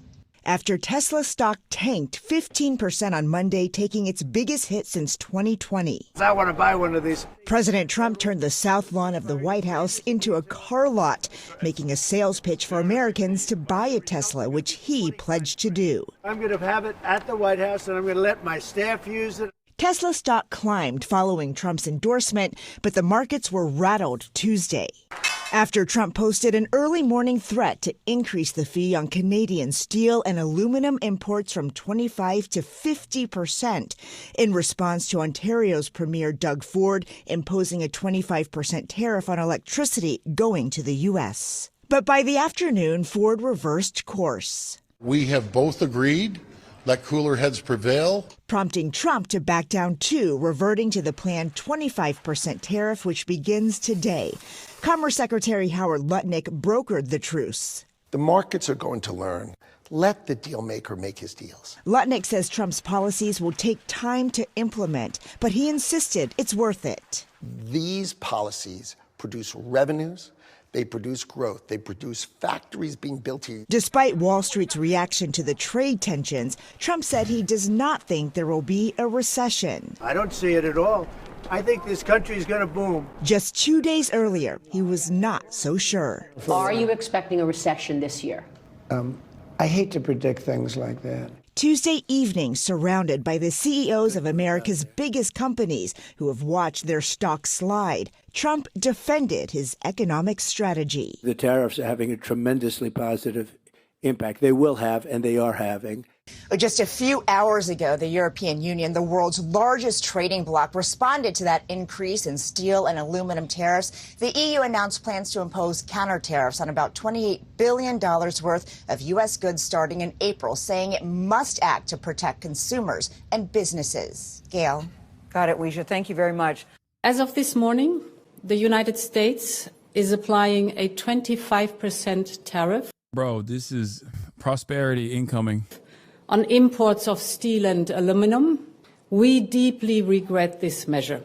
Biden famously never did this with the Ford Lightning or the Jeep Rubicon electric vehicles. All these guys are just salesmen. No, Biden never fucking did it specifically because the person that is the owner of either of those companies had given him $100 million by way of PACs that he had also brought into his administration directly at a time when their stock prices were fucking plummeting. I feel like that is a ginormously different detail that we're forgetting about, I think. Not even 100 million, 290 million. It's ridiculous. No, Biden at times as the American president has gone to an American car show to be like, buy American. You know what I mean? That's the difference. Tesla is an American car manufacturer as well. The difference here, however, is that Donald Trump literally had a fucking QVC price chart on his hands, like a crudely written price chart that he was stuck with to say the prices of each individual car, to be like, you should buy Tesla. He also said vandalism against Tesla and Tesla stores will be considered an act of terror. What the fuck? Oh, Tesla, buy Tesla. Tariffs are taxes. They are bad for business and worse for consumers. They are disrupting supply chains. They bring uncertainty for the economy. Jobs are at stake, prices up. Nobody needs that on both sides, neither in the European Union nor in the United States. You draw a dick on a Tesla, you draw a dick on the window of a dusty-ass Tesla, and you're, I don't know, a green card recipient, I will take your green card away. Okay? Fuck it, why not? I mean, they're doing that for a person whose opinions they don't like. Might as well do that for that too. The European Union must act to protect consumers and business. The countermeasures we take today are strong but proportionate. As the United States are applying tariffs worth $28 billion, we are responding with countermeasures worth 26 billion euros. This matches the economic scope of the tariffs of the United States. Our countermeasures will be introduced in 2 steps, starting with April 1st and fully in place as of April 13th.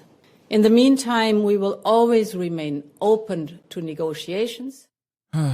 Today, I am announcing that the Government of Canada, following a dollar-for-dollar approach, will be imposing, as of 12:01 a.m. tomorrow, March 13th, 2025, 25% reciprocal tariffs on an additional $29.8 billion of imports from the United States. This includes steel products worth $12.6 billion and aluminum products worth $3 billion, as well as additional imported U.S. goods worth $14.2 billion for a total of $29.8 billion. So we'll do a Canadiano. A coffee shop on Vancouver Island and a quiet act of defiance. Should have a Canadiano. You want a Canadiano today? Sure, let's do it. But beneath the bravado. Canadiano! No, they're doing freedom fries, bro. Oh, Jesus Christ. Oh, no. At least, like, they have a more valid reason to be angry at America. They have a more valid reason to be angry at America than America did at France. Like, France was like, oh, we're not going to participate in... We are not going to participate in your imperialism. Only in West Africa do we do the neo-colony. We do not go into the Middle East. And America was like, freedom fries it is, baby. No more French fries. We only do the imperialism. Only in the West North Africa. And then we were like, how dare you? How dare you? I'll show you what. Is giving French Zelensky? I know. I've been stuck on Zelensky. Mr. President. A seething sense of betrayal. Next up, the Capuchina.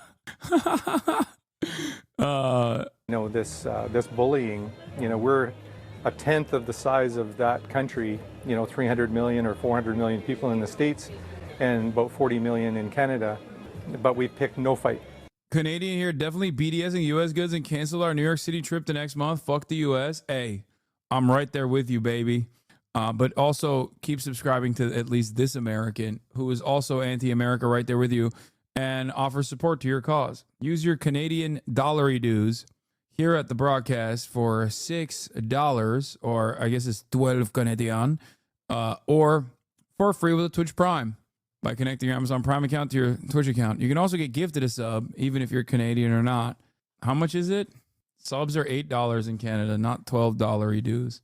Don't send Hasanabi your money. You disrespecting Canada, and it's upsetting. I'm not.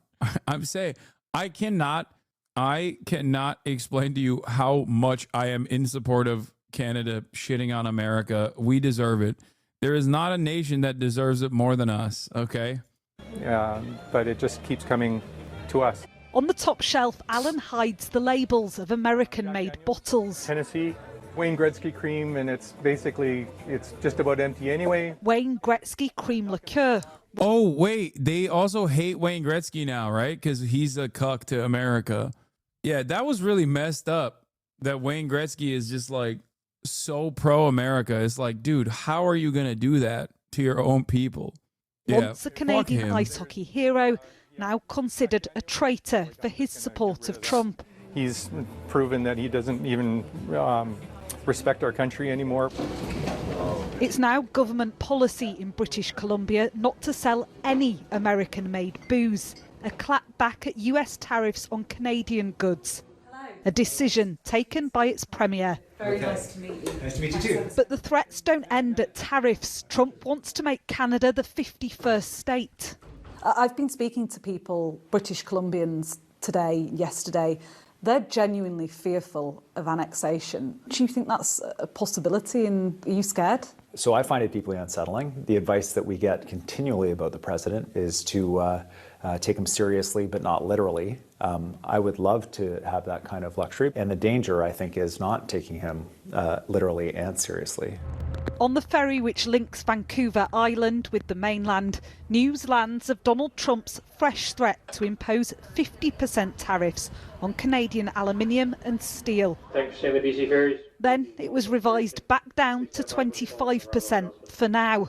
There's real tariff fatigue here, confusion surrounding the on-off tit-for-tat nature of these policies. What do you think the end game of all this is? Just to cause chaos, that's what I think. So yeah, not too thrilled about it, but it's kind of galvanized Canadians together, so that's the silver lining. I was planning a trip to Las Vegas. We've canceled that. Now we're going to Salt Spring Island. When I go to the grocery store, I look for the Canadian, the little maple leaf that a lot of grocery stores have put on the shelves. So, try and purchase Canadian items or Mexican items, anything other than the United States. You think his main aim is to make you weaker? Without a doubt. Yeah, that was his game plan from the beginning. So it had nothing to do with fentanyl going in. What's your theory on why Trump is whacking Canada so hard and not Mexico as hard? He likes Claudia Sheinbaum. Also, Mexico plays ball on immigration. But more importantly, he likes Claudia Sheinbaum, and he thinks Canada is a libtard nation. There's all of the EU, with the exception of Viktor Orban, Canada, and the entirety of the EU, Canada and Ukraine are all like libtard countries. Okay, they're all libtard countries. So he hates them with a passion. He's like, this is just more Democrats. In his mind, he's like, this is Kamala Harris, and here you have Zelensky, which is more Kamala Harris. Why does he like Claudia? Because he likes popular leaders, and Claudia Sheinbaum is very popular, but also Claudia Sheinbaum and, the Morena admin previously played ball with Trump when it came down to clamping on migrants that were trying to cross the Mexican-U.S. border. But also because she's a boss lady. Or maybe in my head canon, Trump hates Canada because he met XQC and he couldn't stand him. He just met XQC and was like, I'm done with this country. We're putting sanctions on Canada. Especially Level. That's what happened. In my head canon, that's what happened. Into the United States, that was just a ruse. Fentanyl is a national tragedy shared by Canada and the US. The streets of Vancouver a painful reminder of that. But the Trump administration claims there are secret fentanyl laboratories across Canada and that the ruinous opioid is flooding. Or maybe he does want to legitimately annex Canada because climate change, which is both woke, gay, and fake, is actually not so fake, and that all of Canada is going to be the best possible real estate. So that's why he wants to annex Canada. Flooding over the border. It's the reason, they say, for starting this trade war. A bogus excuse, say others. There is no one who knows anything about drug markets in North America who would agree with the statement that Canada is a substantial part of the problem in the United States. It's simply a fiction. It's simply a lie. No question that fentanyl has devastated the United States. Fentanyl is devastating Canada. And so I think in that way, it might be a potent way for Mr. Trump to whip up enthusiasms and to justify this aggression. Whatever the reason, invented or otherwise, for this trade war, it's making an enemy of this ally. The question is, what power does Canada really have in the face of its much bigger, far wealthier neighbour?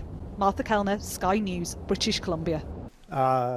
Northern Lion on Wayne Gretzky. Not my goat on Wayne Gretzky, the traitor. Wayne Gretzky. Not. I think he's a traitor. Basically, I think he's an amazing hockey player who should shut his mouth. I think that he should stop having his wife write letters to the editor suggesting people stop attacking him for his fucked up political beliefs, and he should write the letter himself if he's still got 2 nuts left in his sack. I think he should come out and give a statement instead of relying on Janet Gretzky, who isn't even from Canada, to come out and say Canadians be nicer to Wayne Gretzky. I'm not fucking with... Damn. This is the most serious I've ever seen Northern Lion get. He does not play around with his Wayne Gretzky hate. What the fuck? Yo, I don't give a fuck about hockey, but now I hate Wayne Gretzky even more than I did prior. Your opinions, I'm not fucking with your wine. I'm not fucking with your gambling ads, and I wish you would go away. Bobby Orr, too. You guys can fuck off together, as far as I'm concerned. This is bigger than hockey. Who's the best? I often ponder. Steve Yzerman would never, maybe. I don't know. It's Steve Yzerman is a Canadian millionaire born in the 1960s who lives in Tampa Bay, Florida. I don't want to know his political opinions, but at least Steve Yzerman is keeping his fucking mouth shut, okay? That's the least you could do. Imagine if LeBron was a MAGA guy, it would break me, dude. I'm not even kidding. It would be so sad. Holy fuck. I don't even want to imagine LeBron becoming like an incredibly reactionary figure after retirement. Oh no. He would never do that. He would never do that to me. Y'all are just racist, bro. Y'all are just racist for thinking you just want to bring another black man down, okay? That's what it is. That's honestly what it is. You just, oh God, stop. Your job involved you getting paid millions of dollars to get hit in the fucking head for 2 decades. Just chill on the public statements, okay? I don't think Gretzky has CTE. He was silky smooth on the ice. He barely got hit, and when he did, McSorley was there to fuck him up. I think it's just it's like money poisoning. It's the small hits that get you, and it's all small hits, right? We should ban money. From now, the third decree. From now on, there will be no rich people and poor people.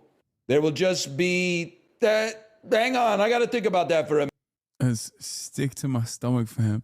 The Gretzky Follies. This Merlot is as weak as his namesake's moral fiber. Leaves the aftertaste of anything from a modern-day Tim Hortons. Pair with boiled raccoon. Dude, they fucking...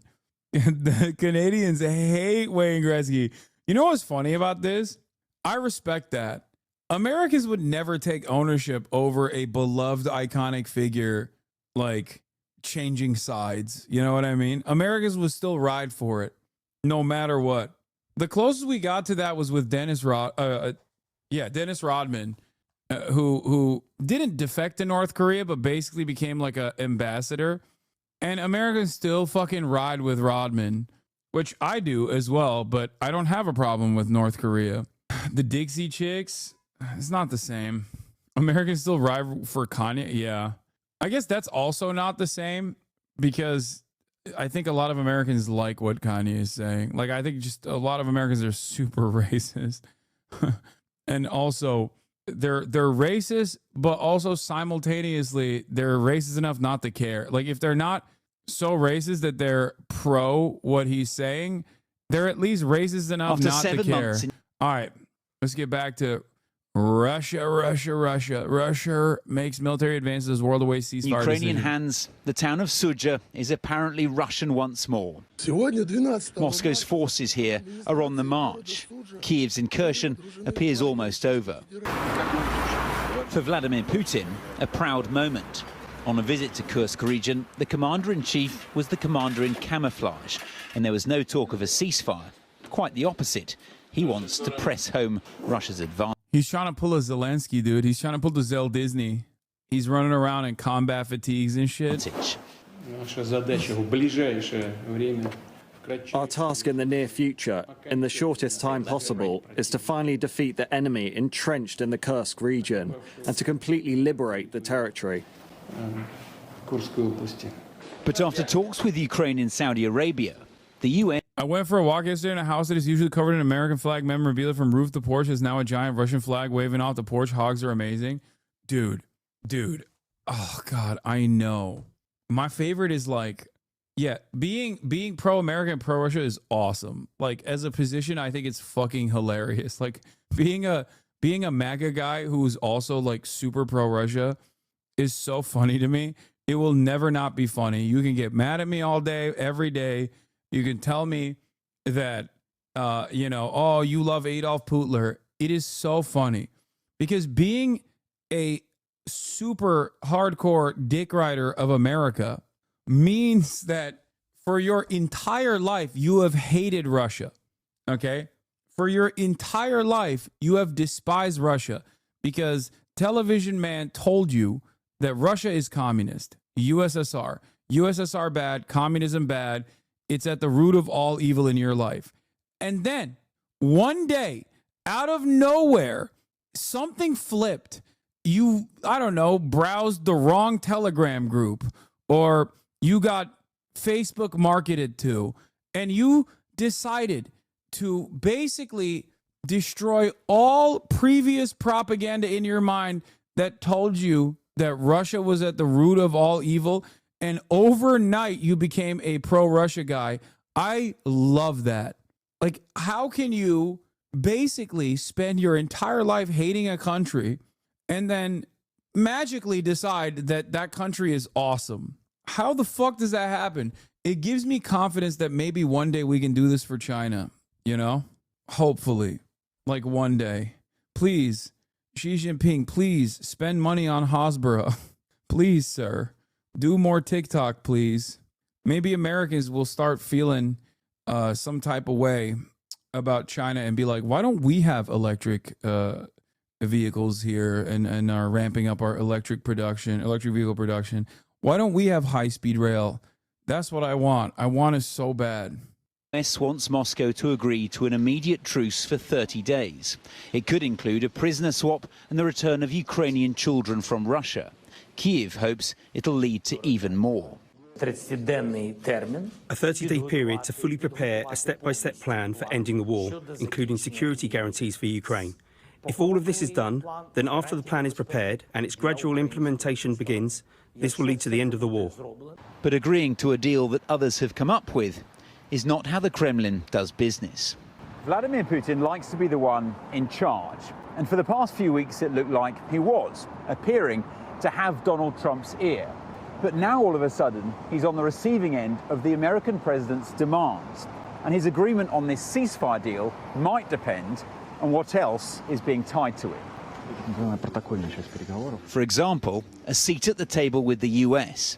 Their recent talks in Riyadh have opened the door to a reset of relations. But could Washington take that away? I don't have a problem with North Korea's wild, my guy. Bro, I love your taste, but I don't have a problem with North Korea is literally hilarious, bro. Really is hilarious to you? What the fuck kind of motion does North Korea have? What do they have? They got nothing. They have so nothing that they quite literally are like, oh yeah, we'll send some of our military members over there by Russia's way, sir. North Korea is never at the table. They have no motion. Anytime Americans try to make North Korea look like the big bad, they unironically are giving North Korea more attention than it even fucking deserves. They got nothing. They have like a couple cyber hackers, sure. They do cryptocurrency schemes and shit. But like, what the fuck has a North Korean done to you? You know, nothing. We've done everything to them, by the way. We've done virtually everything that we could. If America was not leading the helm in the Korean War, also known as the Forgotten War, it would be absolutely declared a genocide. Okay? if our international organs of justice actively worked to litigate all genocides, no matter who's doing it, even the hegemonic superpower, they would have considered what we did in Korea to be a fucking genocide.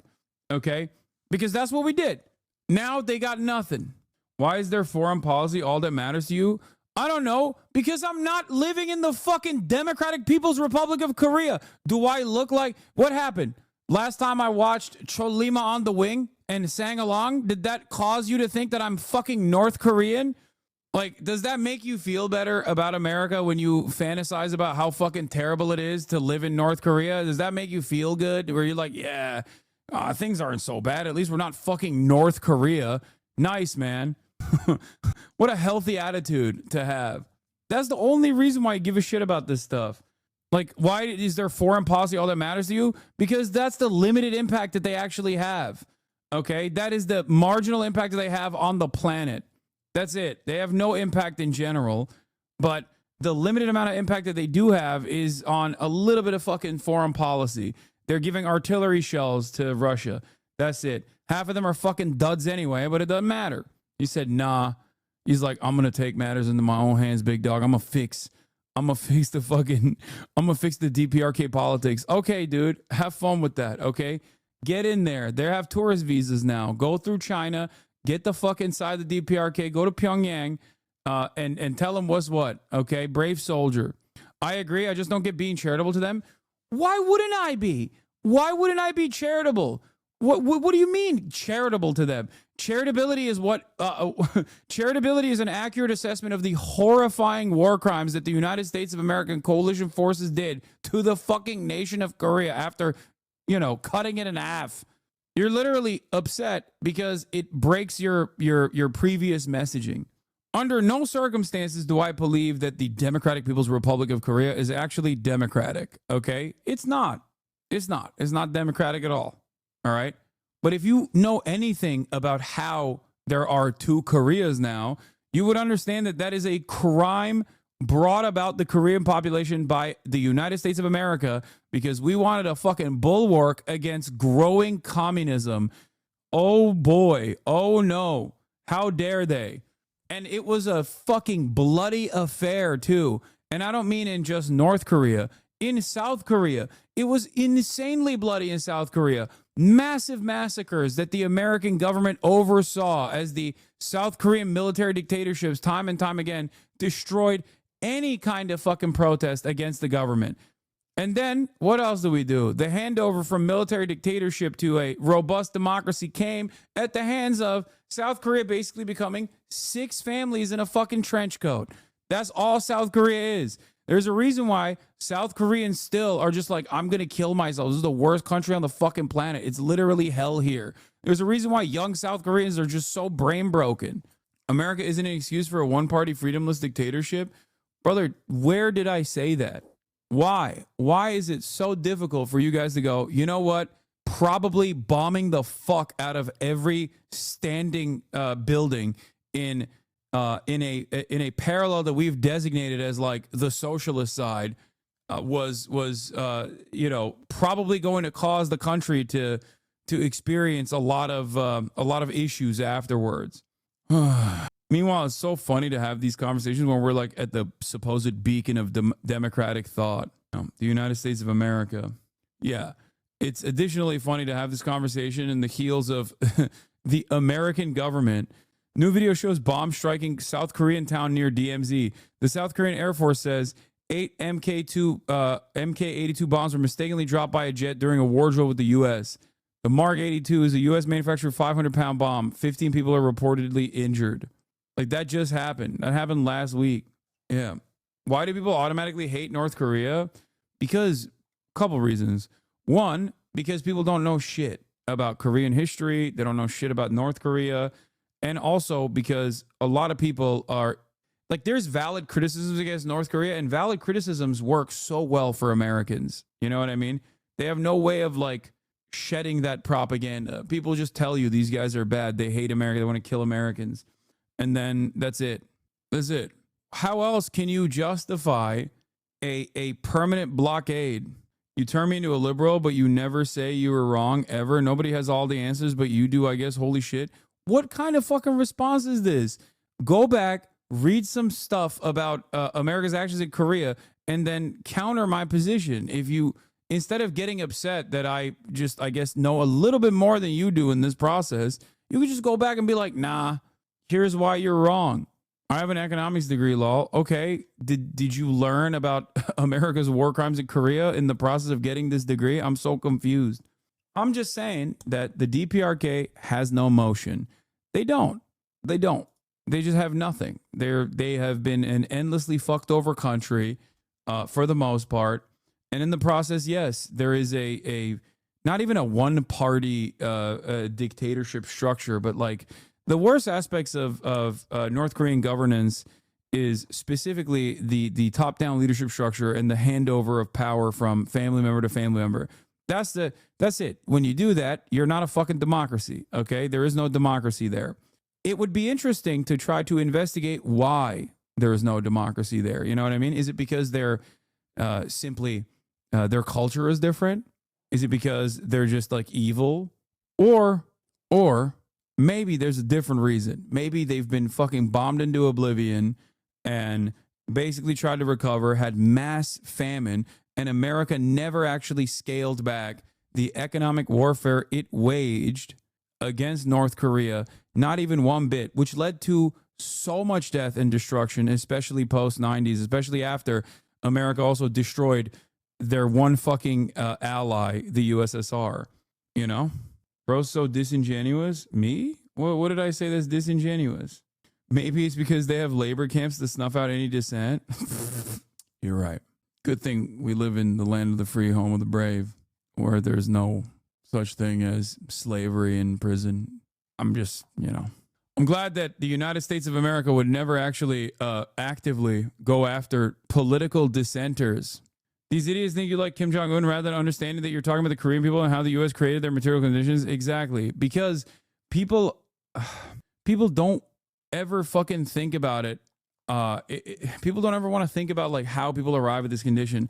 Then why do you not feel the same about Israel? I don't know. Maybe because one state is a settler colonial enterprise, okay, and not cut in half by America, and instead is funded by America to continue being a violent apartheid state that does genocide with our fucking weapons. Are you stupid? They the people, not you? What? Oh, then why do they not feel the same about Israel? Oh shit, you were talking to the other chatter. I'm Canadian, y'all both fucked up. Okay. Dude, Canada would be less than North Korea if it wasn't comfortably in the bosom of American empire. What the fuck are you talking about? Don't get me started on goddamn Canada, okay? Mister, we'll come along with any violent enterprise that America is engaging in. Get the fuck out of here. Don't get me fucking started on this shit. Talking about Canada. Anyway, shut up, American dog. I mean, you're right. America is a dog. But I like that Canadians would be like, America fucking sucks. They're a violent colonial enterprise. But also, I hate North Korea. Like, what do you mean? Who told you? Who taught you to hate North Korea? Like, why do you care about North Korea? Do you ever have this smoke for, like, I don't know, Djibouti? Oh, man, I fucking hate Estonia. Don't you dare talk about Estonia. And before you say those places are liberal democracies, okay? No, the fuck they're not. All right, maybe Estonia. Like, the anger and resentment people feel towards these countries that are in the bad guy category is so funny to me. Especially, like, I get hating Russia, right? I understand hating the Russian government. I totally do. All right? They're a fucking violent country. They are doing incredible violence, unacceptable amounts of violence. They're an irredentist power. They're a capitalist kleptocracy, and they're bombing the shit out of Ukraine. But like North Korea is a small party in this process. Like they got nothing. They got no motion. They got no smoke. All they do, all people do to North Korea is just dunk on them. Release the fucking sanctions, dude. Release the goddamn sanctions. Allow Korea to unify. Oh, we'll never do that. That'll never happen. We can't let that happen. Go listen to the Blowback season, what is it, 5? It's really helpful for you. And then come back to me. Judging Russia for a Soviet past still, huh? Are you fucking stupid? You think I'm criticizing Russia for its current actions in Ukraine, but Season 3. Blowback season 3. Ugh. All right, let's watch why the far right is always worse than the far left. Extremism as being equally evil and dangerous. This is commonly referred to as horseshoe theory. If you follow both left or right-wing ideology to their extremes, they eventually become equivalent to one another. This is wrong for a variety of historical and ideological reasons. In today's video, we're going to take left-wing ideology and right-wing ideology, drag them out to their extremes in both personal characteristics and government policies, and show how right-wing extremism is more... Why do you feel the need to always run defense for regimes/people simply because they're seen as left? I don't have any... Wait, what? I don't have any fucking... I don't think North Korea is leftist, chatter. What the fuck? I think North Korea is a victim. That's it. I understand that when countries are pummeled into the fucking ground by much more powerful superpowers for political gain or geopolitical strategy, that they are understandably going to develop resentment, be infinitely more sheltered, and also behave in dictatorial ways, authoritarian ways. I don't think that North Korea is closer to a fucking monarchy than it is a robust leftist democracy. I don't think that they're leftist.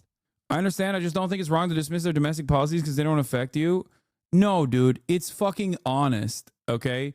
That's what it is. It's honest.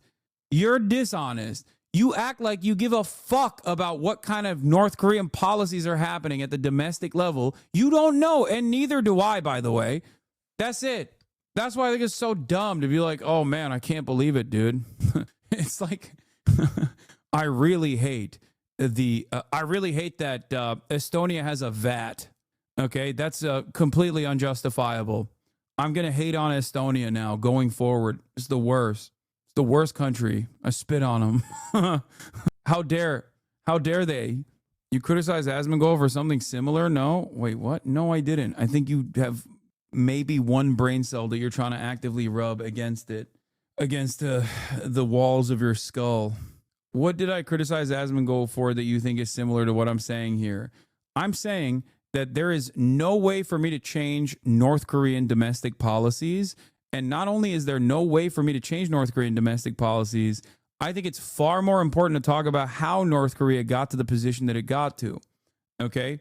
That's it. Especially as an American citizen in the United States of America, where there is a metric ton of propaganda. Okay? You criticize him for saying he would vote for someone who hurt people in ways that did not affect him, rightfully so. I don't expect you to change North Korean policy. You think that me saying that selfishness being inherent in your political ideology when making decisions about politics is the same as me saying I have no power over fucking DPRK's domestic politics and neither do you, and the overwhelming majority of anti-North Korea sentiment coming from the West is actually just a justification to continue having a fucking crippling sanctions regime on DPRK. And then that's the major reasons as to why North Korea is also so sheltered and this like weird monarchist style government still to this goddamn day. Is those two things are the same for in your mind? This is a ridiculous comparison to make. Maybe I'm too lived up. I just think it's immoral to dismiss bad policy because they've been victims of US. I'm not dismissing bad policy, dude. No, this is, oh my God, it's fucking brain rot every goddamn day of the week. Every time I talk about any country that is outside of the sphere of Western influence, people fucking lose their minds. Okay? First of all, you don't know a single fucking Korean policy, North Korean policy. And to be fair, I don't either. Okay? Let's just get that out of the goddamn way. And most of what you heard about North Korea is just like ridiculous lies for the most part. Does that mean that there isn't a monarchist style form of governance there? No, there is. That much is true. We know that. We know that. We know that people are not just simply voting for members of the fucking Kim dynasty. Okay? I like that this entire conversation started off because I said, I'm not North Korean. I have no say in North Korean domestic affairs. I can simply tell you what we have done to North Korea, and we fucked over that country 1,000,000 times over in ways that, if we were being honest, people would consider to be a genocide if it wasn't America doing it. That's it. And now everyone's like, bro, you don't understand. Like, seems like you're defending North Korean policies. Like, no, I'm not. The policies that I do know of North Korean governance, I'm not defending. But that doesn't matter. My criticism of North Korean policies don't fucking matter. My criticisms of American policies don't even matter, and I'm a goddamn American, and America's supposed to be a fucking democracy. Oh, it's so crazy that, like, I can't have a... This is an example of a thought-terminating cliche. You're engaging in this because you're, like, voluntarily and deliberately misunderstanding my argument. You're not even doing it... To be fair, it's not even deliberate. It's just baked into your consciousness, okay? Where you're like, no. This is a perspective that I have not ever entertained or heard about from North Korea. It seems like every one of your haters was right about you. You must be in love with the Kim family, okay? You must be in love with them. You think they're great. You think they're amazing. You think they've never done anything wrong. You want America to be like North Korea. Like, you didn't listen to what I was trying to explain to you. What I'm trying to explain to you is that we have no power, or we do have a tremendous amount of power over North Korea, but it's in ways in which we will never actually dial back, okay? We will never fucking allow North Korea to be a normal country. It's very stupid. We systematically bombed all their hydroelectric dams to intentionally bring agricultural production to a halt, create a man-made famine, killing millions on top of all the millions we bombed, firebombed, killed via fascist proxies. It's so hard to have Americans comprehend stuff like this. It's so hard to get Americans to understand this because, like, we live in America, right? And if you live in America, you don't know what it's like to fucking have, you don't know what it's like to have in your history complete and utter domination. And then also a rigid sanctions regime that destroys every opportunity you have to rebuild after complete and utter domination. It's propaganda-induced faith in deterrence that actually doesn't just not work. It has the opposite effect that the American media and educational system told Americans it would have. Yeah. So when y'all hear this shit, you're like, nah, dude. Nah, it makes no sense. You can't comprehend what it's like when your material realities are dust, okay? Saying you love North Korea, though, when it's a fascist country isn't helping? What? Fascist country? What the fuck are you... Words have no meaning. I swear to fucking God, dude. Holy shit. One, I've never said that I love North Korea, maybe as a meme. Two, again, I've never said that North Korea is in any way, shape, or form a leftist. I don't know if you could consider it a fascist country. I don't even... What?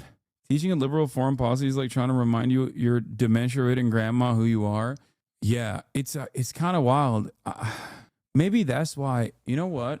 Maybe that's why fucking dummy Republicans are way easily duped and will change their minds on Russia after being taught that it is like, after being taught that it was like the USSR and the root of all evil. But liberals are like, no, you don't understand. Rule-based national order. If I repeat it to myself like Beetlejuice over and over again, it'll become real, okay?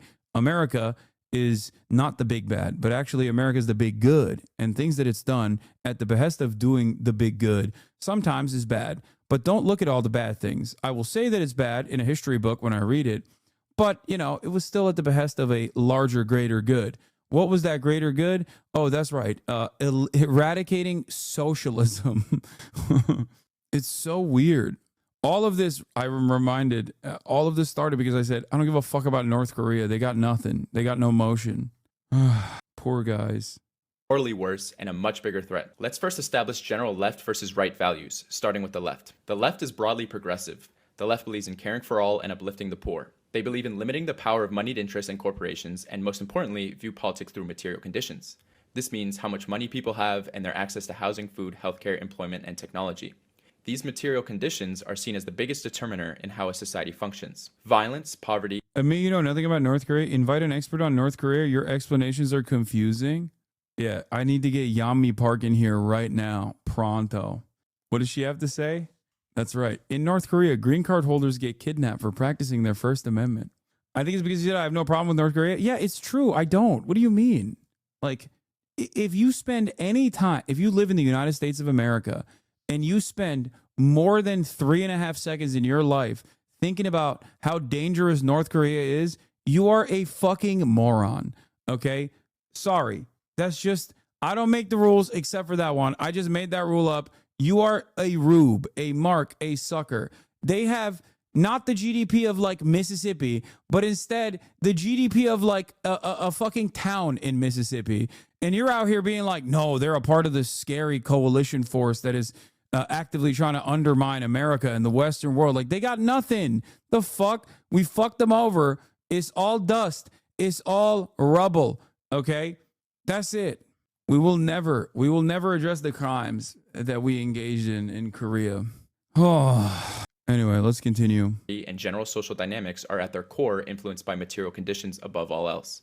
The left believes in wealth redistribution and a strong central state that can provide infrastructure and meet the basic needs of all people. The left believes in strong social safety nets and making sure that people in weaker positions, like the old, disabled, and minority groups, should be uplifted. They lastly value internationalism and solidarity amongst the global working class. Now let's take a look at right-wing values. The right is conservative, praising tradition over progressive ways of thinking. The right typically opposes political and social reform. Being inherently opposed to progressivism and new ideas, the role they play is often an oppositional reaction to social and economic reforms proposed by the left, hence the term describing them reactionary. The right typically values past traditions and usually wants to return to a time in the past where the society supposedly had better values and was more prosperous. The right believes in natural hierarchies. There are always winners and losers, and the human condition cannot overcome these natural ways of living. Hard work and morality are the biggest determiners in your place in society. Right-wingers believe that the conditions of society, like poverty, social dynamics, and crime, are not the result of people's material conditions. Poverty and crime are a reflection of personal and moral failures. They therefore believe in equality of opportunity, not equality of outcome. Oftentimes, this hierarchy is tied to nationalism, race, or religion. They prefer a smaller government but large military and value national interest. Now let's briefly touch on the center. The center wants to maintain the status quo. The center in modern times is reflected in what many often refer to as... Why did North Korea end up the way it is, whereas Cuba made so much better progress in fields like medicine? Easy answer. North Korea's reliance on the USSR was far more significant than Cuba. Cuba, out of proximity, was very far away. And also, Cuba had a successful revolution. North Korea, as a nation state, was invented through genocide. Like, that's it. Cuba had a successful revolution. It's not like North Korea was like, oh yeah, we're having our own revolution. It was more so that like the popular figures at the time, led by Kim Il-sung, were pushed into the north, and that the initial war heroes were slowly cast aside by the American military and the ridiculous leadership that they planted. Also, even Cuba is struggling. It's not like they're doing great. Also, North Korea had a massive famine too after the USSR's dissolution. As neoliberal politics. They do not believe or want to fundamentally change the economic system. They believe in free markets and much less constrained capitalism. Liberals do not believe in a hierarchical society as conservatives do. They speak to underprivileged groups, but largely don't believe in or are not willing to enact radical economic programs or reforms. Instead of U.S. Air Force commander, over a period of 3 years or so, we killed off, 20% of the population of Korea as direct casualties of war or starvation or exposure. DPRK is my academic focus. I link great accessible videos I hope you will consider watching. Mega, Yami, and North Korea. What is this? Which went on. What is this? North Korea has a worse embargo than Iraq before the 2003 war, dude. I don't even know how the fuck they've been functioning. It's so sad. They've been basically a arm of China for the most part. That's how they've been functioning. China is their entry point into the global market. focusing on funding social services, safety nets, and universal programs like the left, liberals prefer information campaigns and a media culture war to uplift underprivileged groups. Liberals and centrism love procedures and rules. They love trying to work with Republicans even when they're actively spitting in their face. Centrists often create programs to help minority groups, but many only focus on improving visibility and representation. Their vision of success is getting diverse people into the top jobs in the same oppressive structures in government or corporations, dominating the communities they come from. From a left-wing view, centrism ignores the root causes of inequality by avoiding big reforms like universal healthcare, raising the minimum wage, addressing policing, or wealth inequality. They see progress as just selecting a more diverse ruling class. From a right-wing view, centrism is seen as giving special treatment when everyone is supposedly starting on equal ground. This, coupled with liberals' desire to maintain the obviously failing status quo, and elitism, frustrates both sides, which is why people on the left and the right hate liberals. Many people in the United States confuse liberals with the left when liberals are very much not leftists. Many self-proclaimed liberals in the US only call themselves liberals because of mainstream media framing. Liberalism is presented as the only alternative to conservatism or the Republican Party. In reality, when you ask them about key policy issues, like cutting the military budget, legalizing marijuana, free college, universal health care, canceling student debt, and medical debt, their views are far to the left of the Democratic Party and liberalism. The center/liberals believe that the current system is broken, we just need to make a couple tweaks to fix it. Never anything too fundamental. While the left believes that the system is not broken, but working exactly as intended. Capitalism will naturally create the problems we are seeing in society. The left does not want to fix the current system, but dismantle it and create a different system. So in reality, there are a lot of people in the US who may claim to be liberals, but are actually leftists. Now that we have a very condensed idea of left, right, and center, let's take these ideologies to the extreme and show which ideology is more dangerous. The criteria we are using to judge the morality of each extreme is which ideology gives the best outcomes to pursue happiness, peace, and enrichment for a majority of society. First, let's talk about your average right-wing conservative. As a moderate conservative, you believe in hierarchy. You see winners and losers in society, but you think it's based on merit. People get what they deserve by working hard or making good choices. Maybe your family struggled in the past, but they pulled through by working hard and doing everything the right way. And now you're looking around and wondering why other people can't do the same. To you, things like poverty or crime aren't about systemic issues. They're excuses. You're tired of hearing about handouts when you and your family didn't need them. You wouldn't call yourself a racist at all. You might have minority friends you genuinely like. Maybe you work or grew up with some. You respect the ones you know personally, the ones who work hard and do it the right way. But when you look at the larger picture, it's harder to feel the same way. You see the news or scroll online, and it's full of stories about crime, drugs, or poverty in minority communities. It starts to feel like those things aren't just individual problems, but tied to cultures or communities. And politically, you're frustrated. You've seen your town go downhill over the years, jobs disappeared, industries left, and everything has gotten more expensive. Democrats or liberals in power didn't fix any of that. If anything, things got worse. You miss the days when your community had better paying jobs and people seemed to have stronger values. You like someone like Trump because he sticks it to those liberal elites who are completely out of touch with normal people like you. You're not extreme though. You might laugh at an edgy joke here and there, but you don't see yourself as one of those far-right types. Their open racism or fascism is a step too far for you. Now let's take those baseline right-wing beliefs to the extreme. Let's look at the far right. Maybe your town was pretty homogenous, or maybe the only minorities you saw were poor and struggling. You probably had someone in your life, like an uncle, parent, or cousin, who was openly bigoted and planted those ideas in you early on. Once you started getting online, the stuff you saw there backed up what you already thought. It's not that some people aren't working hard, it's because they can't. They're not making bad decisions because of bad luck or tough circumstances, they're making those decisions because they're inferior. And you start going deeper into those ideas. It's their genetics, their culture, their religion. All of it is supposedly worse than yours. Poverty and crime aren't because of material conditions or any system. It's because those people are naturally like that. And now it's not just their problem, it's society's problem. They're the reason for crime, poverty, and everything else that's wrong with the world. They're taking your jobs, they're ruining your country. The solution, according to these extremists, is to get rid of them. Whether it's controlling birth rates, forcing them out, or outright violence, the goal is a pure society. If they don't do something now, there'll be more of them than us, and that can't happen. At first, it's just online talk. You find some message board full of people who feel the same way, and you start hanging out there. Maybe you even show up to a protest in real life, covering your face, of course, to complain about a mosque being built or something. But here's the important thing. This ideology always ends in violence. That's the final step. It's terrorism directed at the outgroup. The mass shootings in New Zealand, New York, Texas, there are countless examples of where this goes. Those shooters didn't act in a vacuum. They wrote manifestos, and guess what was on them? The same far-right talking points you'll find on those message boards. This type of targeted violence is almost exclusively right-wing. On a personal level, far-right extremists are some of the most isolated, miserable people you'll ever meet. Most of them are losers. They've got maybe one or two friends in real life, and they're constantly trying to outdo each other in how extreme they can get. The rest of their social life is online, hanging out in echo chambers with racists and incels. There are two main types of these guys. First, you've got the more socially awkward ones. They're bitter, jaded, and insecure. They don't share their views confidently in real life, so they stick to dark humor or mumble it under their breath. Online, they're very loud. Then you've got the Proud Boy types. These people need to play up their masculinity and 1950s-ass idea of male values. Unsurprisingly, the people who want to play up their masculinity are also deeply insecure and cowardly.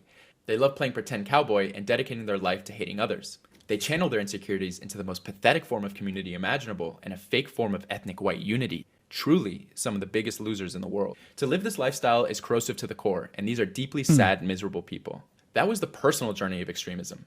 But it doesn't take a genius to guess what the results are when far-right extremism captures a country's government. Let's look at some far-right governments. Taking baseline conservative instincts of hierarchy and in-and-out groups to their extreme has dire consequences. Conservatism is inherently dividing. The degree of how far on the right translates to how far you crack down on the people you think are different from you. As a result, far-right extremism results in brutal attacks on perceived outgroups. Employing the power of the state, its media, and industry against targeted groups. I wonder what country he's gonna shout out here. Leads to oppression, apartheid, or extermination. A majority of the worst atrocities you can think of in the past 150 years or so can be tied directly to this ideology. In Spain, Francisco Franco's fascist forces carried out mass executions. This is a really good video. Holy shit, dude. This guy's got 232 subs. Big homie, I'm here because of Hassan Piker is very slowly watching your video. Glad to have you found you. Thanks for your hard work. Suppressed languages and cultures, and killed hundreds of thousands of civilians and political prisoners. In Central America, Nicaragua, Guatemala, El Salvador, and Honduras all experienced right-wing... Link it? I wonder if it's linked. I wonder if it's a video that we linked on the top of the chat. I'm thinking if there's a link, it probably would be pinned, right? On the top of the chat. Oh, that's right. It is there. Why do fucking chatters always do this? You literally will... No, because you never link anything? No, because you never see it. It's always linked. Literally, always. It is always linked. The video that we're reacting to is always linked to the chat. The problem is you don't fucking see it, and then you just assume that it's not linked. It's linked every time. Paramilitary operations. These were trained and funded by the US to overthrow popular, democratically elected socialist governments. These paramilitaries committed widespread atrocities, massacring civilians to ensure that governments remained loyal to US interests. Combined, these actions resulted in the deaths of hundreds of thousands of people. In fascist Italy, Benito Mussolini embraced an extreme right-wing ideology rooted in ultranationalism, militarism, and the subjugation of perceived inferior groups. Mussolini's government orchestrated the mass murder of political opponents and marginalized groups through internment camps. During wars of expansion in Ethiopia and Libya, fascist forces used chemical weapons, razed villages, and imprisoned civilians in brutal conditions. In Chile, socialist leader Salvador Allende was overthrown in a US-backed coup, leading to Augusto Pinochet's brutal regime. Pinochet's government tortured, killed, and disappeared tens of thousands of people. In the United States, the Ku Klux Klan terrorized and killed tens of thousands in a campaign of racist violence and terrorism. Japanese fascism, often overlooked in these discussions, justified its atrocities with a belief of ethnic and cultural superiority. This ideology led to an estimated tens of millions of deaths across Asia. In China alone, Japanese forces directly killed 10 to 25 million people and indirectly caused the deaths of up to 50 million through starvation and other means, all the while committing some of the most depraved atrocities imaginable, such as human experiments and the infamous rape of Nanking. The most infamous example, of course, is Nazi Germany, which industrialized mass murder to an unprecedented degree, resulting in an estimated 15 million deaths. You could go on for much longer, touching on the far-right extremism and fascism in places like Indonesia, Greece, Portugal, and so on. These examples underscore the devastating consequences of right-wing extremism when it captures state power. Whether targeting groups based on ethnicity, religion, race, or ideology, the result has consistently been terror and mass killings. These are just some of the most infamous instances. Okay, now let's take your average left-wing person. If you're left-wing, you've got at least a basic understanding of capitalism and how it is tied to poverty, homelessness, and crime. When you see someone struggling, your instinct isn't to judge them or feel disappointed in their actions. You're asking, what can society do to help them? And empathy is in front and center in your worldview. You'll point out the flaws in the capitalist system, but you're not about to overthrow the whole thing. You're skeptical of revolution, but looking for big changes, and you think we can get there without tearing everything down. You still believe in the current institutions, and maybe you're imagining something like social democracies in Europe, especially those in Scandinavia with stronger social safety nets and fairness baked into society. Look at how popular Bernie Sanders was in 2016 and 2020. That's the kind of left we're talking about here. You're not necessarily diving into Marxist or revolutionary ideas, you're focused on making changes happen within the system as it stands. Now let's take those baseline left-wing ideas to the extreme. They're just as empathetic as your average leftist, but you're a lot more direct and critical about calling out capitalism as the root of the problem. For you, it's not about fixing the system, but overthrowing it. Capitalism isn't just flawed, it's the crux of the problem. And if that means violent revolution, you're ready for it. In fact, most believe that violent revolution might be the only way to remove the ruling class. You probably participate in or organize labor unions, political parties, or activist groups. You're uncompromising in your beliefs, and you have no patience for fascists or racists. Max left.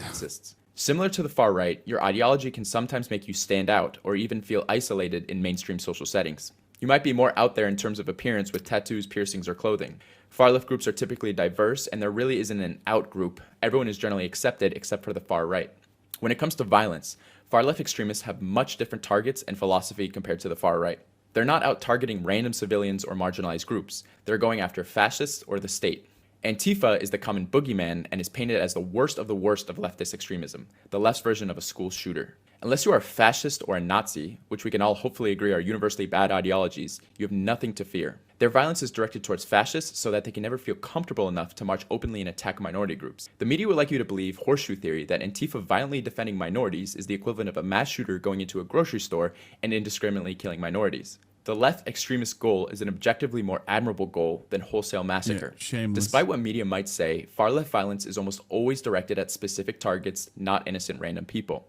The Center for Strategic and International Studies in 2020 revealed that over the previous 25 years, the vast majority of terrorist attacks and plots in the US were perpetrated by far-right attackers. 90% of all terrorism in 2020 alone was right-wing. Of the remaining leftist terrorist attacks, there were acts like assaults, firebombings, and arson. Even environmental protesters sitting on roads or treetops were often registered as acts of terrorism. Actual targeted attacks on individuals with deadly violence from a leftist is exceedingly rare. The most recent prominent case being Luigi Mangione. I'll let you decide for yourself if that violent act is the equivalent to a right-wing person targeting a random black person or immigrant in a grocery store. I'm not saying you cannot find examples of left-wing extremists killing innocent people, but looking at targets and frequency, it's not even a question of which is worse. Meanwhile, we have constant right-wing attacks year after year to the point where it's a fairly common occurrence. Now, I know what many people associate with the far left, especially Americans, is identity politics. While the far right is fairly universal in their messaging, the far left tends to splinter, particularly with messaging around identity. While all leftists want what's best for everyone in marginalized groups, there can be a large difference in the messaging and way to achieve that. There are broadly two camps. The first method focuses on universality, meaning focusing on uniting everyone on an equal field and speaking to every group at the same level. There may be specific groups that are struggling more, but the best way to help them is by focusing on raising all working. I got into it with someone about the horseshoe theory recently. I tried explaining that prejudice against trans people and vulnerable groups is not the same as prejudice against the wealthy and Nazis, but genuinely told me that they are the same thing. Being a Nazi or being wealthy is not an inalienable characteristic. The fuck? They're immutable. It's just something you can't change about yourself. You're just born trans. You are trans. You're black. You are black. Also, yeah, the horseshoe theory is completely made up. That's the other thing. It's just not like a real valid. It's not like a real valid political theory. Class people's standards together. Hyper-focusing on specific identities only divides the working class and alienates people who would have otherwise been on board with the class struggle. It drives their attention away from class politics to focusing on their racial, gender, and identity differences. In the modern day, this method of messaging is typically divided between Eastern and Western leftists. The former Soviet Union and currently Communist China does not participate in any type of identity politics messaging that you would be familiar with in the West, focusing much more on universalism amongst class. Modern Western leftists tend to focus much more on individual identities and develop specific messaging campaigns and terminology. They attempt the impossible task of trying to accommodate catered messaging to every possible difference between different groups, usually to the dissatisfaction of every group. While this is certainly done in good faith and by well-intentioned people on the left, the alienation that this is done on the working class is undeniable. The rules specify that when we have a gender non-binary candidate or officer, the non-binary individual is counted as neither male nor female, and the remaining 6 offices must be gender balanced. With the results of the previous 4 elections, our elected officers are currently 2 male and 2 female. In order to be gender balanced, we must elect 1 male, 1 female, and 1 person of any gender. New wave academic terminology, discourse, and aggressive messaging around marginalized groups can be off-putting and not very accessible for your average working class person. Western leftists have placed themselves on a tightrope between messaging on universal programs that benefit everyone, while at the same time not wanting to figuratively or... I think radical liberalism of that sort that seeks to actively undermine solidarity is just unhelpful, unproductive. It doesn't mean that you should just drop allyship over social causes. But yeah, it's just, I don't think that those guys are extreme leftists in general. I think they're just silly people who desperately cling on to any sort of radical politics they can that still somehow fits within the neat confines of permissible politics. You can be as radical as you want when it comes to, like, I don't know, gender related things, as long as you're not undermining the pre-established hierarchy.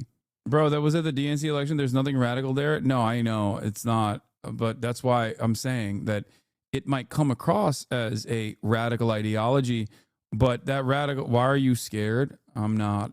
I don't know what you mean by that. But that's precisely my point.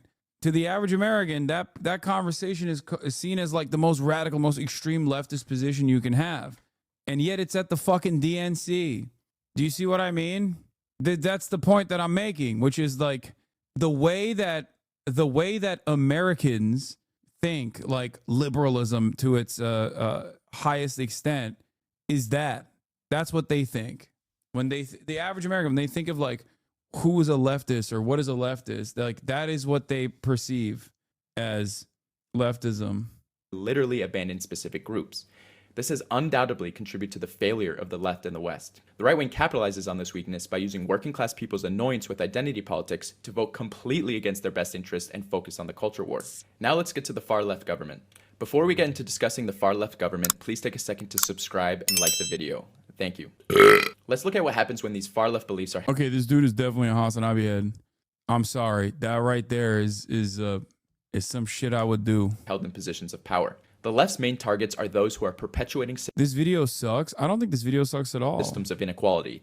Capitalists, wealthy elites, and landlords. Unlike the far right, where violence is directed downward onto marginalized outgroups, far left violence is directed upward to those in positions of power. The left's targets are a very small, highly powerful elite and fascists, in stark contrast to the far right's focus on much larger portions of the population, entire ethnicities, religions, immigrants, or those with different sexual orientations. It is undeniably more just to challenge those exploiting others than to persecute individuals based on inherent traits or identity. Far-right governments seek to reinforce or expand existing hierarchies through policies of apartheid, genocide, or ethnic cleansing. Left-wing governments, even when authoritarian, aim to eradicate feudal systems, redistribute land, and eliminate poverty. These goals are intended to benefit the majority, even if they fail in execution. After addressing the atrocities of far-right regimes, it's essential to confront the darker chapters of far-left governments as well.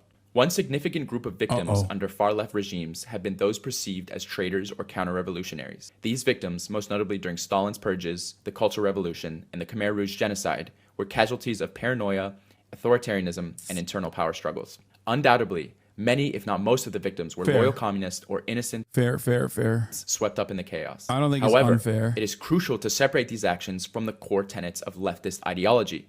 Nowhere in Marx's works does it advocate for purges, paranoia, or suppression of intellectuals. These killings were products of authoritarianism and power struggles, not intrinsic to leftist ideology. This is a fundamental difference between the far left and far right. These are traits that can manifest in any regime, right-wing or left-wing. To act like these are exclusively communist or left-wing traits is absurd. Right-wing regimes have employed the same methods to suppress dissent and consolidate power. Also, way more frequently and way more brutally, and also not with like a higher purpose of distribution in mind or development in mind. Also, not all leftist governance is authoritarian. Many democratic socialist systems, such as those in Nordic countries, demonstrate how leftist principles can also exist without authoritarianism. And not all far-left authoritarianism is bad, as we have seen with the success of China raising 800 million people from poverty through what they call a dictatorship of the working class. When examining Western death tolls attributed to leftist governments, many deaths, such as those caused by famines in Maoist China, are ridiculously attributed to communism itself. Poor policies in some instances may be, but it is an insane assertion to present starvation as a core feature of communism, especially considering famines were a rampant recurring tragedy in pre-communist China and Russia with non-existent help from any government. Also, estimates of these death tolls are heavily inflated for Western narratives. The same death tolls, no joke, also count the deaths of Nazis killed by the Red Army during World War II in their victims of communism body count. In contrast, the tangible improvements brought about by leftist revolutions cannot be ignored. In the Soviet Union, Cuba, and China, literacy rates doubled, life expectancy rose dramatically, urbanization and industrialization surged, and infant mortality plummeted. These achievements outpaced progress in the capitalist West, which took centuries to reach the same milestones. If famines under communism are to be criticized, then the systematic poverty, starvation, and neglect perpetuated under capitalism, particularly in Africa and the global south, must also be criticized. The resources exist to eradicate extreme poverty worldwide, but under capitalism, the profit motive is more important over human welfare. Communist China, for instance, has not only eliminated abject poverty, but is bringing the global south with it through its Belt and Road Initiative. Meanwhile, capitalist countries are controlled by oligarchs and face rising poverty rates and rapidly declining living standards. Blaming communism for starvation and suffering ignores the mass suffering under feudalism, monarchy, and capitalism, which is never examined. If you take left-wing ideology to its extreme, it means doing the best for the majority of the underprivileged by any means necessary. The bad things that happen are in the context of implementing a noble aspiration of a just and equal society. Taking the right to the extreme always results in the subjugation, othering, and usually destruction of whole populations of people. Maybe you're off-put by extremism in general and think of yourself more as a moderate. You want to pick a side and fall somewhere in the middle. I think it's better to choose the side that's end aspiration is a classless, stateless utopia, compared to an ethnically homogenous, divided world amongst nation states built on hierarchies. Taking baseline conservative views and extending them must lead to an outgroup, a scapegoat, and inferior. It also doesn't address the underlying problems. I've talked about this before. Like, let's take the Pareto principle, right? Something that incels used to talk about all the time. Incels on their own personal journey to becoming like right-wing, reactionary, white nationalist weirdos oftentimes start as people who believe and abide by the Pareto principle, where, you know, the top 20% of guys fuck 80% of the women, right? So what's interesting about that is that a lot of these people will look to that. A lot of these incels would look to that and go, oh, but if we have, like, you know, a white nationalist, more traditional society, then we will get laid as well. Not realizing that a white nationalist society does not change the underlying problem. It doesn't address it at all. It would be the top 20% of Aryan dickheads that would be having sex with 80% of the Olgas and Helgas in a white nationalist society. Your ass, as an incel, would still not be getting pussy in the white nationalist dystopia that you envision for yourself. Okay? That's it. Whereas a left-wing ideology or left-wing attitudes, extreme leftists, max leftists, do genuinely seek to undermine pre-existing forms of power, pre-existing hierarchies, with the ultimate purpose of greater redistributive policies. Okay? How far you go on the right spectrum is the degree of intensity in which you hate or attack a certain group, starting at personal bias and bigotry as a moderate to death and extermination at its furthest. Meanwhile, your targets on the left are not everyday people, it's the small populations of oligarchs or fascists. Their removal also isn't necessarily death, as many on the left believe in rehabilitation and re-education. When communism took over in China in 1949, the last emperor of China from its dynasty-based government system was still in the country. Instead of killing him, Mao just educated him on communism and gave him a normal-ass job. You should never feel threatened by a far-left person. Unless you are an open racist or Nazi, which I hope you shouldn't feel concerned for, then you are within the 99% of people who are not a target. In personal relationships, it should be universally clear which side of the spectrum's extremists you would rather deal with. For one, leftists seldomly commit acts of terrorism. When they do violent acts, it's often targeted at corporations or government infrastructure, like vandalizing weapon plants, sending arms to apartheid states. They never intentionally target innocent civilians. Far-right people are jaded, antisocial, violent, openly misogynistic, and racist. They are insecure and full of hatred. They are inherently dangerous and nihilistic. Identity politics and left messaging can be cringe and annoying, but like, what's worse? There's a good Stavros joke about this that I can't remember exactly, but it goes something like, the left extremist person at worst might look strange to you, have a weird hair color, and be annoying. At least they want what's best for you, and they're definitely not going to hurt you. I'll take that any day of the week over some guy with an AR-15. The nature of the human condition is cooperation and progress, not division and hierarchies created on a superficial basis. Thank you guys for watching. Please subscribe and let me know what you think in the comments, whether you agree. Yeah, this was great. Let's see how many subs you got. Left and right extremism as being equally evil almost and 2K subs. Let's go. Good shit. This video very clearly looks this from the left. Yeah, of course. Yeah, this was a yes. But I don't think it would be effective video in converting people in the middle as well, as it will be seen as partisan. Yeah, I don't really care. I liked it. He's apolitical. Look at the thumbnail. He put me there with Mao and a faceless Antifa guy. Right-wing ideology only makes sense if we consider white supremacy as its foundation. It's one of the most coherent, most consistent forms of right-wing ideology. So yes, I agree. There should be less content friendly to centrists. I'm convinced all centrist content is what keeps centrists comfortable sitting on the fence. I think centrism is a stupid person's easiest way to come across as like sophisticated on an issue that they don't know anything about. Centrists love going, yeah, I think both sides are somewhat at fault on this issue. And that way they get to masturbate on their intellectual take without putting any thought, consideration, effort into the subject matter. Of course, centrism is basically siding with right-wing ideology if right-wing ideology is the dominant form. I guess with the exception of like China, where I guess centrists in China would be conforming to the norm, the Chinese norm of operating inside of a transitional socialist state. But that's it. Outside of a couple unique instances, centrists for the most part are conforming to the norm of right-wing domination. So it is no mere accident that centrists in this country oftentimes find themselves crippling slowly but surely towards the right. Can confirm as an ex-centrist, it was mine and many others' first step in criticizing the status quo, though. It led me here, although many centrists find themselves elsewhere. Yeah. To be fair, they could just as easily be... I'm going to take a... They could just as easily be, right-wing. A wild guess and assume that this isn't your first time on the internet. I'm also going to assume that during your time on this big, beautiful invention we call the World Wide Web, you've probably come across a grifter before. As a quick refresher, a grifter is defined as a person who engages in a small-scale petty scam. Well, in today's modern and politically charged world, these scammers, swindlers, and con men have taken on a new, more lucrative form. And a lot of them just so happen to be conservatives. But I can safely say I've never felt more optimistic about the United States. Really intervened, like we need this guy to come back in and make America great again. But let me know your honest thoughts.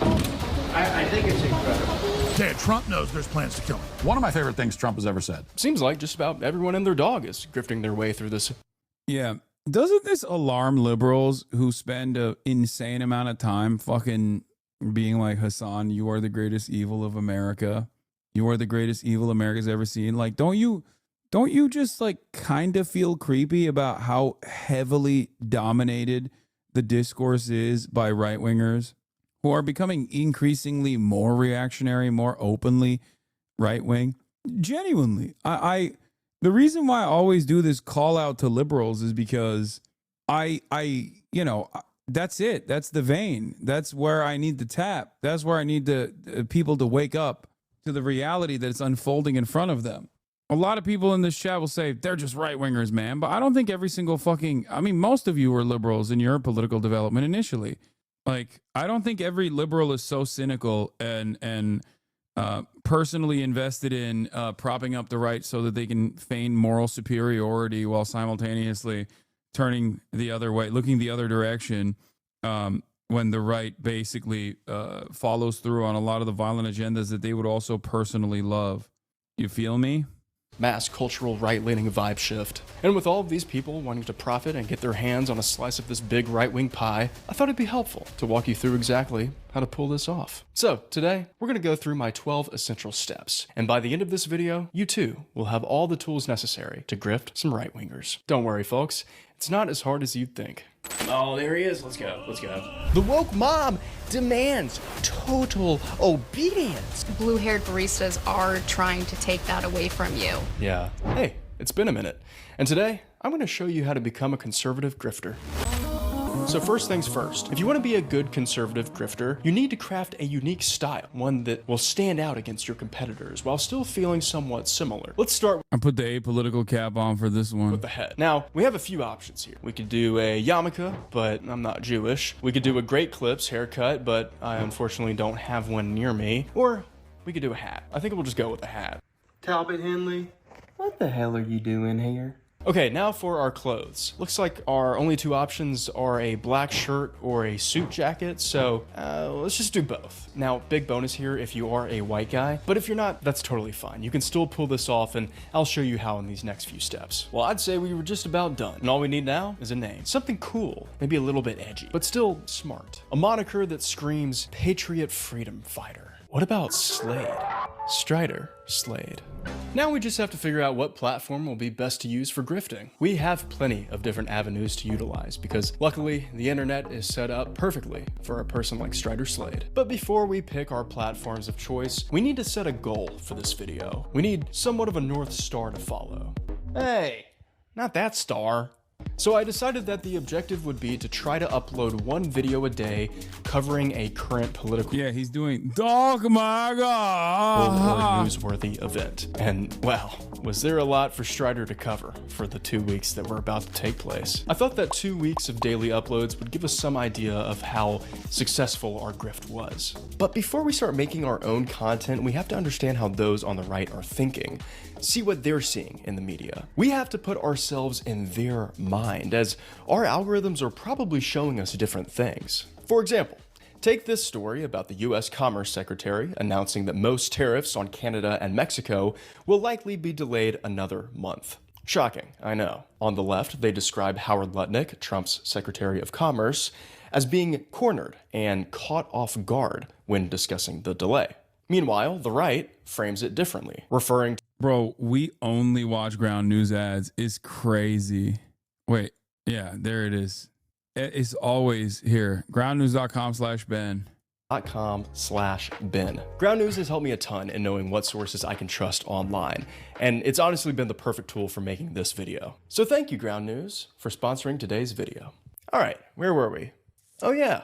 Well, to be a successful content creator online, it helps to start things off with a bang. And I thought live streaming on the platform Kick would be a good way to kick things off. Why Kick and not Twitch? Well, because Twitch has a bunch of socialist libs like Hassan Piker. Oh, I knew he was going to come out the fact check. Oh, I don't believe that. That's probably also funded by USAID. Anyway, we need to find something interesting to react to for our very first stream. To successfully do this, we can't just sit there riffing conservative talking points for 2 hours straight. Not for Strider's very first stream, at least. If only there was something political going on today that I could cover. They playing Christmas music now? What's up, guys? If you're just tuning in, we're watching the inauguration of Donald Trump. Guys, I'm excited about this one. It's gonna be good. Hey, would you look at that? What perfect timing. Oh, there she is. The First Lady is back in action. Interesting hat, though. I mean, it's definitely unique, and I think that's what the Trumps are all about. Every time it goes back to Barron, I just keep thinking about how he's 6'9". Look at him, like unit. He's like an oak tree. Dude, this guy is killing it. He kind of looks like the Penguin. I'm not gonna lie. You know a guy can sing well when his undershirt barely fits him. Oh, there he is. Let's go. Let's go. Yes. All right. Let's go. Been waiting for that one for 4 years. Let's go, baby. Hell yeah. Well said. Well. This guy's great. He's got so many good ideas. Has he delivered a single opinion so far? No, but that's precisely why I like it, because he agrees with things that I also agree with. I will not be putting any more thought into this process, and I will be coming back and clicking on the broadcast day in, day out, based. Said. A real apolitical kind of guy. Yes. I love that. Man, I'm getting hyped up.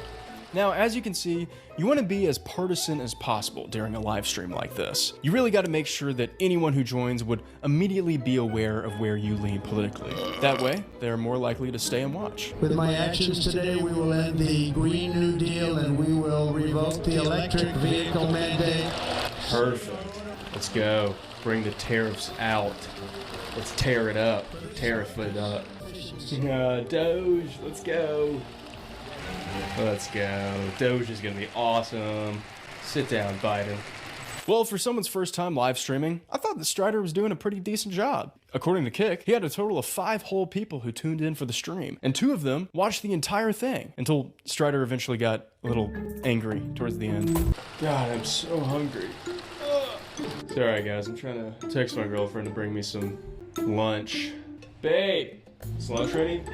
Sweet. Alright, thanks. So you're kind of cold. Babe, these are so cold in the middle. Got that woman representation. That's what it's all about, guys.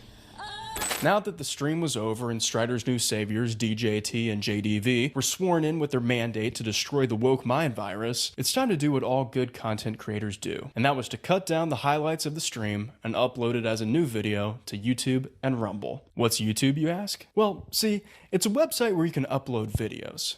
Oh, what's Rumble? Sorry. Well, see, it's a website where you can upload videos, but for the right. So I'm gonna try to upload a video on Rumble. This is so bad. Categories. I guess it'd be how to. Secondary, 7 days to die, 7 minutes in hell. God, there's so many categories. Battle Crush, Battle Bit, Battlefield, Beauty and the Fashion. This is so bad. Like, this looks awful. This might be the worst UI I've seen on a website since 2009. Like, how do you even upload a video? I think I might need some help navigating this thing. Carter, thanks for coming on to help us out. I have no idea what I'm doing right now. Me neither. I don't know what you're doing. I can't wait to see. I think it's going to be great. I think the world needs more conservatives and right-wingers because, you know, blue-haired liberals are taking over the world and they must be stopped. Yeah, I agree. I feel like I can't, you know, get a coffee anymore without seeing liberals. Right. Hi, my name's Carter. My channel is Doxy Carter on YouTube, and my videos are always a surprise, and you never know what you're gonna get. So, yeah. So, I'm trying to teach my audience right now. I'm trying to teach. Don't trust her, brother. She seems like she's one of them sacred liberals, okay? She got the bisexual lighting in the background. Also, I'll have you know, she's a woman. All right. And you already know how women are. Women are gay. That's right. Women are gay. Remember that. They're woke libtards. That is the closest you can be to being the wokest and a libtarded is if you're a woman. Everyone how to become a conservative grifter.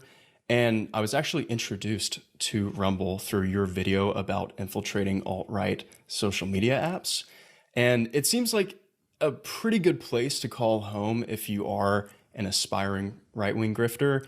But I'm curious if you have any tips in utilizing this website, maybe how we could get some views. Women are low testosterone. It's true. I would say you should say the most bizarre, off the wall and hateful things that you could possibly say. Okay. But also at the same time, talk about how you're being censored at other platforms. Right. Yes. Yeah, because that happens a lot, I've heard. As much as you can, I would try to play the victim in this scenario, right? Like, you're a white man. Mm-hmm. Like, everyone is coming for your land, your job, your wife. Yeah. You know, like, be angry about that. Yeah. Like, because conservatives love to feel like they're being persecuted is what I've learned. Mm-hmm. We are. I mean, not we, I'm apolitical, but also we are persecuted. Every time I see someone who's not white, I feel persecuted. Just really do that. Yeah. Does that make sense? Yeah, and I do agree. Like, I feel like, you know, everyone loves to talk about the privilege that white men have, but I don't know. We've had it pretty tough. Yeah, I don't think you guys have enough privilege, you know? No, especially not today. Not today. No. And blue-haired baristas are trying to take that away from you. Yeah. So I think that you should try to monetize off of this, because I think that Rumble, this is just a hypothesis, but I think that Rumble won't push videos that they won't make money on. Oh. So it's like they created this safe space for conservatives, but only to profit off of them.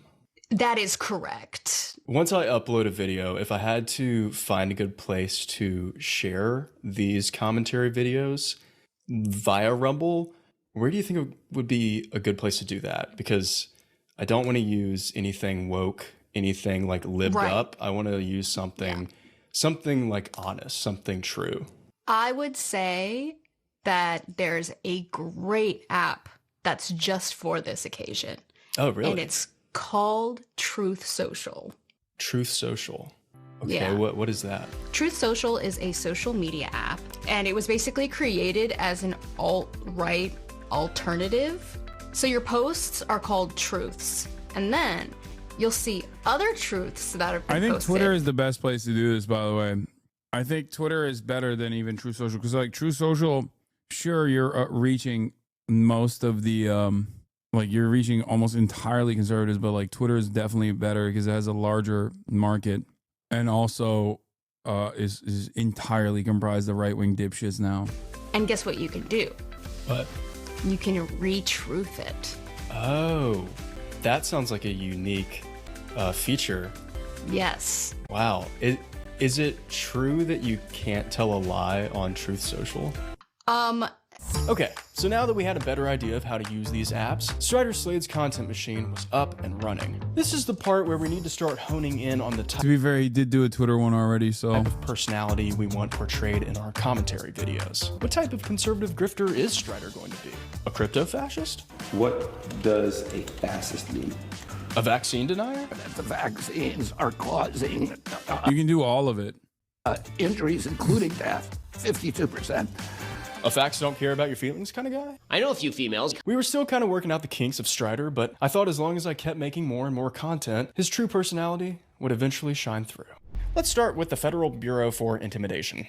Oh, sorry, the Federal Bureau for Investigation, whatever. So now this leads us to arguably the most important part of becoming a successful conservative grifter. And with this part, you can kind of do whatever you want, as long as you follow this one rule. Both agencies have been running cover for the deep state. RFK Jr. and Kash Patel will declassify all of it, from secret pandemic deals to the FBI's political blackmail. With these daily commentary videos, I wanted to be as milquetoast conservative as possible. Basically, pick a topic in the current news cycle and just write the most average and lazy right-leaning talking points you could imagine. I made sure to put almost no effort into these, and I tried to provide as little substance to the viewer as possible. All right, well, thank you so much for joining today. We are going to be tier ranking all of the executive orders signed by President Donald Trump. S tier, No. baby. It's gotta. No, you fucked up. That's entirely too creative. That's entirely too creative. No, conservatism, like being a top conservative commentator means you shouldn't be doing that. You should not be doing that. That's too smart. It's too creative. You fumbled. Okay. Yeah. All you need to do to be a conservative is to just say, like, I love Trump. He's based. He's going to kill libtards. And I love that. That's it. That's all you got to do. He's killing wokeness. Gotta be. I mean, like, come on. Think about all the good things that have happened so far after pulling out of DEI. Okay, so next we have ending birthright citizenship. Egg prices are out of control, and Americans are feeling it. But here's something the mainstream media won't tell you. The woke mob demands total obedience. And when someone fights back, when someone actually does something, they call it dangerous? But hey, I'm just glad that Taylor Swift has a reason to be pissed off. Remember, stay sharp and stay skeptical. Strider Slade, out.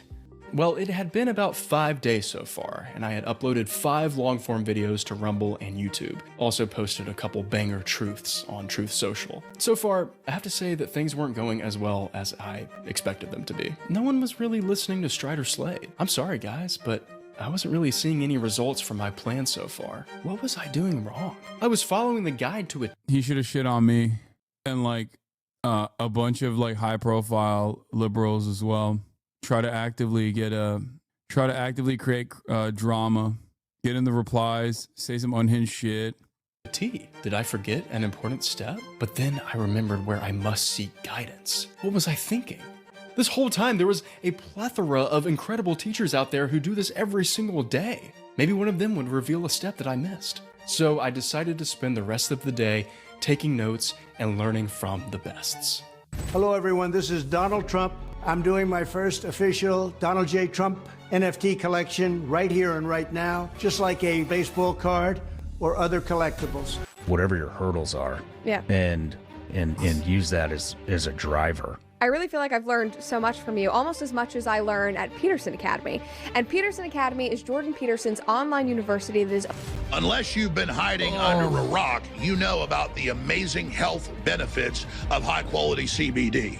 Well, at JonesCBD.com. Of course, if you're not already a member, Rumble Premium. Mug Club is Rumble Premium. Rumble Premium is Mug Club. It's $99 annually. Just in case, recommending a contagion emergency kit from the Wellness Company. Go to BalanceNation.com and use promo code Walsh for 35% off your first order. Thanks to Hungry Root, it's become the easiest way to... All of the guys that followed these dudes will unironically turn around and call me a fucking grifter too. Jesus Christ. Eat healthy and stay on top of meals. NobleGoldInvestments.com. The cell phone company we use, Pure Talk, says no. Wait, that's it. I finally realized what step I was missing all along. It was so simple. What's the point of being a conservative commentator if you don't make a lot of money from it? I had totally forgotten to apply the most important key to being a successful conservative grifter. I had to grift. You think all greens are the same? Think again. PP2 Greens isn't some weak, plant-based nonsense for guys who sip oat milk and count calories. This is hardcore, nutrient-packed fuel for those who actually put in the work. Packed with essential vitamins, minerals, and zero vegan-friendly BS, PP2 Greens is made for real Americans who eat meat, lift heavy, and refuse to apologize for being strong. If you're looking for some organic, grass-fed, kale-infused garbage, go somewhere else. But if you want battle-ready nutrition that fuels muscle, endurance, and dominance, PP2 Greens delivers. Go to the link in my description and use code ALPHA15 for 15% off your first order. Quit being soft and fuel up with PP2 Greens. PP2 Greens, 100% not vegan, 100% built for winners. And thank you for PP2 Greens for sponsoring this video. Okay, well, as you can tell, I could only find a handful of smaller companies that wanted to sponsor Strider Slade's videos, but honestly, I was just happy that I could find any. And now let's talk about Congress, the world's most expensive and least productive daycare center. But first, you don't build strength with excuses. You build it with Crackle Creatine, the pure, powerful fuel your body needs to train harder, recover faster, and dominate every workout. Unleash power with Crackle Creatine. Packed with 1,200 milligrams of caffeine, our creatine blend is designed to supercharge your workouts like never before. Only 12 scoops in whole milk before your workout should do the trick. Testimonials. Hey, look, it's Talbot Henley. Yeah, I actually made all these companies myself. America runs on hard work, grit, and a damn good cup of coffee. And that's exactly what you get with Big Tank Coffee, founded by a former U.S. merchant marine. So for this step, you have a few options, and don't be afraid to get a little experimental here. You can either make your own products to sell, like Alex Jones does, or you can just get sponsors for your videos, or you could take my route and make 4 fake companies, buy domains for all of them, create websites that showcase unique products, making them look like actual sponsors, but in actuality, they don't exist. Now, to be clear, you can't order anything on these websites because I didn't want to actually scam people. That would be what a lot of lawyers call not that legal. And if you want to find Crackle Creatine, their address is 123 Main Street, Asgardia, Minnesota. And after doing my research on sponsored conservative products, I think I kind of hit the nail on the head here. Also, just wanted to point out that some of these ads take up over 50% of the entire video. That's real American content right there. All right, now we're cooking. And I'm not just talking about Graham Grunt's Peanut Brittle. Today's sponsor, Graham Grunt's Peanut Brittle. I think we're finally going to be getting some much deserved attention. Soon, Strider's newfound voice was going to be piercing through every conservative screen in the nation. Oh, and don't worry, I didn't forget to put multiple ad reads into one video, just like my mentors taught me. Because remember, kids, there's no point in being a conservative unless you want to, say it with me, make a lot of money. So I don't have anything to show for this part because I actually tried to reach out to the companies about my payments for the sponsored ad reads, but none of them ever got back to me. I can't even find a website with contact information for PP2 Greens. I guess starting a dropshipping company is a pretty good way to grift too. Just because I know everybody wants to see it, I'm gonna go through some of the results after posting a video almost every single day on YouTube, Rumble, and Truth Social for 2 weeks straight. So here are my results after following 11 of the 12 steps. YouTube, I got this many views and this many subscribers. Truth Social, I had this many likes, this many retruths, and this many replies, and this many followers. And Rumble loved Strider Slade because I got this many followers and this many views. So now this leads us to our final step of becoming a conservative grifter. Now, I actually haven't seen any of the other big ones get to this step yet, but maybe it's just because they don't know how to do this part. So, to all of my conservative grifters out there, here's the very last thing that you need to do. True. I never thought I'd make this video, but I can't keep lying to you. So here is what I know. For years, we called the woke mainstream media. It's not that he's not good at the bit. It just takes too long. Content creation is a difficult endeavor. And also on top of that, it takes a long time to, and you need a tremendous amount of luck. When I say it's easier to grift to the right, I simply mean that once you are established or out of the established content creators, it's infinitely easier to grift to the right. The enemy. But let's be real. We are the mainstream now. Money drives the industry, and right now the money is on the right. That's why corporations are ditching DEI. It's not because they're buckling under pressure, it's because it's more profitable for them. Conservative media isn't about truth, it's about power. Billionaires fund it because it serves them. Tax cuts, deregulation, political influence. Meanwhile, real leftist media struggles because under capitalism, leftism isn't profitable. The Daily Wire, Blaze Media, PragerU, Turning Point USA, they all push the same fear-driven narratives. Cultural Marxism, the Great Replacement, fringe conspiracies made mainstream. The far right isn't lurking in the shadows anymore. They won the culture war. And I played right along. I pushed narratives I knew weren't true because it's what my audience wanted. It's what the algorithm rewarded, and it's what the movement demanded. I get why my videos resonated with you. I do. But here's the truth. Conservative media is designed to keep you afraid, take your money, and make you vote against yourself. They manufacture your anxiety and then sell you the cure. The Republican Party, led by Trump and funded by Musk, isn't fighting for freedom. They're seizing power for the billionaire class. And they've built a media machine to keep themselves in control. But this isn't the only grift. The Democratic Party sells you hope but protects the status quo. They promise progress while serving the same billionaire class.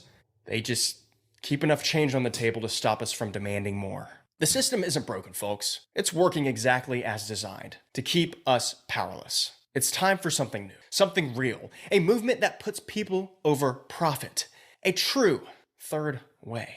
The grift must end. So remember, stay sharp and stay skeptical. Strider Slade. Mainstream is left, dumbass. That's right, dude. Mainstream media is actually all socialist. And all of the platforms that seemingly keep pumping out right-wing content everywhere are also socialist. That's why the largest content creator, the largest political content creator on this socialist website, owned by socialist Jeff Bezos, owned by socialist Amazon, his name is Asmongold, who is a right-wing political commentator.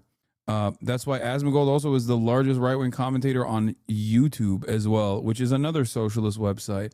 That's why the entire field of podcasting is completely dominated by, even though they're socialist companies, dominated by right-wingers. Look at the top 10 podcasts on YouTube, on Apple, anywhere you go. They are all, people like Candace Owens, Tucker Carlson, Ben Shapiro, Charlie Kirk. This is precisely the reason why, I always say, no, you don't understand. All of these companies are socialist, and all these guys are actually socialist. That's why the most popular mainstream news broadcaster is Fox News, another socialist company. Asmongold isn't right wing. He's a slightly right leaning centrist, at least by American standards. You are out of your fucking mind. Okay. Slightly right leaning centrist is also insanely right wing when you say by American standards. The fuck? He said he was going to dress up as Ash Ketchum to do fucking border detentions. Yeah, he's just center right. Ooh, we got a comment. Good riddance, libtard. Fucking owned. Fucking owned. All right, I'm tired. All right, ladies and gentlemen, that concludes today's episode of the hellish nightmare that we live in. That'll be all for today. I'm tired. I love you all, and I will see you tomorrow, as always. Oh, before I forget, actually, tomorrow I have a Rainbow Six announcement that I'm going to be live reacting to, and then be playing Rainbow Six as well early in the morning. So I'm actually going to be starting off earlier than usual. No gaming right now, but gaming tomorrow. So get excited for that. I'm going to be live by 9 a.m. as a matter of fact.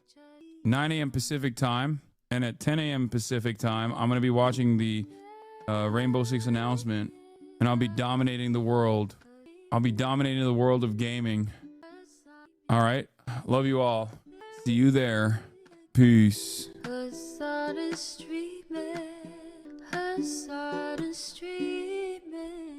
Reviewing the P.O. box, Uncle Uger's face. Sat in Discord at Chip Prop, great names take embrace. Tiny Bernie Sanders, LGBTQ Air Force. The whole left at your fingertips, Ane at your door. H3 crowded debate, the Young Turks online show. 3 full fucking years of this, plenty more to go.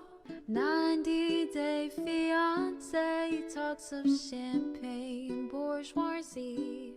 A Trump rally live reaction, a mass riot at DC. There he is again, her son is streaming, her son is streaming.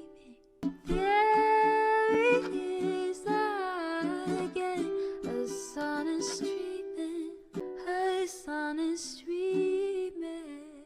Reading a live stream, fair comments, Austin show chat advice, and all the ways the right-wing pipeline can suck you in online. JCS react, Lord frame gets broken, cover blown. A full-blown mass pandemic monster streaming at your home. Total radicalization coming out to find. The system you were taught to trust in was broken the whole time.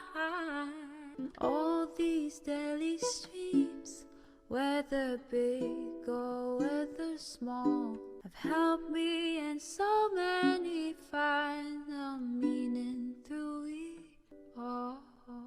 There he is again, her son is streaming, her son is streaming.